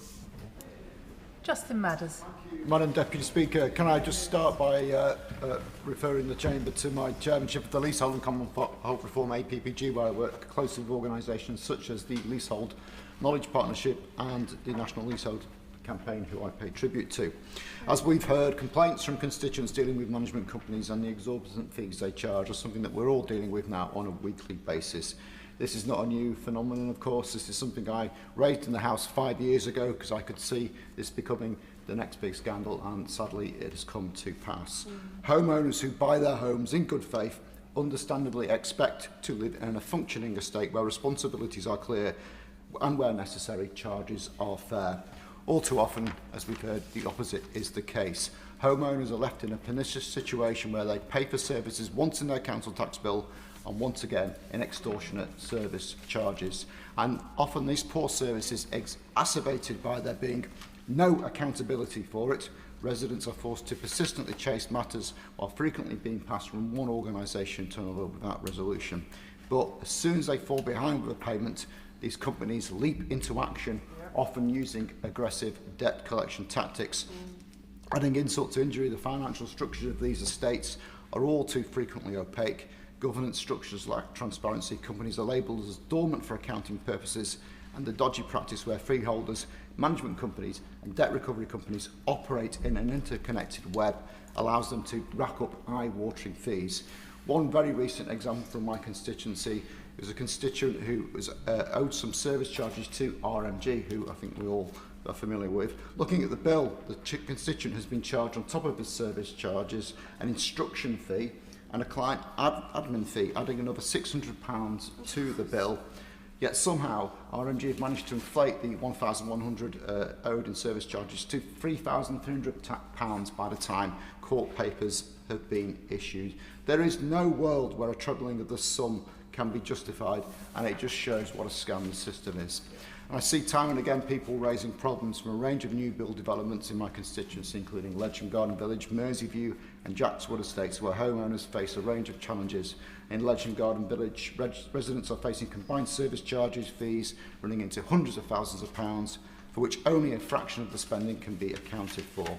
That just adds salt into the wound. They don't actually have any idea how this money is being spent, if it's being spent on the estate at all. They don't know if the companies are getting best value for money, how reserves are used, or how costs are allocated over different phases of the development. There are persistent maintenance issues, inconsistent grounds maintenance and safety concerns because of poor traffic management. People who buy their homes in good faith deserve better. Then there's the Jackswood Estate in Ellesmere Port and the Merseyview Estate in Bromborough, where the adoption process is effectively stalled, leaving residents in limbo. And I know that the regulation and managing agency is clearly something that this House would like to see, but there are some other suggestions I would like to make to add to that. We could introduce standard costs across the country for estate management fees, so that there would be a baseline from which to judge these companies. Residents could be given a far greater say over who manages their estate. We could have 3 yearly ballots in law about whether they wish to carry on with the same management agents. This could end the put up or shut up approach that a lot of these companies actually adopt.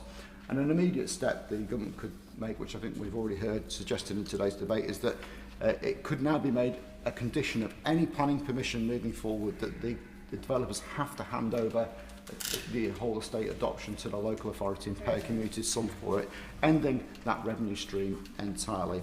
And for estates that have been built by developers and abandoned, local authorities, I will give way. Thank you, Madam Deputy Speaker. On the point about estate adoption, I wonder if he agrees with me that we need to get on and implement Section 42 of the Floodwater Management Act that would require sewerage to be adopted as part of the public sewer as soon as possible. Yes, indeed. That brings me to the Merseyview estate, where we've actually, no, it's a different estate. It's one in Easton where the residents have been paying for a sewer that they can't actually locate, and it just shows that there's too much ambiguity in what these charges are going for. And one final thing that local authorities could be required to do is actually be given powers to actually use their resources to bring estates up to adoptable level and then charge the developers for it retrospectively, because the developers don't want to do it. We need to find a way of breaking that long gun. I think those are just some of the measures that would actually improve the lives of hundreds of thousands of people, alongside, of course, the many reforms which I welcome from this government. Julie Minns. Thank you, Madam Deputy Speaker, and I would like to thank my honourable friend for securing this very important debate, which I know will be of interest to some of my Carlisle constituents who find themselves victims of fleecehold. Across the country, too many people are now buying homes on freehold estates and then finding themselves let down by the developers and the estate management companies that fail to deliver the services they promise. Developers build these estates, sell the homes, and then, despite levying management charges, often fail to maintain the essential infrastructure that residents rely on every day, whether it's roads, drainage systems, as we've just heard, or shared green spaces. And I've seen this firsthand in the experience of residents of Moorside Drive, which is a development by Gleeson Homes. My constituent Daniel first contacted me in July last year after purchasing his home in October 2024. He'd been assured that the outstanding works would be completed by March 2025. That deadline slipped to the spring, then to the summer, and as things stand, residents have yet to receive any meaningful communication about when the work will finally be completed. The problems they face are significant. The road serving the estate has deteriorated and remains unfinished. The shared green spaces that were promised as part of the development have still not been delivered. And commitments to enhance and protect biodiversity have yet to be fulfilled. Communication with residents has also fallen well below an acceptable standard. Daniel tells me he was given no notice before work began directly outside his family home. And I've heard that traffic management measures were not properly put in place during other works, creating unnecessary disruption and safety concerns. Landscaping, meanwhile, cannot be completed until the roads are finished. And unresolved drainage issues continue to affect a number of residents on the estate.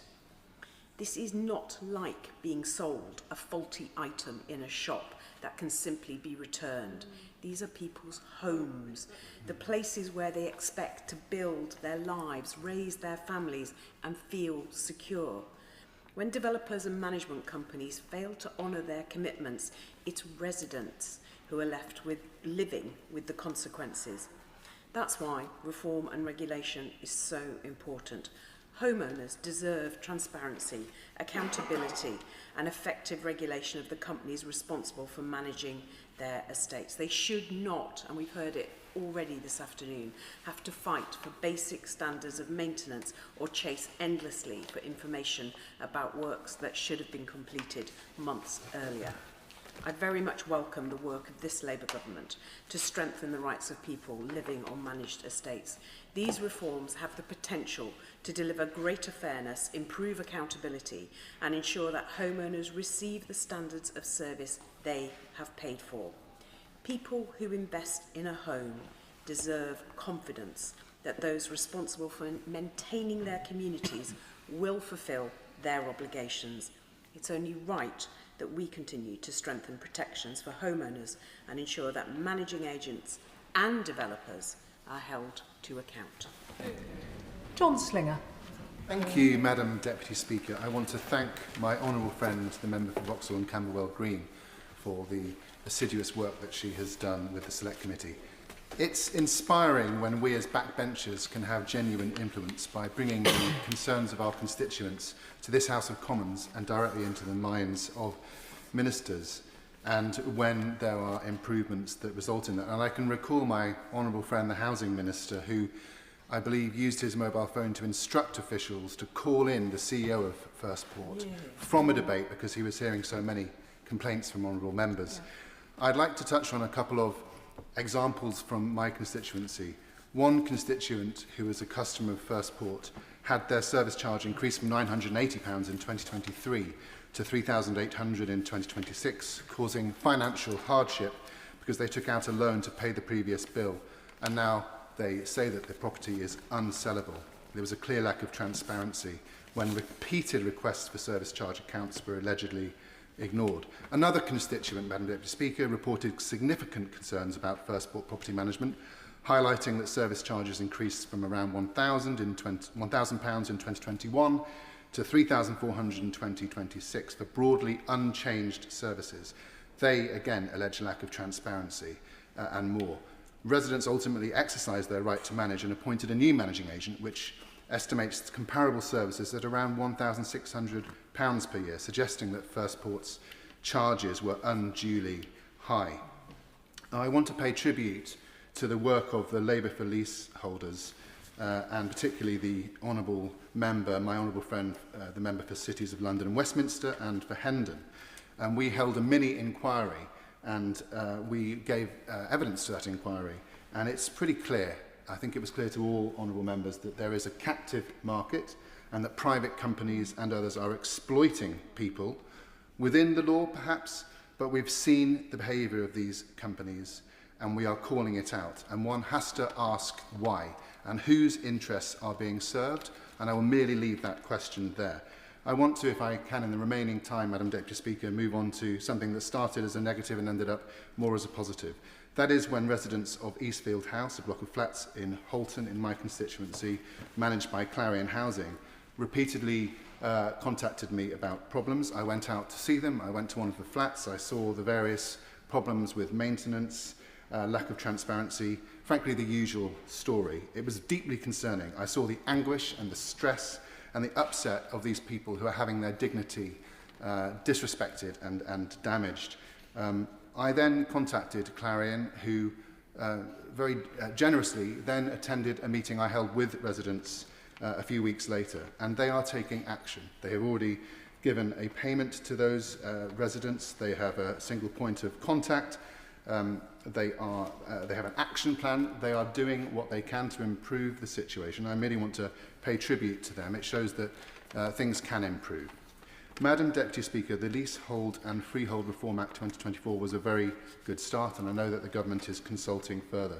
This government is intervening in failing markets, because without this, the market, the participants in this market will continue to do the bare minimum or worse to exploit people. Of course I'll give way.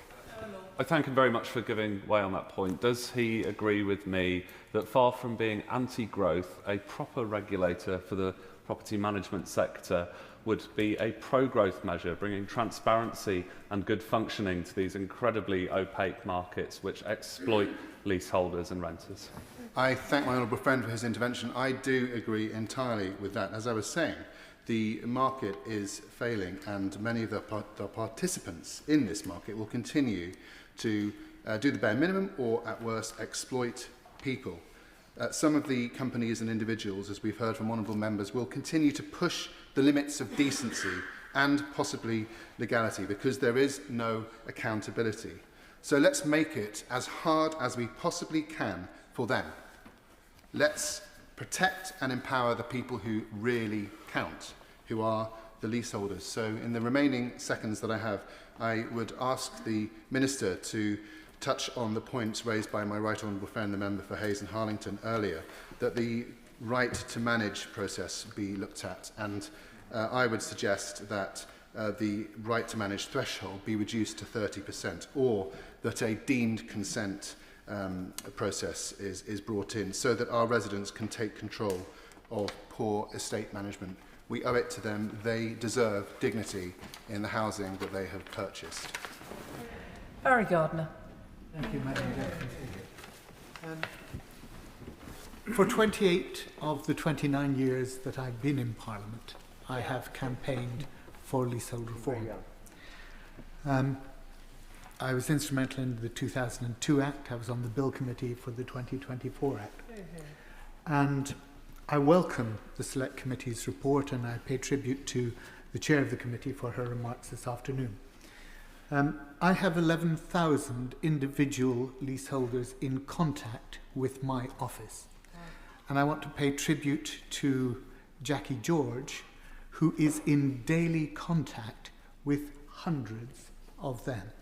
She is my office manager, and most of what she does with leaseholders is actually in her spare time.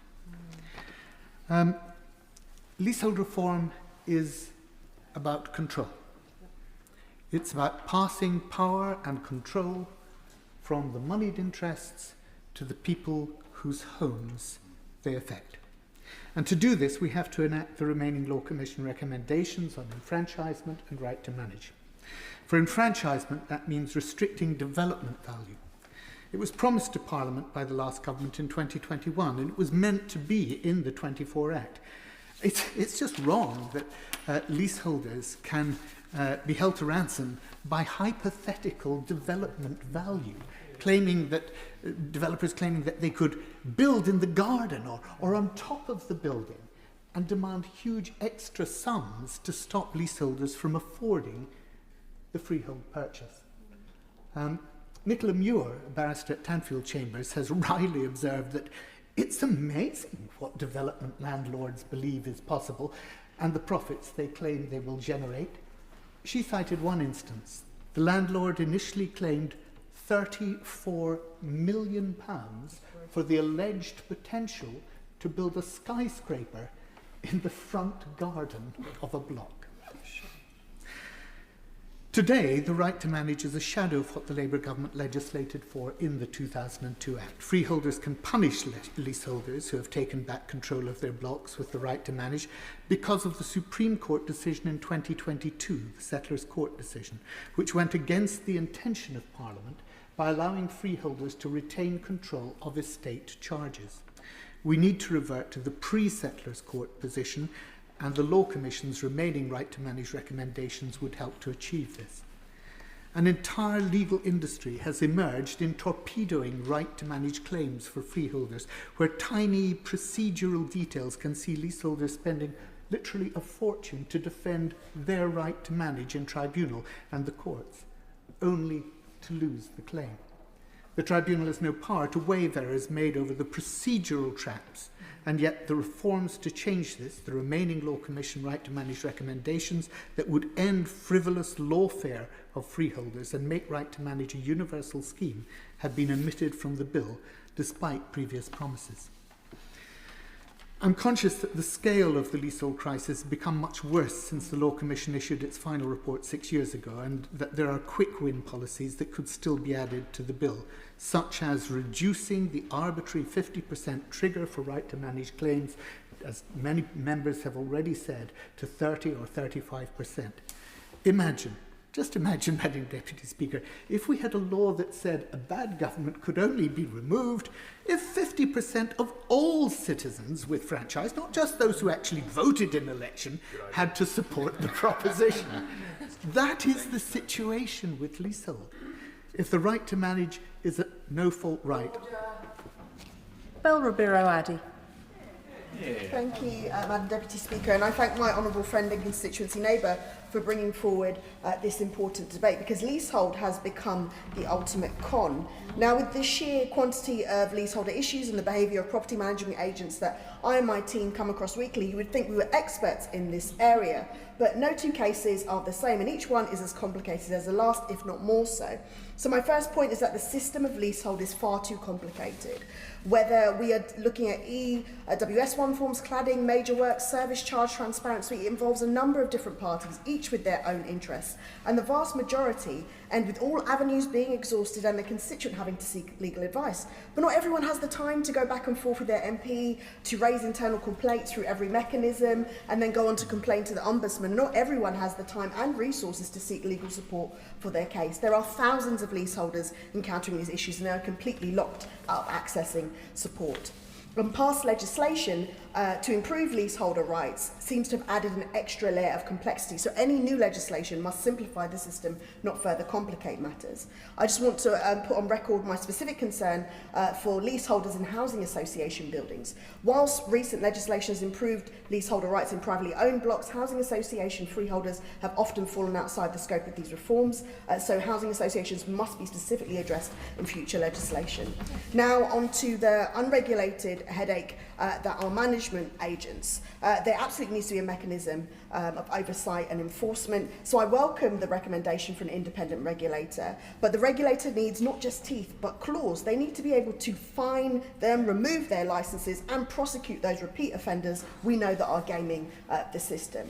Madam Deputy Speaker, I cannot tell you how many cases I deal with where the constituent is just trying to get a response from their property management agent. Frustrated leaseholders are paying for their service through their ever-increasing service charges, and it's simply not right that they are struggling to even get a basic response. Charges climb year on year, but transparency does not climb with them. My constituents ask for a proper breakdown of what they're actually paying for, and too often they get vague figures, unanswered emails, or silence. Broken lifts, unsafe stairwells, communal areas that never get cleaned, and still the bill arrives unchanged and unexplained, and leaseholders have no real power to challenge what they're being charged for. And heaven forbid they actually refuse to pay their service charge because the communication they once begged for comes swiftly in the form of threatening letters to claim the debt.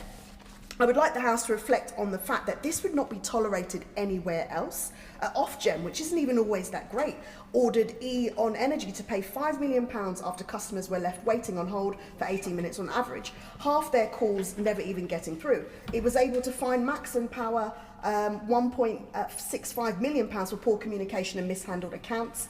Just this January, a landlord in Harrow was prosecuted and fined £9,000 for failing to provide fire and electrical safety certificates, and a landlord who fails to carry out an annual gas safety check faces an unlimited fine of up to 6 months in prison. And in every single one of those cases, Parliament decided that taking someone's money and failing to deliver a bad service carries real consequences. Yet management agents can take thousands of pounds a year from leaseholders, deliver next to nothing, and walk away with a strongly worded letter. We do not accept that anywhere else in housing law. We cannot keep accepting it here. So an independent regulator must do what they have not been able to do in the past, and that is remove the licences, fine them, and as I said, prosecute them where necessary, because what these organisations have been doing is absolutely criminal.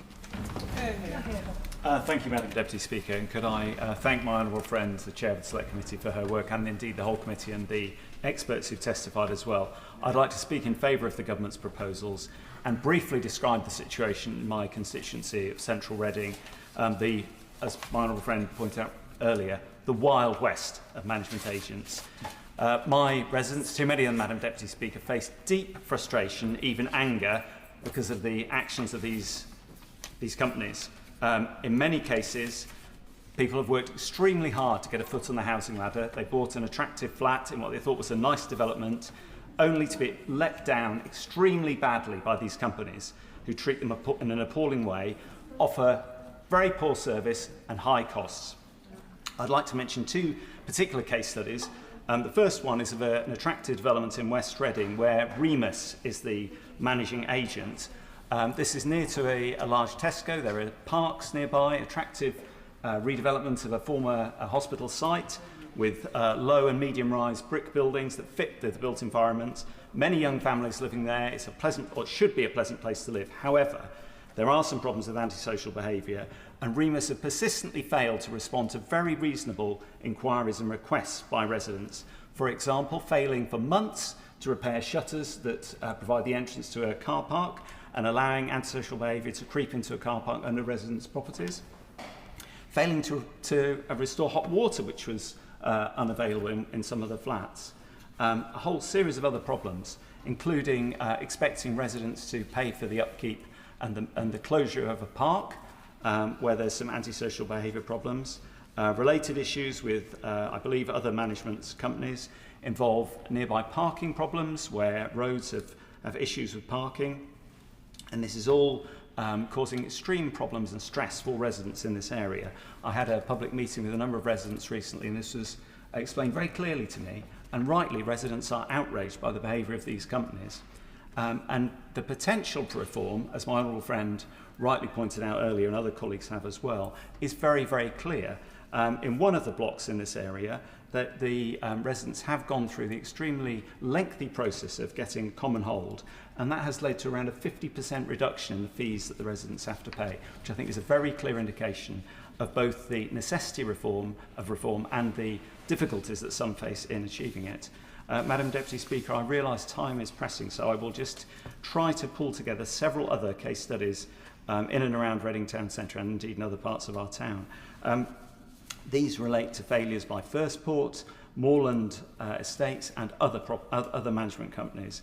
And they include issues like allowing antisocial behaviour to take place in stairwells, leaving residents intimidated, poor response to fire remediation some years after the Grenfell disaster, and a series of other difficult problems. Again and again, residents being put under pressure.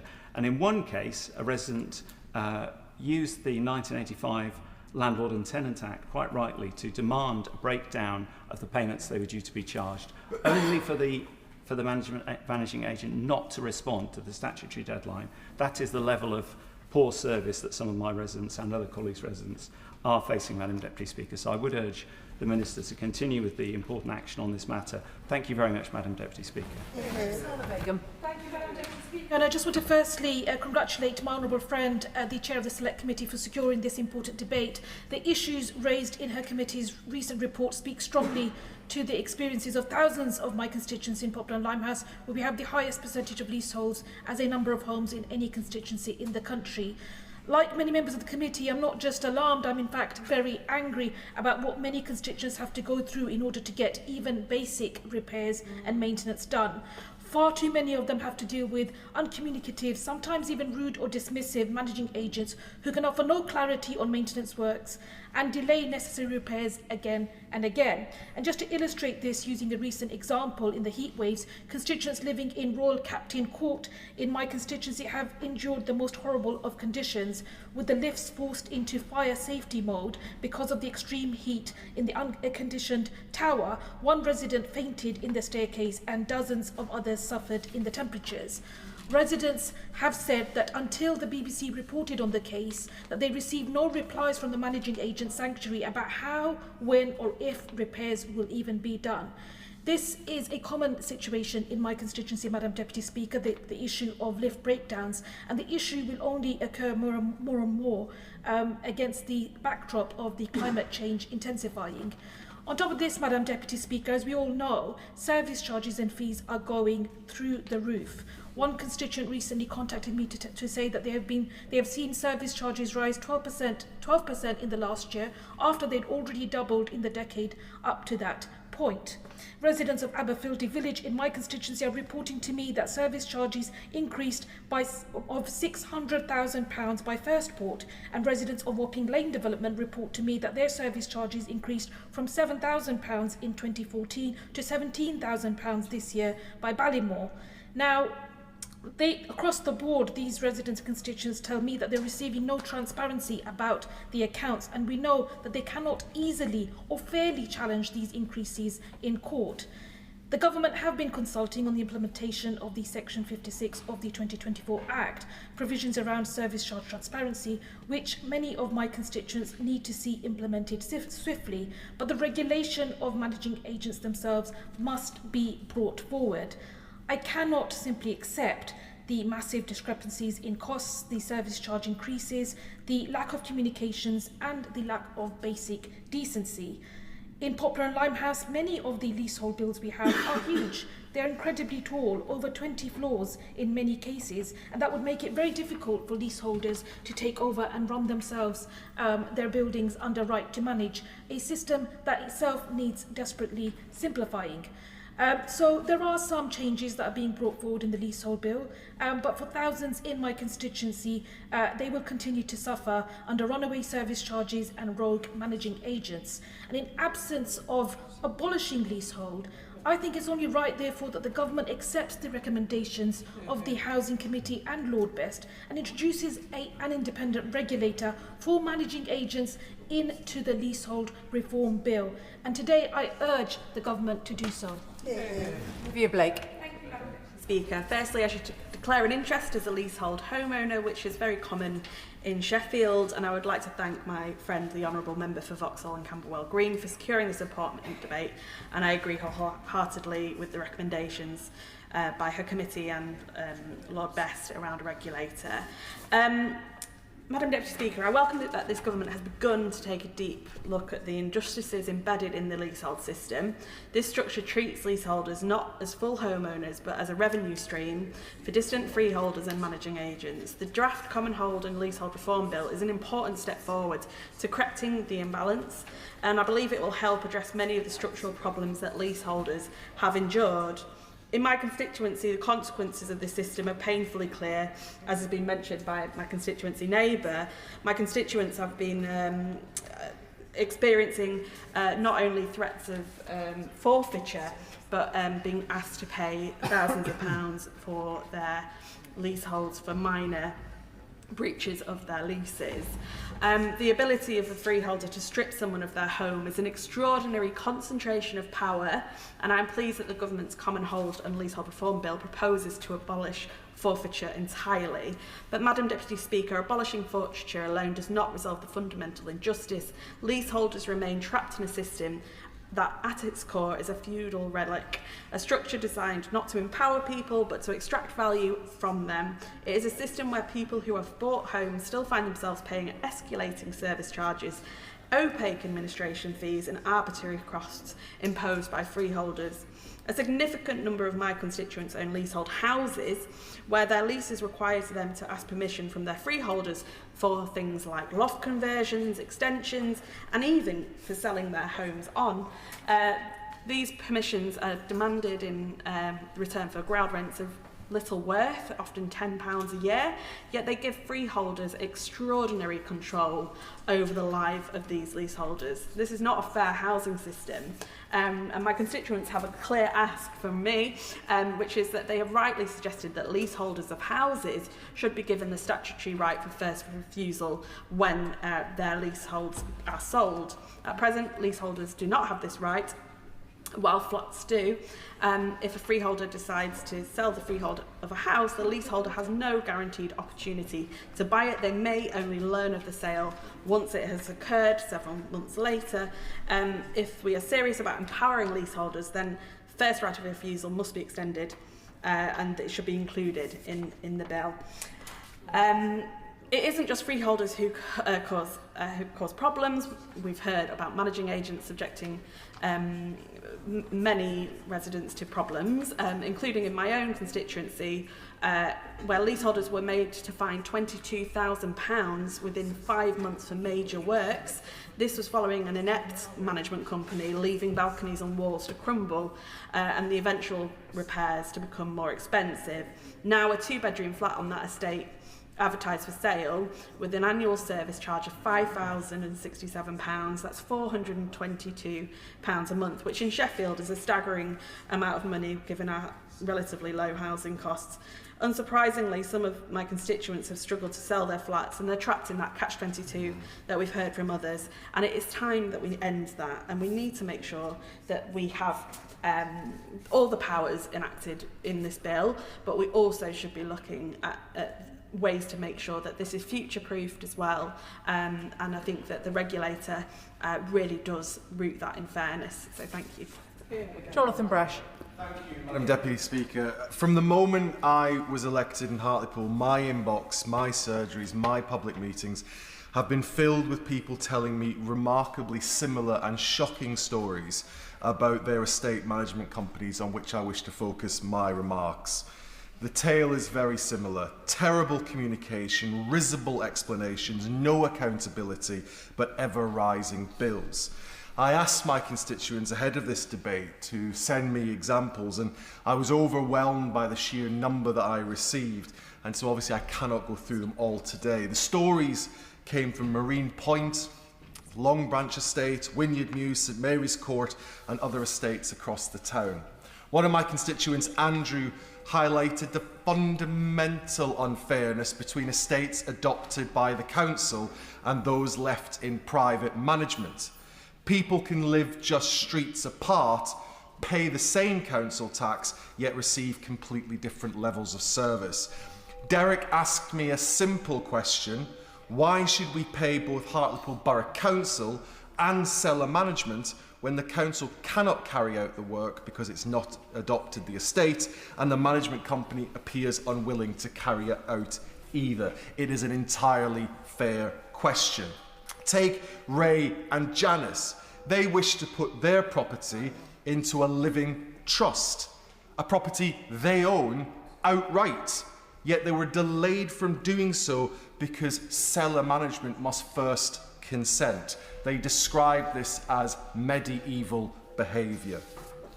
Jordan told me he was threatened over alleged unpaid invoices that he never received. The first meaningful communication was not an explanation, it was a demand. That is no way to treat people. Helena was told when she bought her Long Branch home that as more families move on to the estate, costs would fall because they would be shared more widely. The number of households has more than doubled. Her charges have not fallen, they have risen by more than £200. Kim described waiting months for basic repairs only for residents to feel that the work that was eventually carried out was of poor quality. Others have shown me photographs of unfinished drains, damaged curbs, maintenance left incomplete. These are not legal technicalities, they are the everyday experiences of ordinary families. People paying real money for work they cannot see, cannot verify, and simply do not believe has been carried out properly. My constituent Christine, whose property is managed by Kingston, told me residents were collectively charged around £24,000 to repaint a block of flats on the headland. Within 3 months, the paint was already peeling. Residents Order! Due to a fire evacuation of the palace, the sergeant on duty is requesting a suspension of the sitting.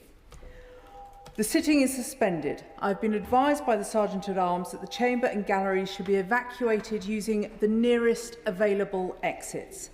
Please proceed in an orderly manner and follow the directions of doorkeepers or security staff.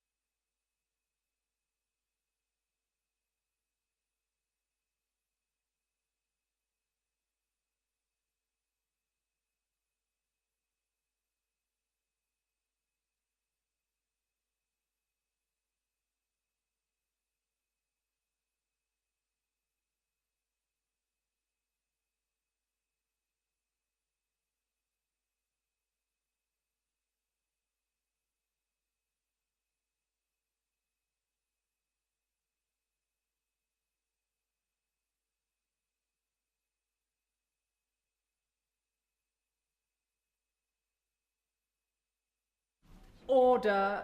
The sitting is resumed. Before I call upon Jonathan Brash to conclude his speech, the remaining members will have a time limit of 3 minutes. Jonathan Brash. Thank you, Madam Deputy Speaker. As I was saying, I welcome the government's commitment to leasehold reform, but ministers must ensure that estate management companies are not treated as an afterthought. The Leasehold and Freehold Reform Act 2024 provides important powers that have not yet been brought into force, so I do urge ministers to do that. But I would conclude by saying estates do need to be managed, but we should go back to how they were managed, by local authorities. This is the way to truly fix the system, ensure that every estate is adopted by every council and drive these estate management companies into the dust where they belong. Thank you, Madam Deputy Speaker. Yuan Yang. Thank you, Madam Deputy Speaker. I'll start by thanking the Housing Minister for all of his work on these landmark common hold reforms. His work has been tireless. I only hope that he finds my constant lobbying not too tiresome. I also thank the member for Vauxhall and Camberwell for her leadership on this issue. And I also do want to mention my parents and grandparents who are in the gallery today. And I thank them for making sure that throughout my childhood we had a roof over my head. Thanks to their efforts, I have enjoyed the childhood tour around all the various property tenures possible under English law, from council to private rental to leasehold to freehold, and a brief interlude as lodgers in a community Christian church. When my parents moved to Early, they bought a freehold house that was built in the 1960s. It came with no strings attached. If they had bought the same house built in the last 2 decades in a new build estate, it would have likely come with estate charges, with sang charges for some, and often with low quality roads and communal infrastructure that will never have any route to adoption by the local council. They would have had to pay a contract, they would have had a contract to pay these fees to a property manager, someone they didn't choose, and who they almost certainly cannot leave. 5 million leaseholders as well face similar fees from ground rent to property management charges that are very difficult to change. Now, what has happened over those few decades to make things so much worse for young families moving into new builds today than it was for those young families moving into new builds in the 1960s? The negotiations and the relationships between developers and local authorities, as other members have pointed out, have taken a turn for the worse. And as a result, over 1,000 constituents have been in touch with me seeking advice for taking control of property management and breaking free of the monopoly that is held over them. The problems are not just about charges. In 2024, the average annual service charge bill rose 11% to £2,300. It's 4 times the rate of inflation over the same period. And that means the average service charge now exceeds the average cost of all other utilities combined. In Shinfield, my constituents have been impacted beyond just this. They also pay a suitable alternative natural green space charge. Following negotiations instigated by myself between the landowners and the residents, they are still waiting for a final agreed position. And they face a lack of transparency. The residents of First Port in Woodley, for example, have negotiated through me a service charge freeze with their managing agents, but they still have lack of transparency about the underlying charges. That's why, yes. I think the honourable gentleman might heed the fact that members are on a very tight time limit, and he has not been present for any of the debate until this point. Yuan Yang. Thank you, Madam Deputy Speaker. I want to quote from one final resident in a First Port estate called June. I'm afraid that all the years of bullying, alternating with being ignored by First Port on all levels, have finally taken their toll on my mental health, she says. And therefore it's time for better regulation. Cat Eccles. Thank you, Madam Deputy Speaker. Even before coming to this place as a local councillor, I've dealt with so many issues relating to leasehold, property management and unadopted estates. A notable example is the Dalton Brook estate in my Stourbridge constituency, a mixed freehold and leasehold estate with houses and apartments built just over a decade ago by Taylor Wimpey and managed by Trinity Estates. Residents have been dogged by issues from day one, with a lack of transparency around estate management charges and decision-making, inheriting responsibility for communal land and infrastructure, and an associated public open space linked to the estate with no clear management and future transfer plan. Can I just pay tribute to Alan Watts, the lead resident of the Dalton Brook Action Group, and all the residents who have worked closely with me to hold the developer and the managing agent to account and unpick the multitude of issues that exist on mixed estates like this. I worked with the residents, the council, the managing agent and the developer to get the estate up to an adoptable standard, and this was not a quick process with pushback every step of the way. Developers should not be allowed to leave estates in an adoptable condition, and especially not to use it to generate more money from residents. Yeah. So I hope the Minister can look at how we can facilitate retrospective action for existing estates suffering with the leasehold system as well as new ones. And as part of the Labour leasehold group of MPs, we challenged Trinity Estates CEO directly on poor practice. And it was clear there was a total lack of oversight from head office as to what happens out on the ground. They promised they would do better, but Alan and the other Dalton Brook residents have seen nothing change. I also just want to raise concerns about the use of leasehold in retirement apartments such as Webb Court in Stourbridge, managed by Firstport. Residents seeking to enjoy their retirement are left stressed and frustrated by poor communication, lack of accountability, and with an agent who seems to see the residents as a hindrance rather than customers to serve. Recently, Firstport took the decision to upgrade the alarm call system. Not a problem, but the way this was done meant elderly residents faced a sudden demand of a lump sum of £1,100 to be paid immediately. And following my intervention, this magically reduced to £300, and we further negotiated a payment plan. But this was despite nearly £100,000 sitting in the reserve fund. I've also supported with other issues in other retirement complexes with other managing agents, such as lifts left unfixed, as we've heard today, and residents harassed for payments that they have already made. So I hope the Minister could consider the impact on our older generation in such situations, so they're treated with the respect and dignity that they deserve. Yeah. Brings us to the front bench. Gideon Amos, Thank you, Madam Deputy Speaker. Can I also thank the Honourable Member for Vauxhall and Camberwell Green and her Select Committee colleagues for their excellent report and for securing this important debate. Honourable members have made important points from all sides of the House, including my honourable friends for Woking and Surrey Heath, who resolutely spoke up for their residents. Liberal Democrats welcome the introduction of a common hold framework, the abolition of leasehold for new build flats and the end of forfeiture. They are clear steps in the right direction, but they don't go nearly far enough. Liberals and Liberal Democrats have been campaigning for an end to unfair residential leasehold since the Liberal government's 1909 People's Budget. And over 100 years on, progress has been woeful. Nearly 5 million households in England are living under this feudal system today. The Housing Secretary himself has called ground rents money for nothing. So why pay £250 for nothing for the next 40 years? And for any of the 5 million leaseholders living under the system right now, the draft bill does very little to help them gain enfranchisement, fix service charges, or take control of how their buildings run. The government has said it is committed to bringing the feudal leasehold system to an end. Where are the goals and milestones that will mean it will happen? A target date is needed by which all leaseholders have had an affordable opportunity to convert to common hold and for the right to manage across the sector. As a first step to achieving these targets, government should enact all the remaining Law Commission recommendations on enfranchisement, including, for example, cutting out the swindle of development values. Recommendations which came out 6 years ago, but for some reason remain unimplemented.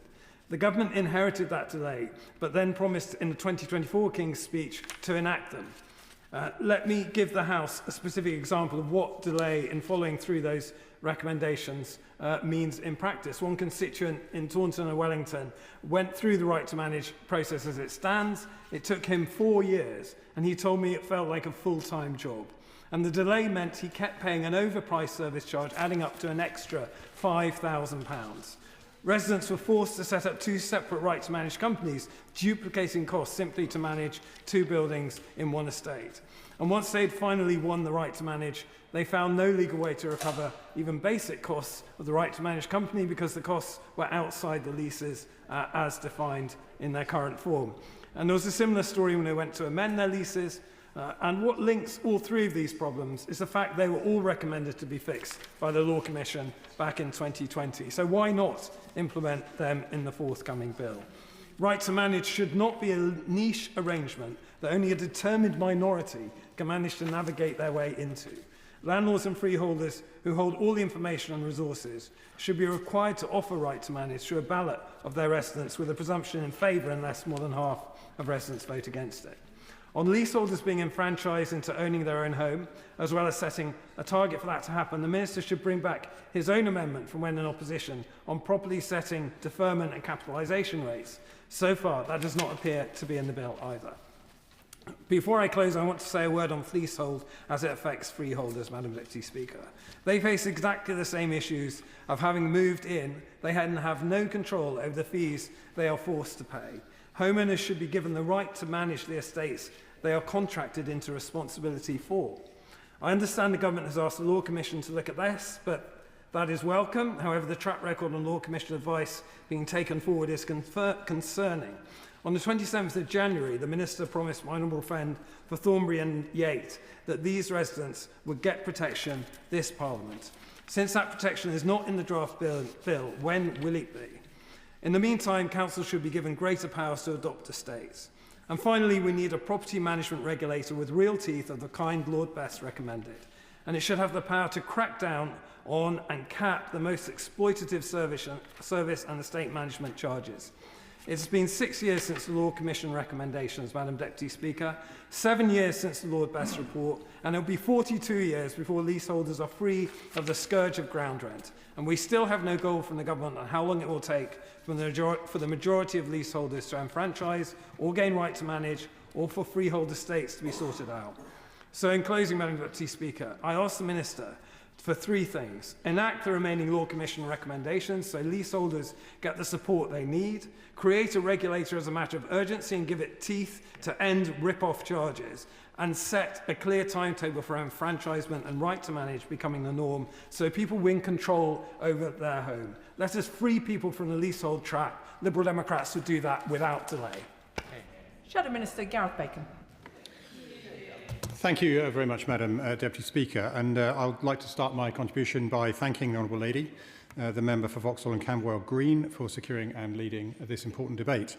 I would also like to pay tribute to the work of the MHCLG Select Committee that they've undertaken under her leadership to look into this issue, which generated a 159-page report containing a series of recommendations and the debate that we are having today. Now, Madam Deputy Speaker, I am conscious of time, so I will not comment on the contributions that we have heard from across the House today. But I would like to extend my thanks to honourable members on all sides who have made considered and important contributions to this debate. Madam Deputy Speaker, the opposition is supportive of leasehold reform. There are, as we've heard a multitude of times, approximately 5 million leasehold properties across England and Wales, and it's clear that the leasehold system is one that comes with its own problems and requires changes. For too many leaseholders, the costs just keep piling up. In 2023-24, the average ground rent paid by a leaseholder in England was £304. And that comes alongside a 5.8% increase in the annual service charge value, taking the average annual cost to nearly £3,000. And in London, those costs are even higher, with an average of £412 for ground rent, while service charges can sit at around £8,000 in some modern high-rises. Even at their highest, the costs continue to rise and bring more and more uncertainty for leaseholders.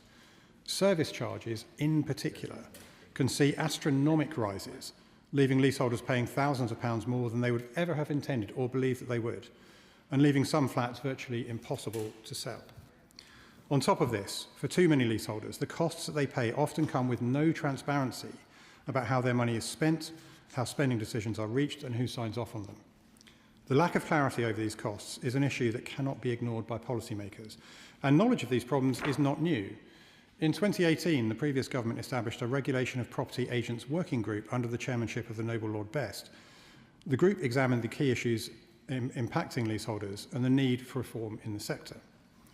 The group issued its report in 2019 and proposed a new regulator and regulatory regime and new enforcement system.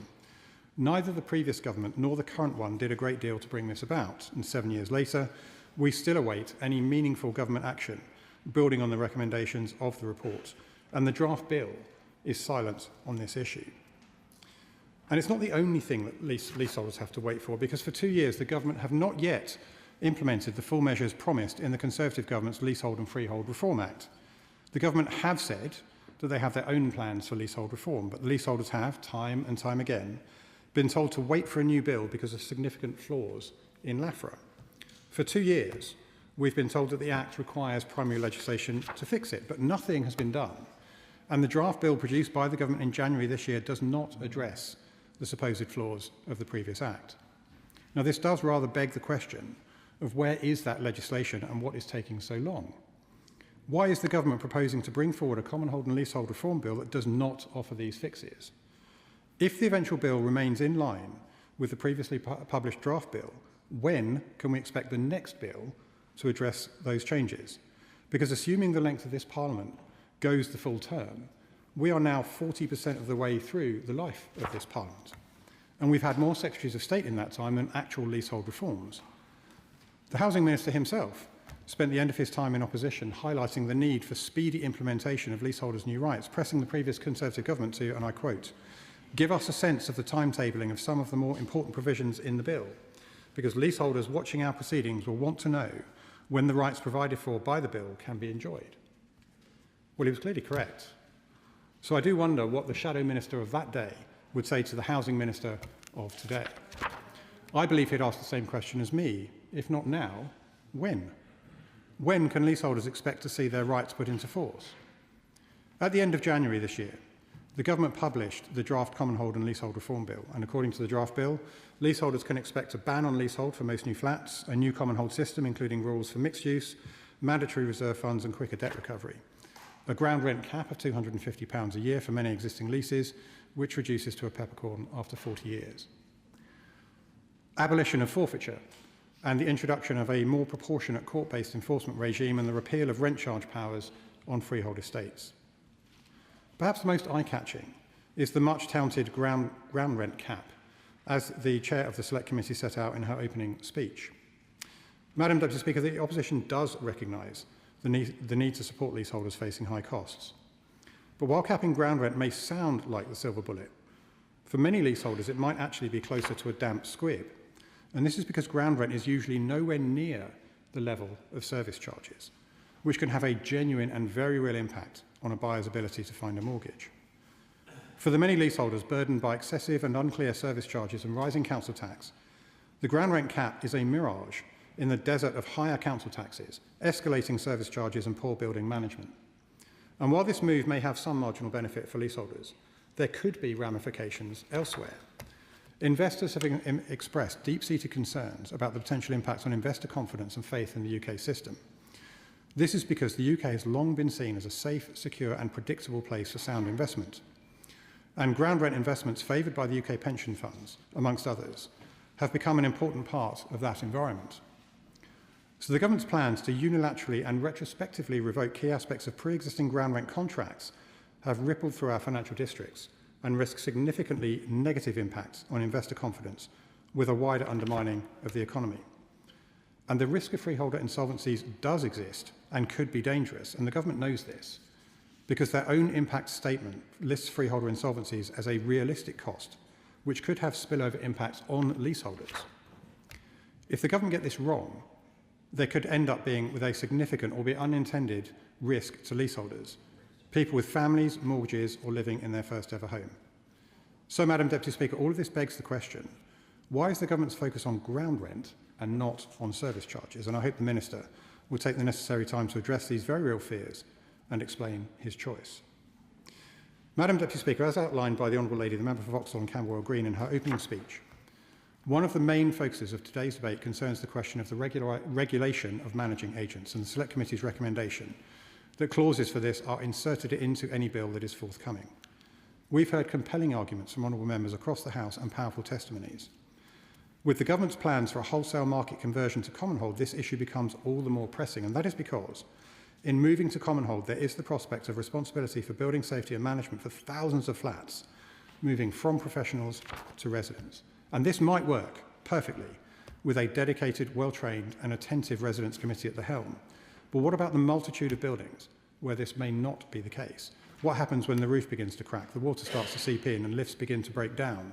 What happens when the sinking fund has been drained and the Residents Committee chair, who might be under mounting social pressure, is forced to cut service charges to unhealthily and impractically low levels? We must ensure that if commonhold is to become the norm, the government is not laissez-faire in how it implements it as a system. The government mustn't blindfold residents into sleepwalking into a situation where their homes are under management without proper training, without a strong mandate, or without adequate knowledge of building safety and flood risks. To guard against this, it may very well be that common hold residents choose to hire a managing agent to care for their homes. Of course, there are managing agents in existence today. Some are good, some are not. And as outlined at the start of my speech, many leaseholders have spoken of the bad experiences they have had at the hands of some managing agents. The difference between managing agents being appointed under a common hold system rather than a leasehold one is that the managing agent's client would be the homeowners, I'm just winding up, Madam Speaker, would be the homeowners themselves, not a distant freeholder. The residents themselves would have the power to hire and fire the managing agent, and that is why the Select Committee's recommendations are so important. If there is to be a regulator, it must have teeth. As the Noble Lord Best said in his report in 2019 and applied again in his evidence to the Select Committee on the 10th of March, and as the Honourable Lady said in her speech, because if there is to be a regulator, it is absolutely crucial that it work as intended. It would need to have the requisite expertise, personnel and budget to discharge its duties efficiently. Lessons must be learned from the failings of other regulators, such as the Building Safety Regulator. So as the Government considers bringing its bill forward and examines the work of the Select Committee, if the Government do decide to heed the recommendation of the Select Committee, I hope the Minister will commit to working across party with the whole of industry to ensure the Government gets it right first time. Minister Pennycook has agreed to give a short speech to accommodate the next debate. Minister Pennycook. Thank you, Madam Deputy Speaker. Can I start by declaring an interest? My wife is the Joint Chief Executive of the Law Commission, whose work I will cite in the course of my remarks. It is a pleasure to respond to this vitally important debate on behalf of the Government. I warmly congratulate my honourable friend, the member for Vauxhall and Camberwell Green, on securing it. Common hold and leasehold reform and the regulation of property agents are issues of the utmost importance to millions of homeowners across the country, and I commend her and the Backbench Business Committee for giving the House an opportunity to debate them in detail. I also want to briefly put on record once again my sincere thanks to my honourable friend, the other members of the committee and its clerks for the huge amount of work undertaken in support of pre-legislative scrutiny of the draft Common Hold and Leasehold Reform Bill. This has been an excellent debate, Madam Deputy Speaker, with many informed and passionate contributions, and I thank all honourable members who have participated. Collectively, those contributions have served to reinforce both the complexities and the challenges of leasehold reform and the strength of feeling that exists across the country in respect to the need to act boldly and urgently to provide relief to the millions of leaseholders and residential freeholders currently suffering as a result of unfair and unreasonable practices. And make no mistake, Madam Deputy Speaker, they are suffering, and we've heard some particularly egregious cases in the debate today. What may seem like prosaic matters to many, service charges, ground rents, consent fees, are the source of acute financial hardship and misery for huge numbers of those living in one of the approximately 5 million leasehold dwellings in England and Wales. So let me be as clear as I can from this dispatch box. Leaseholders are being routinely gouged by freeholders and managing agents acting on their behalf, and they're being gouged as a result of a system that denies leaseholders control over the homes they live in and have paid for, and subjects them to extraction in the form of punitive, escalating ground rents, unreasonable or extortionate charges, unjustified permissions and administration fees, and onerous conditions, often imposed with little or no consultation. I've said it many times before, I'll say it again today. This is not what home ownership should entail. Leasehold is blighting lives. Leasehold is a barrier to a fair and efficient modern residential property market. Leasehold is an anachronism in the 21st century. And the aim of this government by the end of this Parliament is nothing short of dismantling it and the corresponding emancipation of leaseholders. Now, I'll heed your strictures, Madam Deputy Speaker. I don't have time, therefore, to respond to all the specific points that have been raised about freehold estates, service charges, development value, the retirement sector. These are all well-made points. I'm more than happy, as ever, to speak to honourable members outside of the chamber. But I can assure the House none of those issues are an afterthought. Where there are provisions in the 2024 Act, we are working at pace to take them forward. Where there are issues outside of the draft bill, like freehold estates, as my honourable friend from Hartlepool knows, we have consultations where we're analysing feedback. Just to say briefly on the draft bill, Madam Deputy Speaker, we made a clear and unambiguous commitment in our manifesto to act where previous governments had failed and finally bring the leasehold system to an end. That forthcoming Common Hold and Leasehold Reform Bill is not the end of that story, but it is integral to honouring that manifesto commitment. And as the committee's report rightly recognises, the draft legislation represents a significant step towards ending the leasehold system for good, delivering greater fairness for leaseholders while laying the foundations for a reinvigorated Common Hold model. I'm immensely grateful to the committee for its detailed and thoughtful scrutiny of the draft bill. Their report provides a valuable set of recommendations as we continue the process of augmenting, strengthening and refining the bill for introduction. As my honourable friend, the chair of the committee, knows, we're considering each of those recommendations carefully. I hope that we can report back in the not too distant future.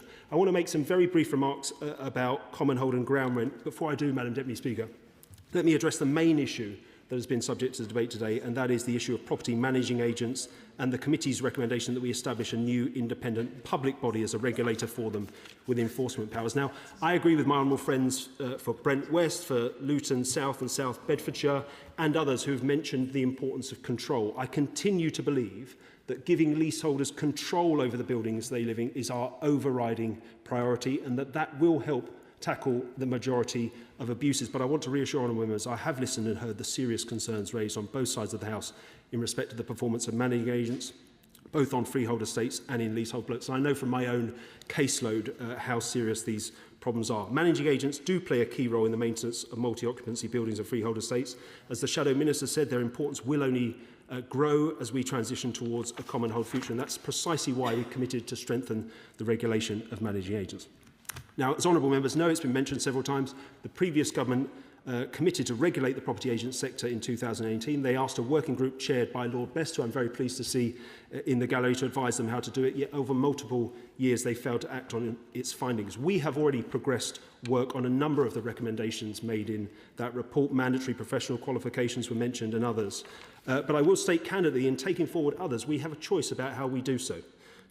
Those and other measures designed to strengthen the regulation of managing agents. And we face those choices in the context of a substantive bill which is already around 260 clauses and 20 schedules and could grow further, and the fact that we have made very clear, and I stress this point again to honourable members, this is not the only piece of legislation required to meet our manifesto commitments. Other pieces of primary legislation required not least to enact remaining Law Commission recommendations on enfranchisement and the right to manage. But I want to make clear, I take very seriously the committee's recommendation for a new independent regulator. I'm certainly not going to stand here and rule one out. Indeed, I am personally extremely sympathetic to it. But we will set out our overarching position on the regulation of estate, letting and managing agents in due course. And I can assure honourable members that in finalising that position, we'll continue to consider all aspects of Lord Best's report. Briefly, Madam Deputy Speaker, on ground rents, I can feel your eyes upon me, so I'm going to skirt over common hold. I'm more than happy to speak to any honourable members who've got particular concerns about common hold. Ground rent in particular, I just want to touch on the decision the government made in the draft bill. We committed in our manifesto to tackle unregulated and unaffordable ground rent charges. We are delivering on that commitment through the bill. The draft bill, as honourable members know, will cap ground rents at £250 a year, initially changing to a peppercorn after 40 years, and this will deliver immediate relief for hundreds of thousands of leaseholders during this Parliament. Over the lifetime of that policy position, it will save leaseholders between £10 and £12.7 billion. This is a significant intervention. After 40 years, all ground rents will change to a peppercorn, ensuring that ground rents are brought to an end in their entirety. But it is our view that a 40-year transitional period is necessary to avoid the unintended consequences and ensure stability for leaseholders and the wider property market. This is a balanced and fair solution to the problems caused by unaffordable, unregulated ground rents. I agree with my honourable friend, the chair of the Select Committee, the cap must be introduced as soon as possible so that leaseholders can benefit from reduced costs and more easily access mortgage financing when looking to move home. Subject to parliamentary timings, we're seeking to introduce the ground rent cap by 2028 at the latest. That's not the end of 2028, it's a point in time in 2028 at the latest. But I do want to stress, at the latest, it's up this House to ensure that pieces of legislation can progress more quickly. Just before concluding, Madam Deputy Speaker, the Shadow Minister put a very specific question to him, and I can helpfully clarify. There's no ambiguity on the fixes that need to be made to the 2024 Act. It's really unfortunate we have to make fixes to that Act. We shouldn't be repairing primary legislation through new primary legislation, but we confirmed in the King's speech on the 13th of May that fixes to those flaws will be included in the forthcoming substantive common hold and leasehold reform bill. To conclude, Madam Deputy Speaker, can I once again thank my honourable friend for applying for this debate, the Backbench Business Committee for granting it, and all those honourable members who've participated in it for sharing their concerns, insights and case studies. I look forward to providing the committee with a formal response to its report as quickly as we possibly can, notwithstanding current constraints. and to continued engagement with it as our substantive Common Hold and Leasehold Reform Bill progresses and we continue to implement those reforms to the leasehold system that are already in statute. Florence Echelami to wind up. Thank you, Madam Deputy Speaker. And again, I will be mindful of time just to thank the 24 backbench contributions, and I hope that the Minister will see that there is cross-party support. We want to keep this on the agenda. We will continue to keep this on the agenda because it's only right that this Parliament does what the Labour manifesto committed to in bringing an end to the feudal leasehold system. The question is as on the order paper. Has made that opinion say aye? Aye. Has made that opinion say aye? Aye. On the contrary, no? The ayes have it. The ayes have it. I'll give the front benches a moment to shuffle over. Well done. Thank you. Thank you, Gareth. If people could exit swiftly, we do need to start the next debate. We now come to the backbench debate on access to further education, and I call Sarah Pochin, who will speak up to 15 minutes. Sarah Pochin. Thank you, Madam Deputy Speaker. I beg to move the motion on the order paper in my name, and I thank the Backbench Business Committee and all the honourable members who supported bringing this debate, this important debate, into Parliament today. I want to raise an issue that goes to the heart of opportunity, aspiration and economic productivity in my constituency of Runcorn and Helsby, and that is post-16 education. Too often we speak about equality of opportunity as though it can be achieved through slogans, white papers or ministerial announcements. But for a young person leaving school at 16, opportunity is far more practical than that. It is about whether there is a good college course nearby. It is about whether they can afford to enrol on an apprenticeship without spending hours getting there, and how they find the money for travel. It is about whether they can see a clear route from the classroom into a skilled, well-paid job. And it is about whether they believe they can build a successful life in the town where they grew up. For too many young people in Runcorn, those routes are not clear enough.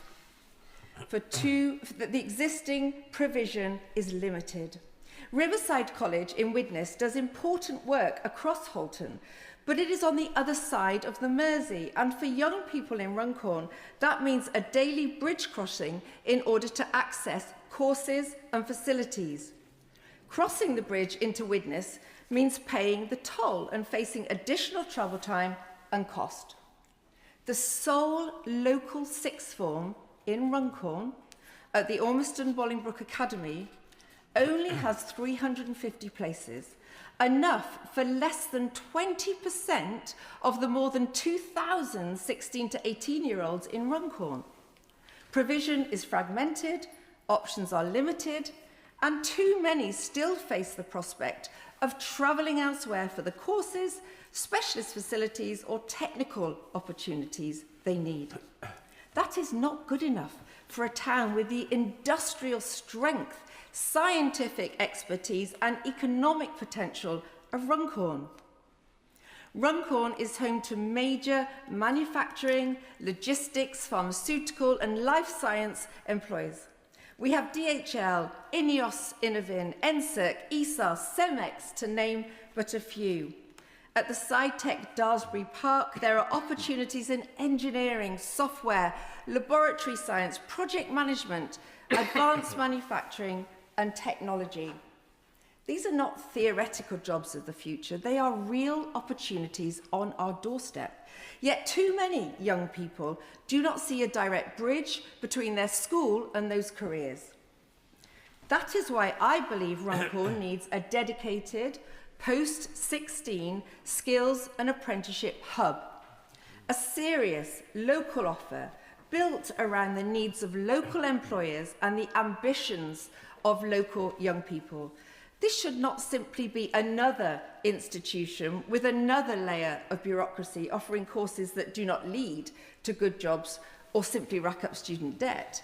It should be a practical partnership between Riverside College, local schools, Halton Borough Council, major employers and the government. It could provide specialist technical education in engineering, construction, health and social care, digital skills, laboratory science, logistics and advanced manufacturing. It could offer high-quality T-levels, apprenticeships, traineeships and routes into higher education. It could give young people access to work placements, mentoring and guaranteed interviews with local employers.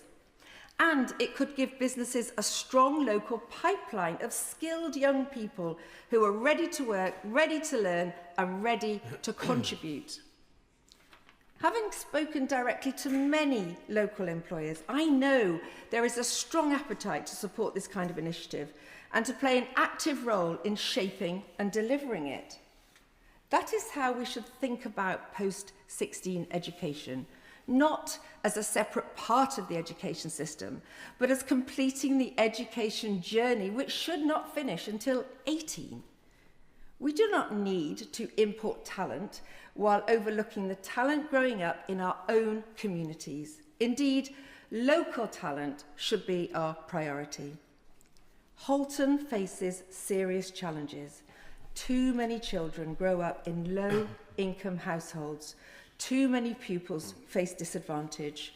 Too many young adults leave education without the qualifications that would have opened up doors for them. In a constituency where many families have seen opportunities disappear over generations, post-16 education must be part of rebuilding hope. That includes confronting difficult truths. The evidence shows that disadvantaged white British pupils, particularly boys, continue to experience poor educational outcomes in many parts of the country and in communities such as mine, where the population is overwhelmingly white and where deprivation is entrenched, that cannot be treated as an awkward subject to be avoided. But neither should we ignore a generation of working-class children who feel that the education system does not understand them, does not speak to them, does not offer them a route to a secure future. When a young person cannot see the point of school, cannot see a realistic job at the end of it, and cannot access training close to home, disengagement becomes more likely. And the consequences are severe. Fewer qualifications, weaker employment prospects, lower wages, a greater risk of being left behind, with nothing to show for years at school and no prospect of employment. That is bad for those young people. It is bad for their families and it is bad for the community. Towns like Runcorn cannot thrive, cannot grow, cannot prosper without a high standard of education and decent job prospects for its young people. The answer is not to lower expectations. It is to give young people something real to aspire to. A young person in Runcorn should be able to leave school knowing that they can train for a career in engineering, become a laboratory technician, enter digital work, learn a skilled trade, join a manufacturer, or progress towards university. I therefore ask the Minister to work with local education providers, Holton Borough Council and employers to examine how a dedicated post-16 skills and apprenticeship hub for Runcorn can be delivered. That work should include a proper assessment of the local skills gap, the courses employers need, the facilities required and the opportunities for a satellite campus or specialist centre in Runcorn itself. It should also include a clear expectation that major local employers play their part through apprenticeships, placements, career advice and direct partnerships with schools and providers. Runcorn has the businesses, it has the people, it has the potential. What it needs is a more ambitious local settlement between education, industry and government. The young people of Runcorn, Frodsham and Helsby are every bit as capable, ambitious and hard-working as young people anywhere in Britain. They do not need pity, they need opportunity. And they deserve the chance to gain the skills, qualifications and confidence to build successful lives in the communities they call home. For Runcorn, for our local economy and for the next generation, we must do better. Thank you. Yeah. The question is, as on the order paper, this debate has to conclude at 5 for me to accommodate all the backbenchers. Speaking limits of 2 minutes. Lee Ingham. Thank you, Madam Deputy Speaker. Investment into our colleges is essential to this country's future and to our manufacturing sector, our house building targets and to our NHS. Now in Stafford, it is clear we have no shortage of ambitious young people. I know this, I meet with them weekly. But we must invest in their futures, in our colleges, to make sure their future is all it can be. I am proud of what this government investment has delivered so far. Our advanced manufacturing tech is going to change the landscape in Stafford, and that work done in combination with our local employers, hand in glove, shows exactly what can be achieved by an ambitious Labour government. But I also want to take this opportunity to raise something that has been put to me directly by my local college and by Make UK, because it gets to the heart of a problem of how we fund our manufacturing and technical education.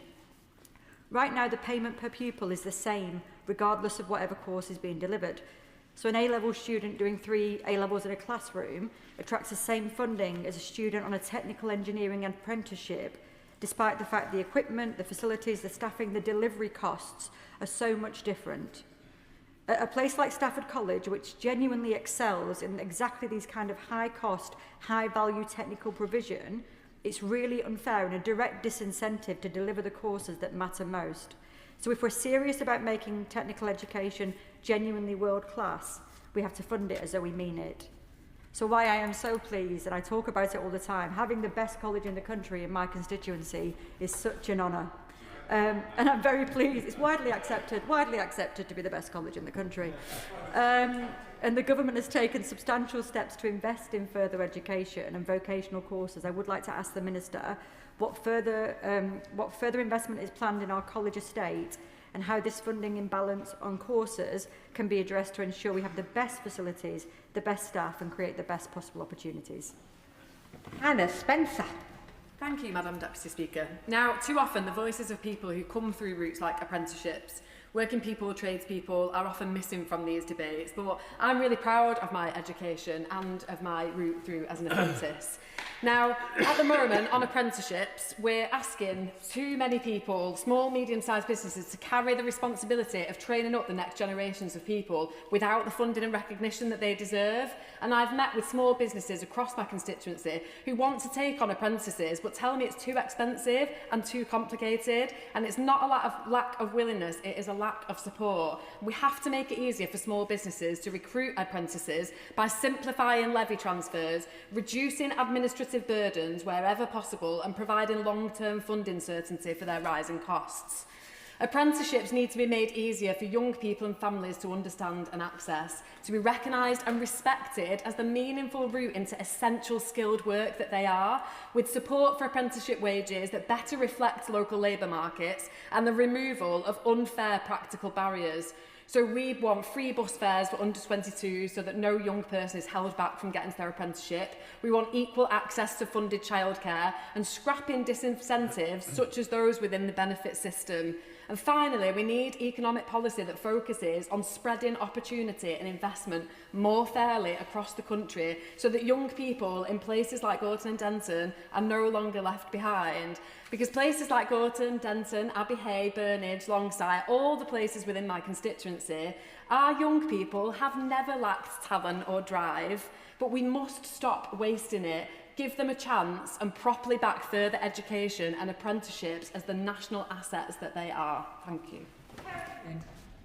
Whereas, Madam Deputy Speaker, I want to raise awareness of the transformative role of further education in remote coastal communities like mine in Camborne, Redruth and Hale in Cornwall.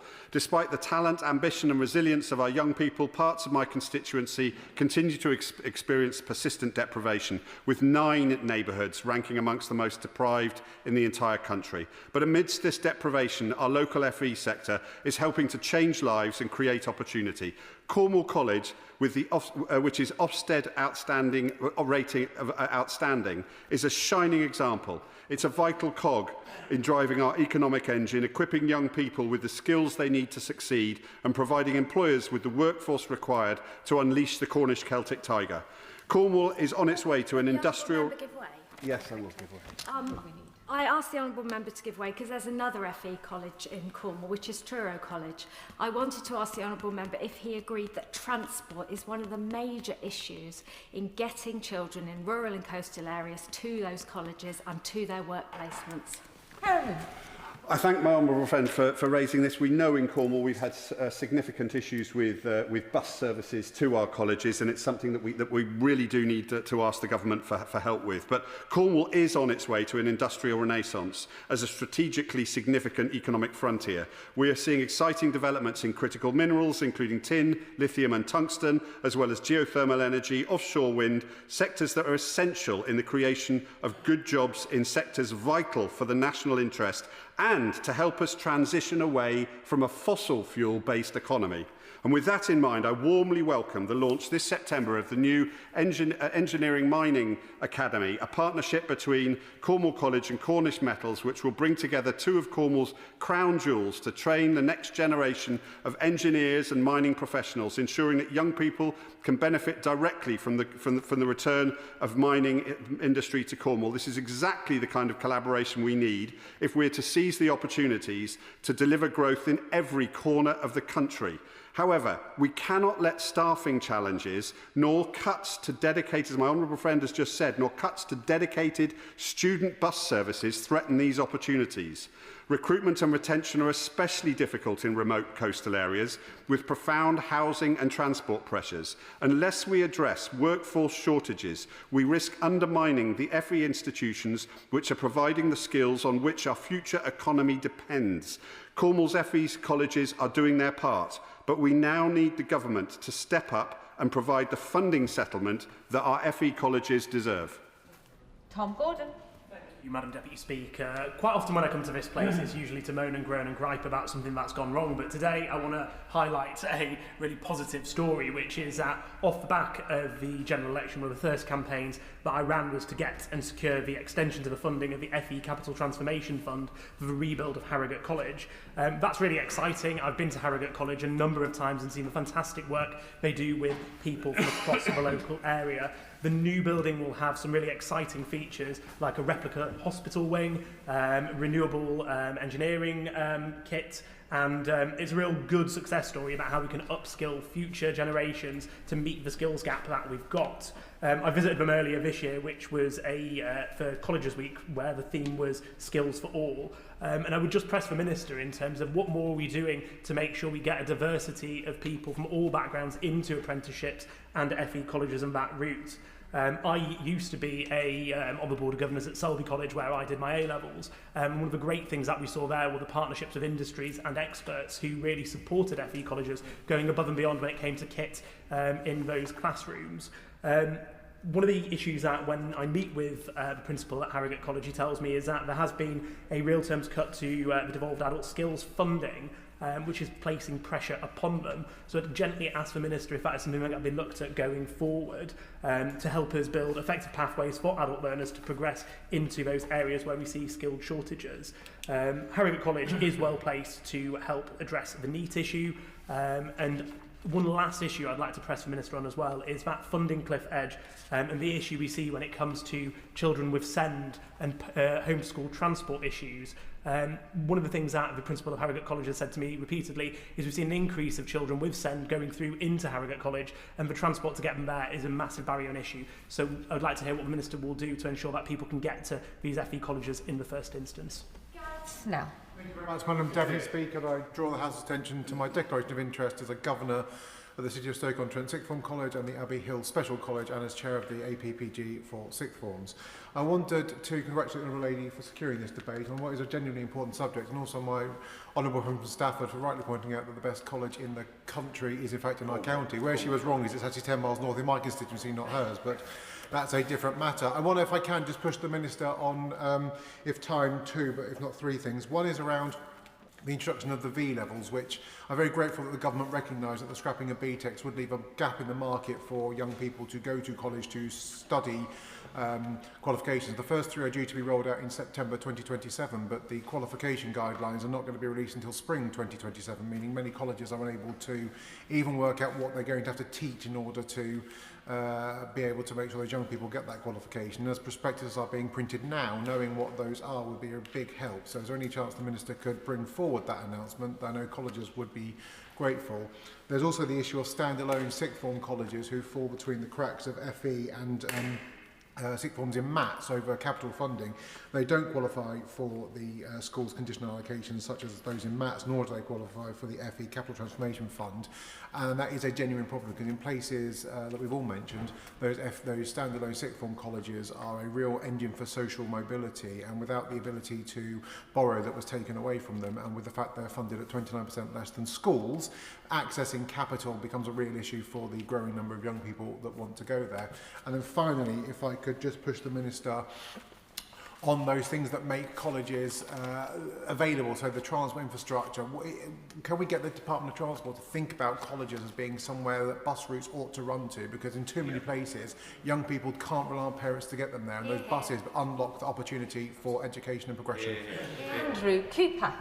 Thank you, Madam Deputy Speaker, and I too thank the Honourable Member for securing this important debate. I will spare Honourable Members the parts of my speech about the importance of FE. I'm sure we all agree it's very important. And instead, I'd just like to talk to the Minister a little bit about the lasting impact on further education in my constituency caused by his department's 2016 review into post-16 education in Cheshire. That review has had deeply damaging consequences across mid-Cheshire that continue to be felt by children in Northwich, Winsford and Middlewich. We know that there's a clear and well-established link between the distance a student has to travel for further education and their likelihood of both remaining engaged and successfully completing their course. And in mid-Cheshire, we've been caught in a bit of a perfect storm.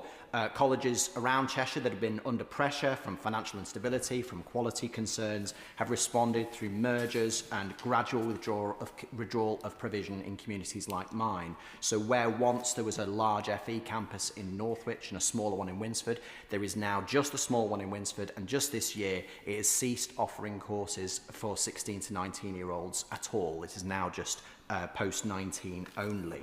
And Winsford, incidentally, has NEET levels 5 percentage points higher than the borough-wide average for Cheshire West and Chester.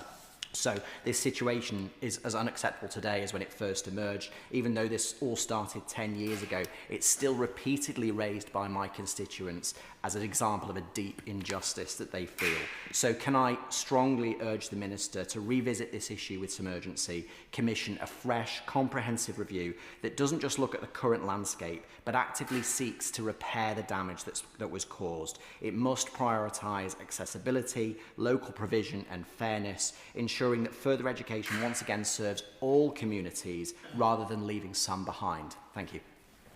I call the Liberal Democrats spokesperson Ian Sollum. Thank you, Madam Deputy Speaker, and I congratulate the member for Runcorn and Helsby for securing this important debate. Madam Deputy Speaker, access to further education is access to opportunity. For most young people and for a great many adults, it's the route to a job or a route back into learning. And when that access works, it changes lives. When it doesn't, we don't just fail an individual, we fail their family, their local community, the economy, and over a lifetime, the public purse. And yet, we don't make it as easy as it should be to access further education. I'd like to focus on, if I may, on two particular barriers, funding and transport, where I would suggest the government is neither going far enough nor fast enough. Last year, in the Skills White Paper, the Education Secretary promised real terms increases in per-pupil funding for 16 to 19 providers. Instead, per-head funding this year is going up by just 0.55%. That is a real terms cut. Overall funding for 16 to 19 education now stands at around 4.7 billion, 30% below its inflation-adjusted high of 6.8 billion in 2003-2004. Now, Cambridge Regional College sits just over the border of my constituency of St Neots and Mid Cambridgeshire. Its principal, Mark Robertson, has been clear with me about the cost, a pay gap of around £12,500 between school and FE teachers, at a time when they need enough maths and English teachers to deliver resits for about 1,300 young people in each subject. Teachers who could earn thousands more teaching exactly the same subject in a school down the road. Less visible, but just as damaging, colleges are funding on the previous year's intake, not this year's. So when demand rises, and it is rising, colleges have to enrol and teach students now and wait often a full academic year to be funded for them. Nationally, colleges took on around 32,000 additional 16 to 19 students in 25-26 to meet that rising demand, and were left to absorb the costs themselves. That's not a funding system that supports improving access. And I would just suggest two changes that might help. As the Minister will know, colleges, unlike schools, cannot reclaim VAT. That amounts to a tax on further education worth around £210 million per year. The Liberal Democrats would end that anomaly, and we would also extend the pupil premium to post-16 learners, including those in FE, so that support for disadvantaged young people doesn't simply stop the day they turn 16. Now, of course, funding cannot reach a college that isn't there. Again, an example from my own constituency, St Neots is the largest town in Cambridgeshire, and it has no further education college of its own. And despite some innovative efforts to provide some provision in the town, many of our young people must travel to reach the courses that could change their lives. And St Neots is far from being the only further education cold spot in the country, of course, which is that second barrier, transport. Madam Deputy Speaker, the law requires every young person to remain in education or training until 18, but it does not require any local authority to help them get there. Once a young person turns 16, transport support becomes discretionary rather than statutory, a cliff edge that arrives at exactly the point the law starts asking more of them, not less. The Association of Colleges tells us that some students face journeys of up to 3 hours a day to reach their course, and colleges are increasingly subsidising transport themselves out of budgets meant for teaching and learning. Now, the Liberal Democrats have urged the government to fully restore the £2 bus fare cap, a change that hits rural passengers particularly hard, and exactly where too many of their young people are trying to reach college. And perhaps the Minister could also explain, in the context of this debate, why a more direct measure, a concessionary bus pass for under 22s, recommended by the Transport Select Committee, was rejected by the government as unaffordable. Madam Deputy Speaker, I'll just conclude. It is worth highlighting what it costs when access fails. The Milburn Review puts a number on it, an average of £29,000 a year for every person who is not in education, employment or training, rising to a lifetime cost of £240,000. We spend £7,900 a year on a further education student. That's not a close call. It is a false economy on a national scale, and there is a missed opportunity sitting on our own doorstep to prove it doesn't have to be this way. So I hope the Minister will tell us how the government plans to address those barriers to access. Thank you. I now call the Shadow Minister, Bradley Thomas. I believe it's the Shadow Minister's first time. Congratulations and welcome, Bradley Thomas. I congratulate the Honourable Member for securing this debate.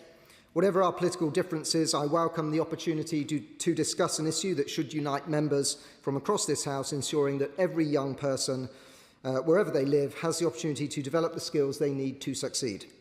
After the previous Labour government badly neglected apprenticeships, the Conservative Party prioritised them, delivering around 5.8 million apprenticeships between 2010 and 2024 and creating apprenticeship routes into 70% of occupations. On this side of the House, we're clear that further education is a great driver of social mobility. That's why I'm proud that the previous Conservative government introduced T-levels, degree-level apprenticeships, the apprenticeship levy, and put English and maths at the heart of all vocational qualifications, helping people to climb up the ladder of opportunity and fortify their careers with the in-demand skills that businesses need.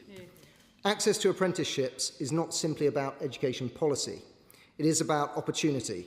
It's about social mobility, and it is about ensuring that the next generation can harness their unique talents to build rewarding careers, support their families, and contribute to the prosperity of our country. Apprenticeships should enjoy parity of esteem with academic routes. University is the right choice for many, but it is not the only route to success. We also now know that higher level apprenticeships are out-earning the average degree according to the Centre for Social Justice. The right qualification at the right time can alter the trajectory of an entire family for generations. But we must also be honest. Warm words alone will not create a single apprenticeship place. And with level 2 apprenticeship starts hitting the lowest level in 4 years last year, the time for action is now. Ministers wax lyrical about growth, about skills and about opportunity, yet employers continue to raise concerns about complexity, uncertainty and a system that is still failing too many young people. Young people, however, cannot build careers on announcements alone. The Honourable Member for Makerfield spoke passionately this week about placing technical education at the heart of economic renewal. This aspiration is welcome, but aspiration without delivery does little for young people looking for an apprenticeship today or for the small business that is struggling to recruit today and tomorrow. His Majesty's most loyal opposition has put forward a clear alternative through our New Deal for Young People, one that places apprenticeships and technical education at the heart of economic opportunity. We will expand high-quality apprenticeships, remove barriers that prevent employers from taking on young people, and ensure that skills funding follows the needs of local economies rather than the priorities of Whitehall. And we believe that employers should find it easier, not harder, to invest in the next generation. We believe that colleges should have the flexibility to respond to local labour market demand, and above all, we believe that every young person deserves a pathway into skilled employment, whether that's through university, an apprenticeship, or another technical route. And if the government genuinely believes that apprenticeships are central to growth, then they, and the Honourable Member for Runcorn's party, who need to see what properly considered policy looks like, should accept our fully funded New Deal for Young People, which will scrap real interest rates on Plan 2 student loans so that balances can no longer rise faster than inflation, saving graduates tens of thousands of pounds over the course of their careers, create 100,000 more apprenticeships for 18 to 21-year-olds by lifting funding caps and supporting employers with up to £5,000 for every British apprentice they hire, and introduce a £5,000 first job bonus, allowing young people to keep the first £5,000 of national insurance they would have paid by placing it into a savings account for a first home or future security. The proposal for an apprenticeship hub in the Honourable Member's constituency deserves to be examined on its merits.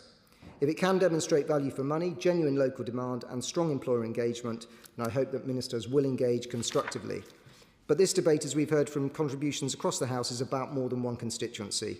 It's about whether a young person leaving a school believes that hard work and determination will be rewarded.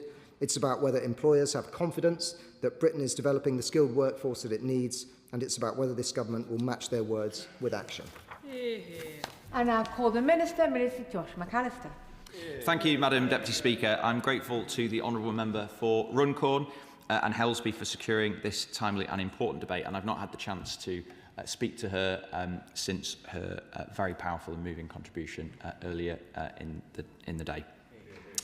FE colleges are engines of economic growth, Madam Deputy Speaker, and also social justice. They are anchor institutions bridging talent with opportunities. Often overlooked, they are central to our very success and prosperity as a country. I know full well the power of further education from my own local college, Lakes College in Cumbria, which, from the power of the dispatch box, I will declare is the best in the country. It has a distinctive national specialism in nuclear skills and engineering, but it is essential that everyone, whatever their background and circumstances, and wherever they live, can access the opportunities of excellent further education.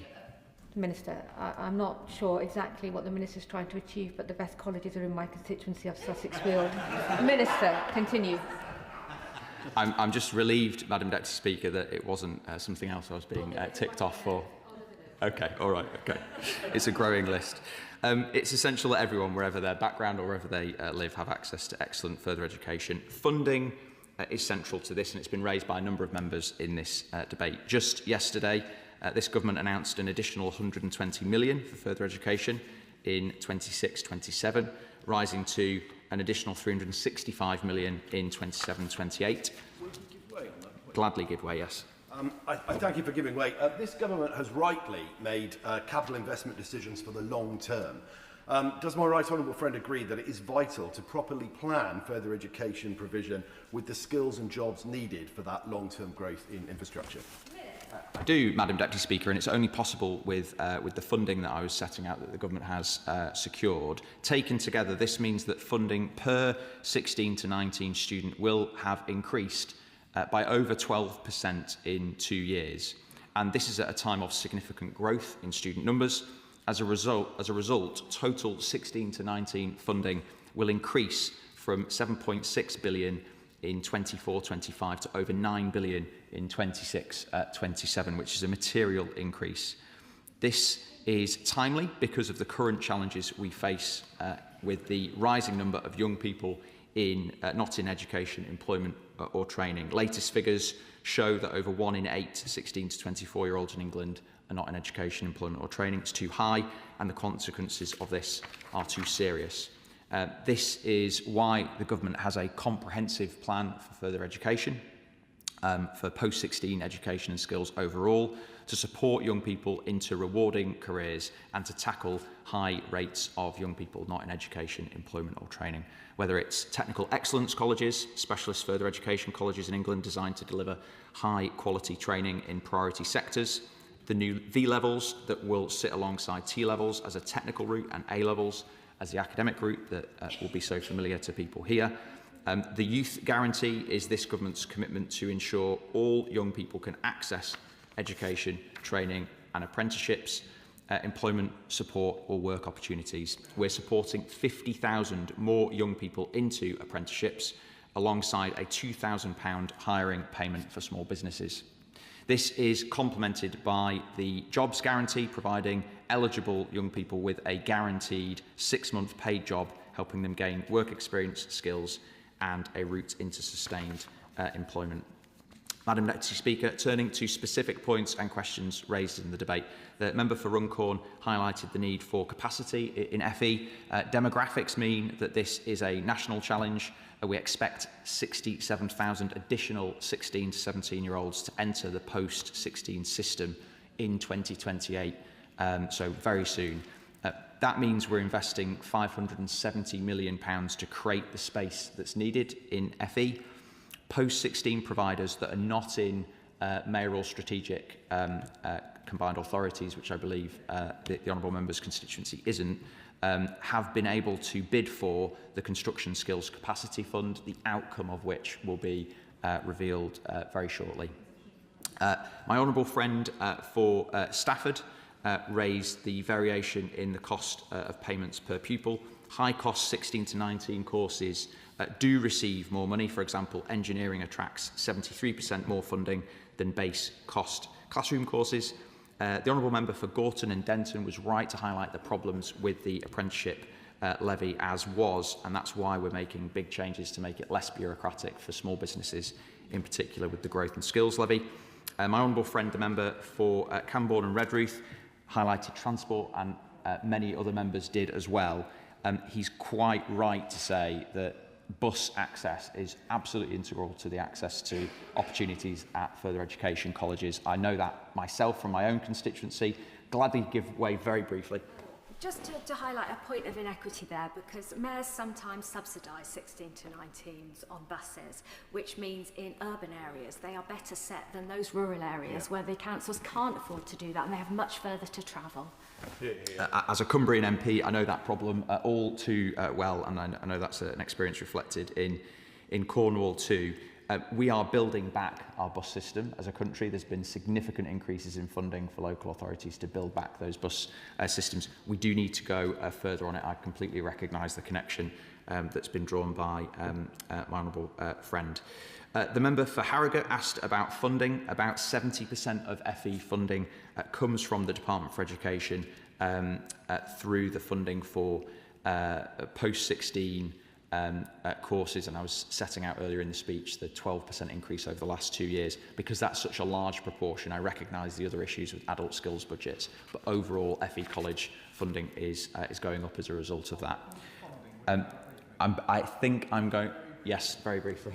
Thank you. Because on the point of funding, and I appreciate that it's our noble friend's responsibility in the other place, but if his officials could write with an answer, we'd be grateful. It's reported that the pension contributions in the college sector will likely drop by about 8% as a result of the funds doing very well.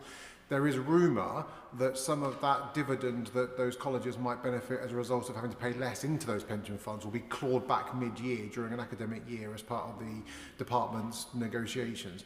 I appreciate he can't give an answer on that now, but that would be incredibly damaging to colleges, and if there is any way of mitigating against that, I know that that would be welcome across the sector.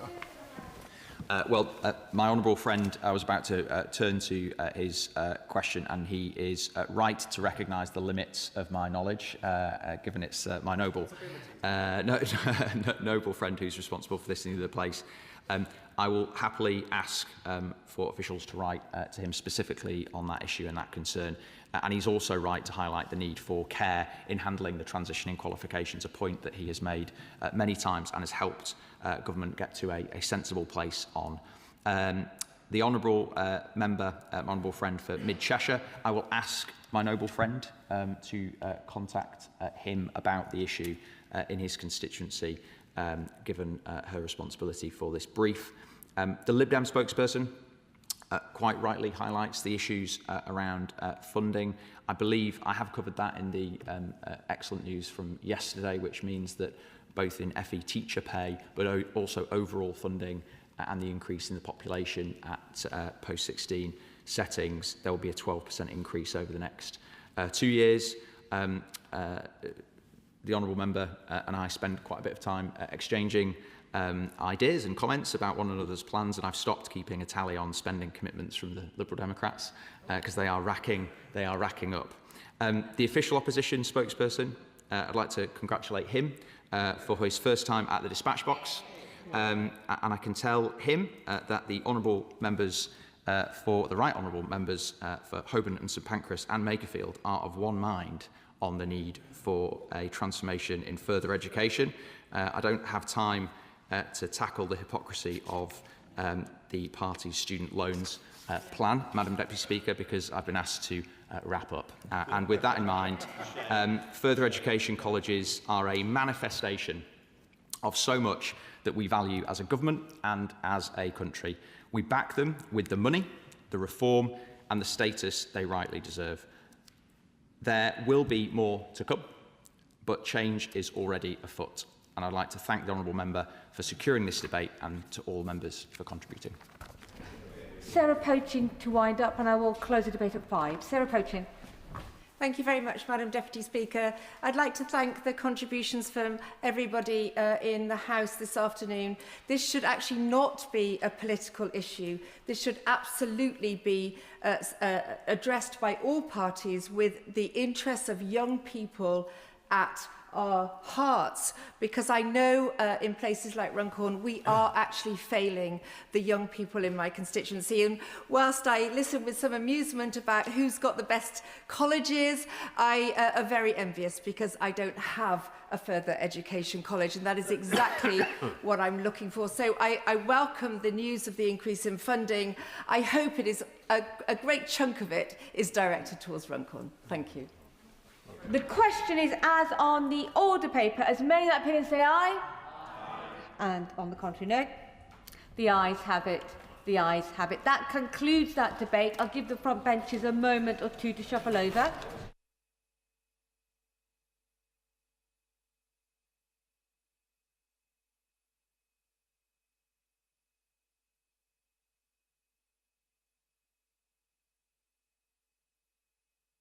That this House do now adjourn. The question is that this House do now adjourn, and I call Richard Tice on Foreign, Commonwealth and Development Office contracts awarded to Siren Associates Limited. Richard Tice. Thank you, Madam Deputy Speaker. It's a great pleasure to move this adjournment debate. I'm most grateful to the Speaker for granting it. And the Minister at the dispatch box and I, we are both Lincolnshire MPs, and we share the burden of knowing that the Lincolnshire Police Force, Madam Deputy Speaker, is the most underfunded police force in the country and could really do with an extra £10 to £15 million per year in order to provide an extra 200 plus police officers, more technology, more cars, in order to prevent crime and secure more convictions. So imagine, Madam Deputy Speaker, my surprise and concern when last October I read that the Foreign Office had granted a 3-year contract for the sum totalling £46 million to help not the Lincolnshire police force, but the Lebanese police force. And I thought, what's going on here? I thought, this feels to me, in my honest opinion, Madam Deputy Speaker, this feels to me a grotesque abuse of taxpayers' cash. Because my constituents in Boston and Skegness believe that it's the Lincolnshire police force that should be properly funded. And with all due respect to the police officers within the Lebanese police force, in the nicest possible way, that's their issue. Our issue is protecting and keeping our own constituents safe. So I do feel that the idea that the Foreign Office is sending £15 million a year to train the Lebanese police force is a grotesque abuse of taxpayers' cash. And I'll come on to how I dealt with it. But of course, when contracts are placed by the government, someone has to deliver that contract. So let me now introduce you to a group of companies under the umbrella banner called Siren. And there are a number of these companies, the first of which is Siren Associates Limited, which is a not-for-profit company, which all sounds very nice and cosy and cuddly. And then there are other private companies that are called Siren Counselling Limited. We also have Siren Advisory Services Limited and Siren Analytics Limited. And those are owned and controlled by the 4 directors in varying different ways of the 4 directors of the not-for-profit company Siren Associates Limited. Now, this is the company that has pitched for the contracts from the Foreign Office, and not just the 3-year contract that I referred to that was granted in September 25 for £46 million, but no, it actually transpired that Siren Associates Limited, this not-for-profit company, had secured 2 previous contracts in 2021 and 2022 for the sums of £15 million for 1 year and then £16 million for 2 and a bit years in order to provide the same sort of services to the Lebanese police force. Now, people might think, well, that's all very well. I was surprised when I saw that actually, when you read into the accounts of Siren Associates Limited, which are incredibly brief because they claim the exemption from full accounts despite huge contracts from the government. They claim the exemption for small company accounts, which means there's no profit and loss account. There's no explanation of how they are spending this taxpayers' money overseas. What an amazing job they might be doing or not doing. Who knows? Because they haven't explained how many police they're training and supporting in all the various ways. No idea whatsoever. The only interesting thing that I spotted, Madam Deputy Speaker, was at the end, when I saw that related party transactions showed that millions of pounds are going out the side door to the directors by way of directors' fees and also by way of management fees to 3 separate Siren companies. It's quite hard to sort of work it all out, but I've done my best, and it appears to me that within the first 2 contracts totaling some £31 million, during that period, some directors' fees of £3.2 million were paid over that 5-year period, which means that the directors were probably taking out per annum more than the Prime Minister is paid. And then there's an additional 12 and a bit million by way of management fees to these other companies. And it's probably just worth a little while sort of reflecting on the 4 directors of these companies, Siren Associates, who one is a British citizen who appears to live in the United Kingdom, and 2 others are Lebanese citizens who live in Lebanon, and one is a Swedish citizen who lives in Sweden. I would have thought that directors' fees of more per annum than the Prime Minister has paid is a king's ransom in Beirut, in Lebanon. And I think many of our constituents would be pretty outraged, frankly, at the level of money, of our cash, that has been going out the side door by way of directors' fees and management fees. And I just feel that why is it, for example, that this not-for-profit company, if they are doing such a great job, why do they need all these separate companies? Why not have it any clear and transparent way within this not-for-profit company that is clearly giving the impression of a great charitable noble endeavour? And maybe that was what helped persuade the Foreign Office to grant the contracts. We don't know. But I think it's rather, there's a sort of anxiety about why so complicated, why so little transparency, why so little information about what is actually the performance and the quality of what they have done. Anyway, so we've got these 4 siren companies. We don't really know how they're performing. What we do know is that the what's called the sort of the framework contract under which these contracts were granted is the Conflict, Stability and Security Fund, a multi-billion-pound fund. And there are accountability reports and audits of that done by the House and various others. And that fund has been very heavily criticised here in the UK in terms of its performance, with all sorts of red and amber alerts, which gives one rise for considerable pause for thought. And of course, we all know that sadly Lebanon is in it is essentially in a difficult place. It is essentially a war zone. And what we do know is that the police force, when you actually drill into it, there are regrettably, but unquestionably, considerable links between the Lebanese police force and the proscribed terror group Hezbollah. And taxpayers might wonder whether, is it a really good idea to be helping to send our taxpayers' cash to the Lebanese police force, which clearly has significant links to, there's no question about this, to Hezbollah. And that, I think, is a genuine concern. But in no way am I at all suggesting that that may have any involvement with, I'm sure, the very lovely and nice 4 directors of Siren Associates Limited.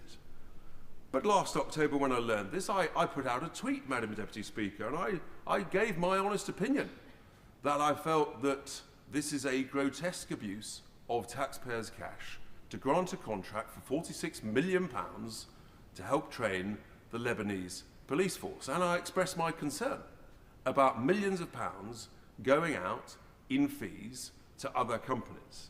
Now, this was not well received, I think it's fair to say, by the 4 directors, who they sent me a letter from their lawyers at the end of October.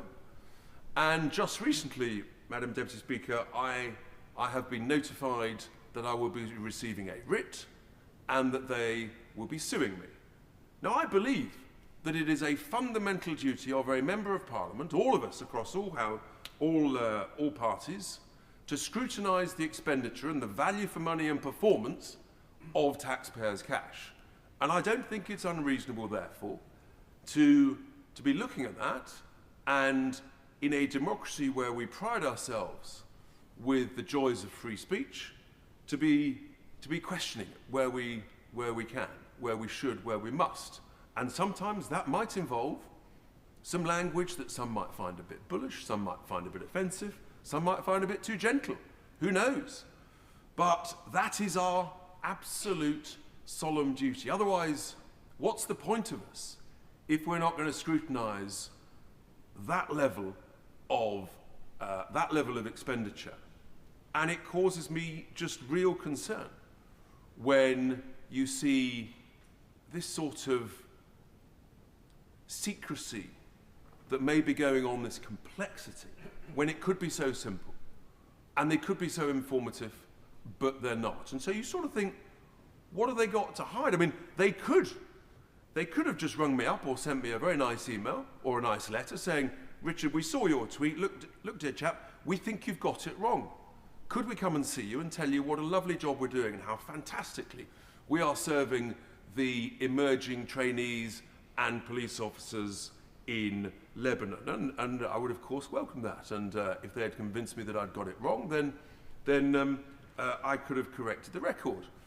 Whilst bearing in mind that my responsibility and duty is to my constituency in Lincolnshire, which is suffering the burden of colossal underfunding, as I started this debate with. But no, they didn't do that. They just took the most aggressive route possible, which is not even to write to me directly from the company, but just to send me notification from the lawyers. And I think that indicates to me that, what's going on here? Where is the sort of the rational, calm, friendly, supportive approach you would expect from a UK company based in Northern Ireland that is benefiting from, in total now, across the 3 contracts, £77 million of taxpayers' cash to be sent and spent with the Lebanese police force, where we know there are problems with their links to Hezbollah. So I just think they've got it very badly wrong. And I think to aggressively say to a member of this House, a member of Parliament, we're going to sue you, is completely the wrong approach.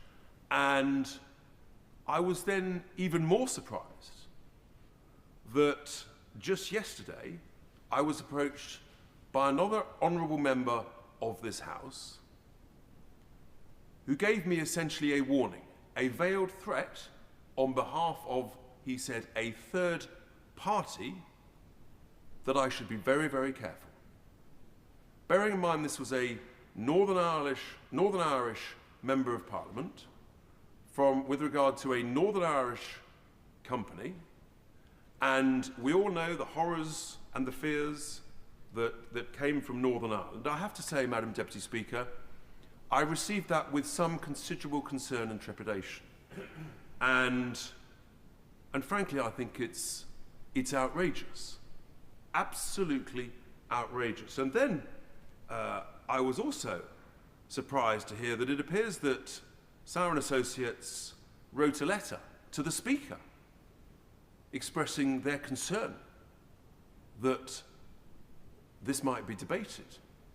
And the purpose of this debate, the very purpose of this place, Madam Deputy Speaker, is to do our job on behalf of our constituents and to ensure we secure good value, better public services, and make people better off in this United Kingdom across all of our constituencies. So I thought, well, what's going on here?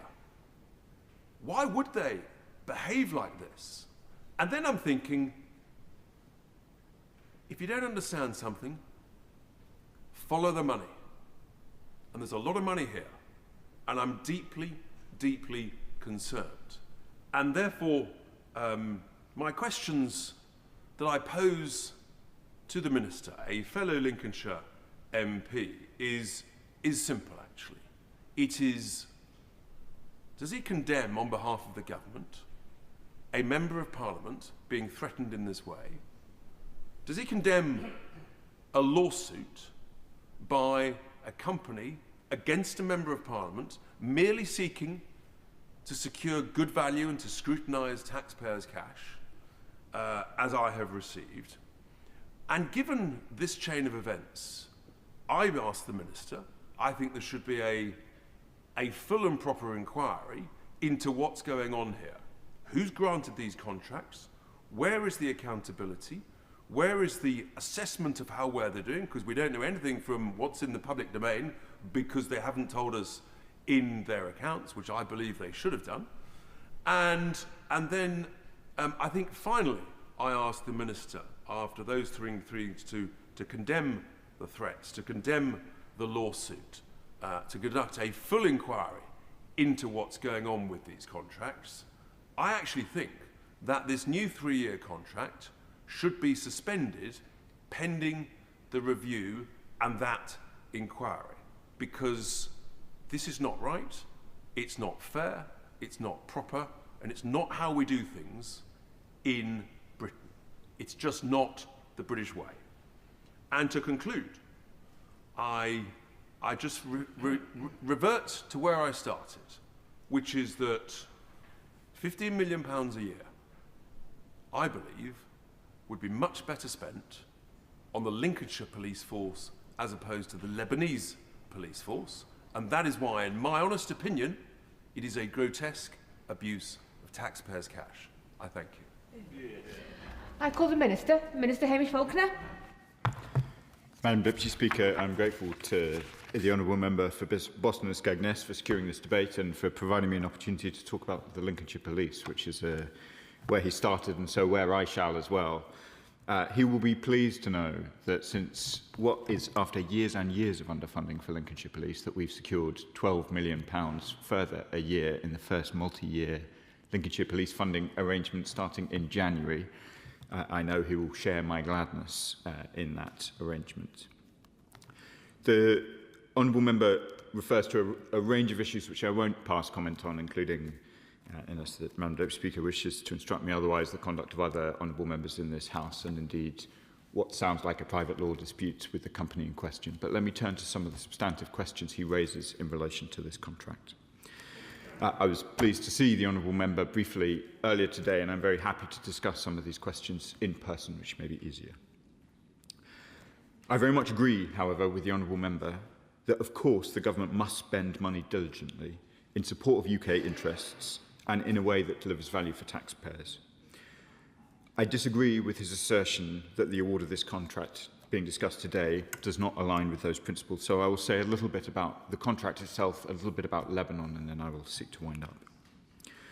The Foreign Office currently has one contract with Siren Associates, and it's subject to formal commercial oversight. It is, as he says, part of the overall ISF programme. As the Honourable Member knows, it's to deliver the Internal Security Assistance Programme in Lebanon. That is to support Lebanon's internal security forces, to help them become more trusted, professional, and better able to address Lebanon's internal security challenges. I have seen some of our work in Lebanon. It is precisely aimed at the issue he alluded to. We must see in Lebanon the security forces of Lebanon in control of the whole of the country, not Lebanese Hezbollah, a group which he rightly identifies as a proscribed terrorist group in this country.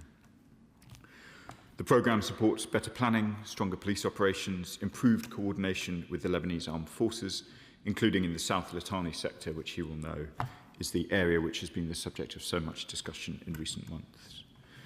It is part of Britain's wider efforts to promote stability in a highly volatile region, something I believe is firmly in the UK's interests. I've seen for myself in the South Litani sector the difference this support is making, and as the House is aware, as the Honourable Member alluded to, Lebanon faces an extremely challenging security situation. The actions of Hezbollah have dragged Lebanon once again into a conflict that neither its people nor its government has sought. We have been clear that Hezbollah's reprehensible attacks on communities in northern Israel must cease. But the disproportionate Israeli military action in Lebanon has displaced over 1 million people and caused significant loss of life. It is in this context that we seek to act. For all of these reasons, it is vital that Lebanon's legitimate security institutions are able to exercise state sovereignty across the country and provide security to Lebanese citizens. Since 2009, the UK has been a close partner of the Lebanese armed forces and internal security forces. We've provided training, equipment and advice to build their capability. That is important support to address key threats to its security. But turning now to the contract currently underway with Siren. The Foreign Office's procurement processes are designed to ensure that all programmes are subject to robust due diligence, that they deliver value for money, and that they're aligned both with UK priorities and the interests of taxpayers both in Boston, Skegness and indeed in Lincoln. The contract with Siren Associates was awarded under the Conflict Stability and Security Fund Framework Agreement, now known as the ISF Framework Agreement. It followed a competitive tender process. It was open to around 80 suppliers, a mixture of not-for-profit and commercial organisations. We received 3 tenders from interested suppliers. Each tender was checked for compliance with published instructions. Technical proposals were assessed against published criteria by a panel of subject matter experts, with scores moderated and agreed through a clear and documented process. Commercial submissions were evaluated separately using the published methodology, with pricing tested against affordability, framework limits, eligible cost rules, and value for money considerations. Due diligence was a core part of that procurement process. That included conflict of interest checks, financial health reviews, sanction screening, and an assessment of delivery and commercial risks. The competitive process was also scrutinised by a commercial governance board, which approved the outcome before the contract was awarded. As I set out in my letter of January to the Honourable Member, the review of Siren Associates did not identify any areas to prevent awarding the contract. The contract is currently valued at £17.2 million over 3 years, so rather less than the increase to Lincolnshire Police over the next 3 years. I'm sure the Honourable Member will be pleased to note. It began, as he says, in September 25. It runs until March 28, and it can be extended until March 2030. Any further changes to the contract would be subject to a further rigorous assessment to ensure continued value for money. The Honourable Member raises concerns about the size of payments to Siren Associates directors reported in the company's filed accounts. I have checked this question with the Department. The Foreign Office's understanding is that other than the fees for services rendered, there are no other payments to Siren Associates directors in their published accounts. The Foreign Office manages and monitors payments to Siren Associates for work conducted for the Foreign Office. We do not, however, have oversight of transactions that do not relate to Foreign Office work. I want to be clear with the House, Madam Deputy Speaker, that all relevant due diligence checks have been completed and deemed satisfactory. We will continue to keep this programme under close review, as we do with all Foreign Office programmes, to ensure it delivers in full. We remain committed to supporting the Government of Lebanon and addressing threats to its security. Our long-standing work with the Lebanese armed forces and their internal security forces are a core part of that. That capability is central to maintaining security in Lebanon and preventing threats to the country, to the region, and ultimately to the United Kingdom. I'd like to conclude, Madam Deputy Speaker, with 3 clear points. Firstly, supporting Lebanon's security is firmly in the UK's national interest. Secondly, the programme delivered by Siren Associates is, we believe, a practical and important part of that effort. And thirdly, the contract was awarded to Siren Associates through a rigorous and proper process. The question is this House to now adjourn. As many in that opinion say aye? Aye. The ayes have it. The ayes have it. Order, order.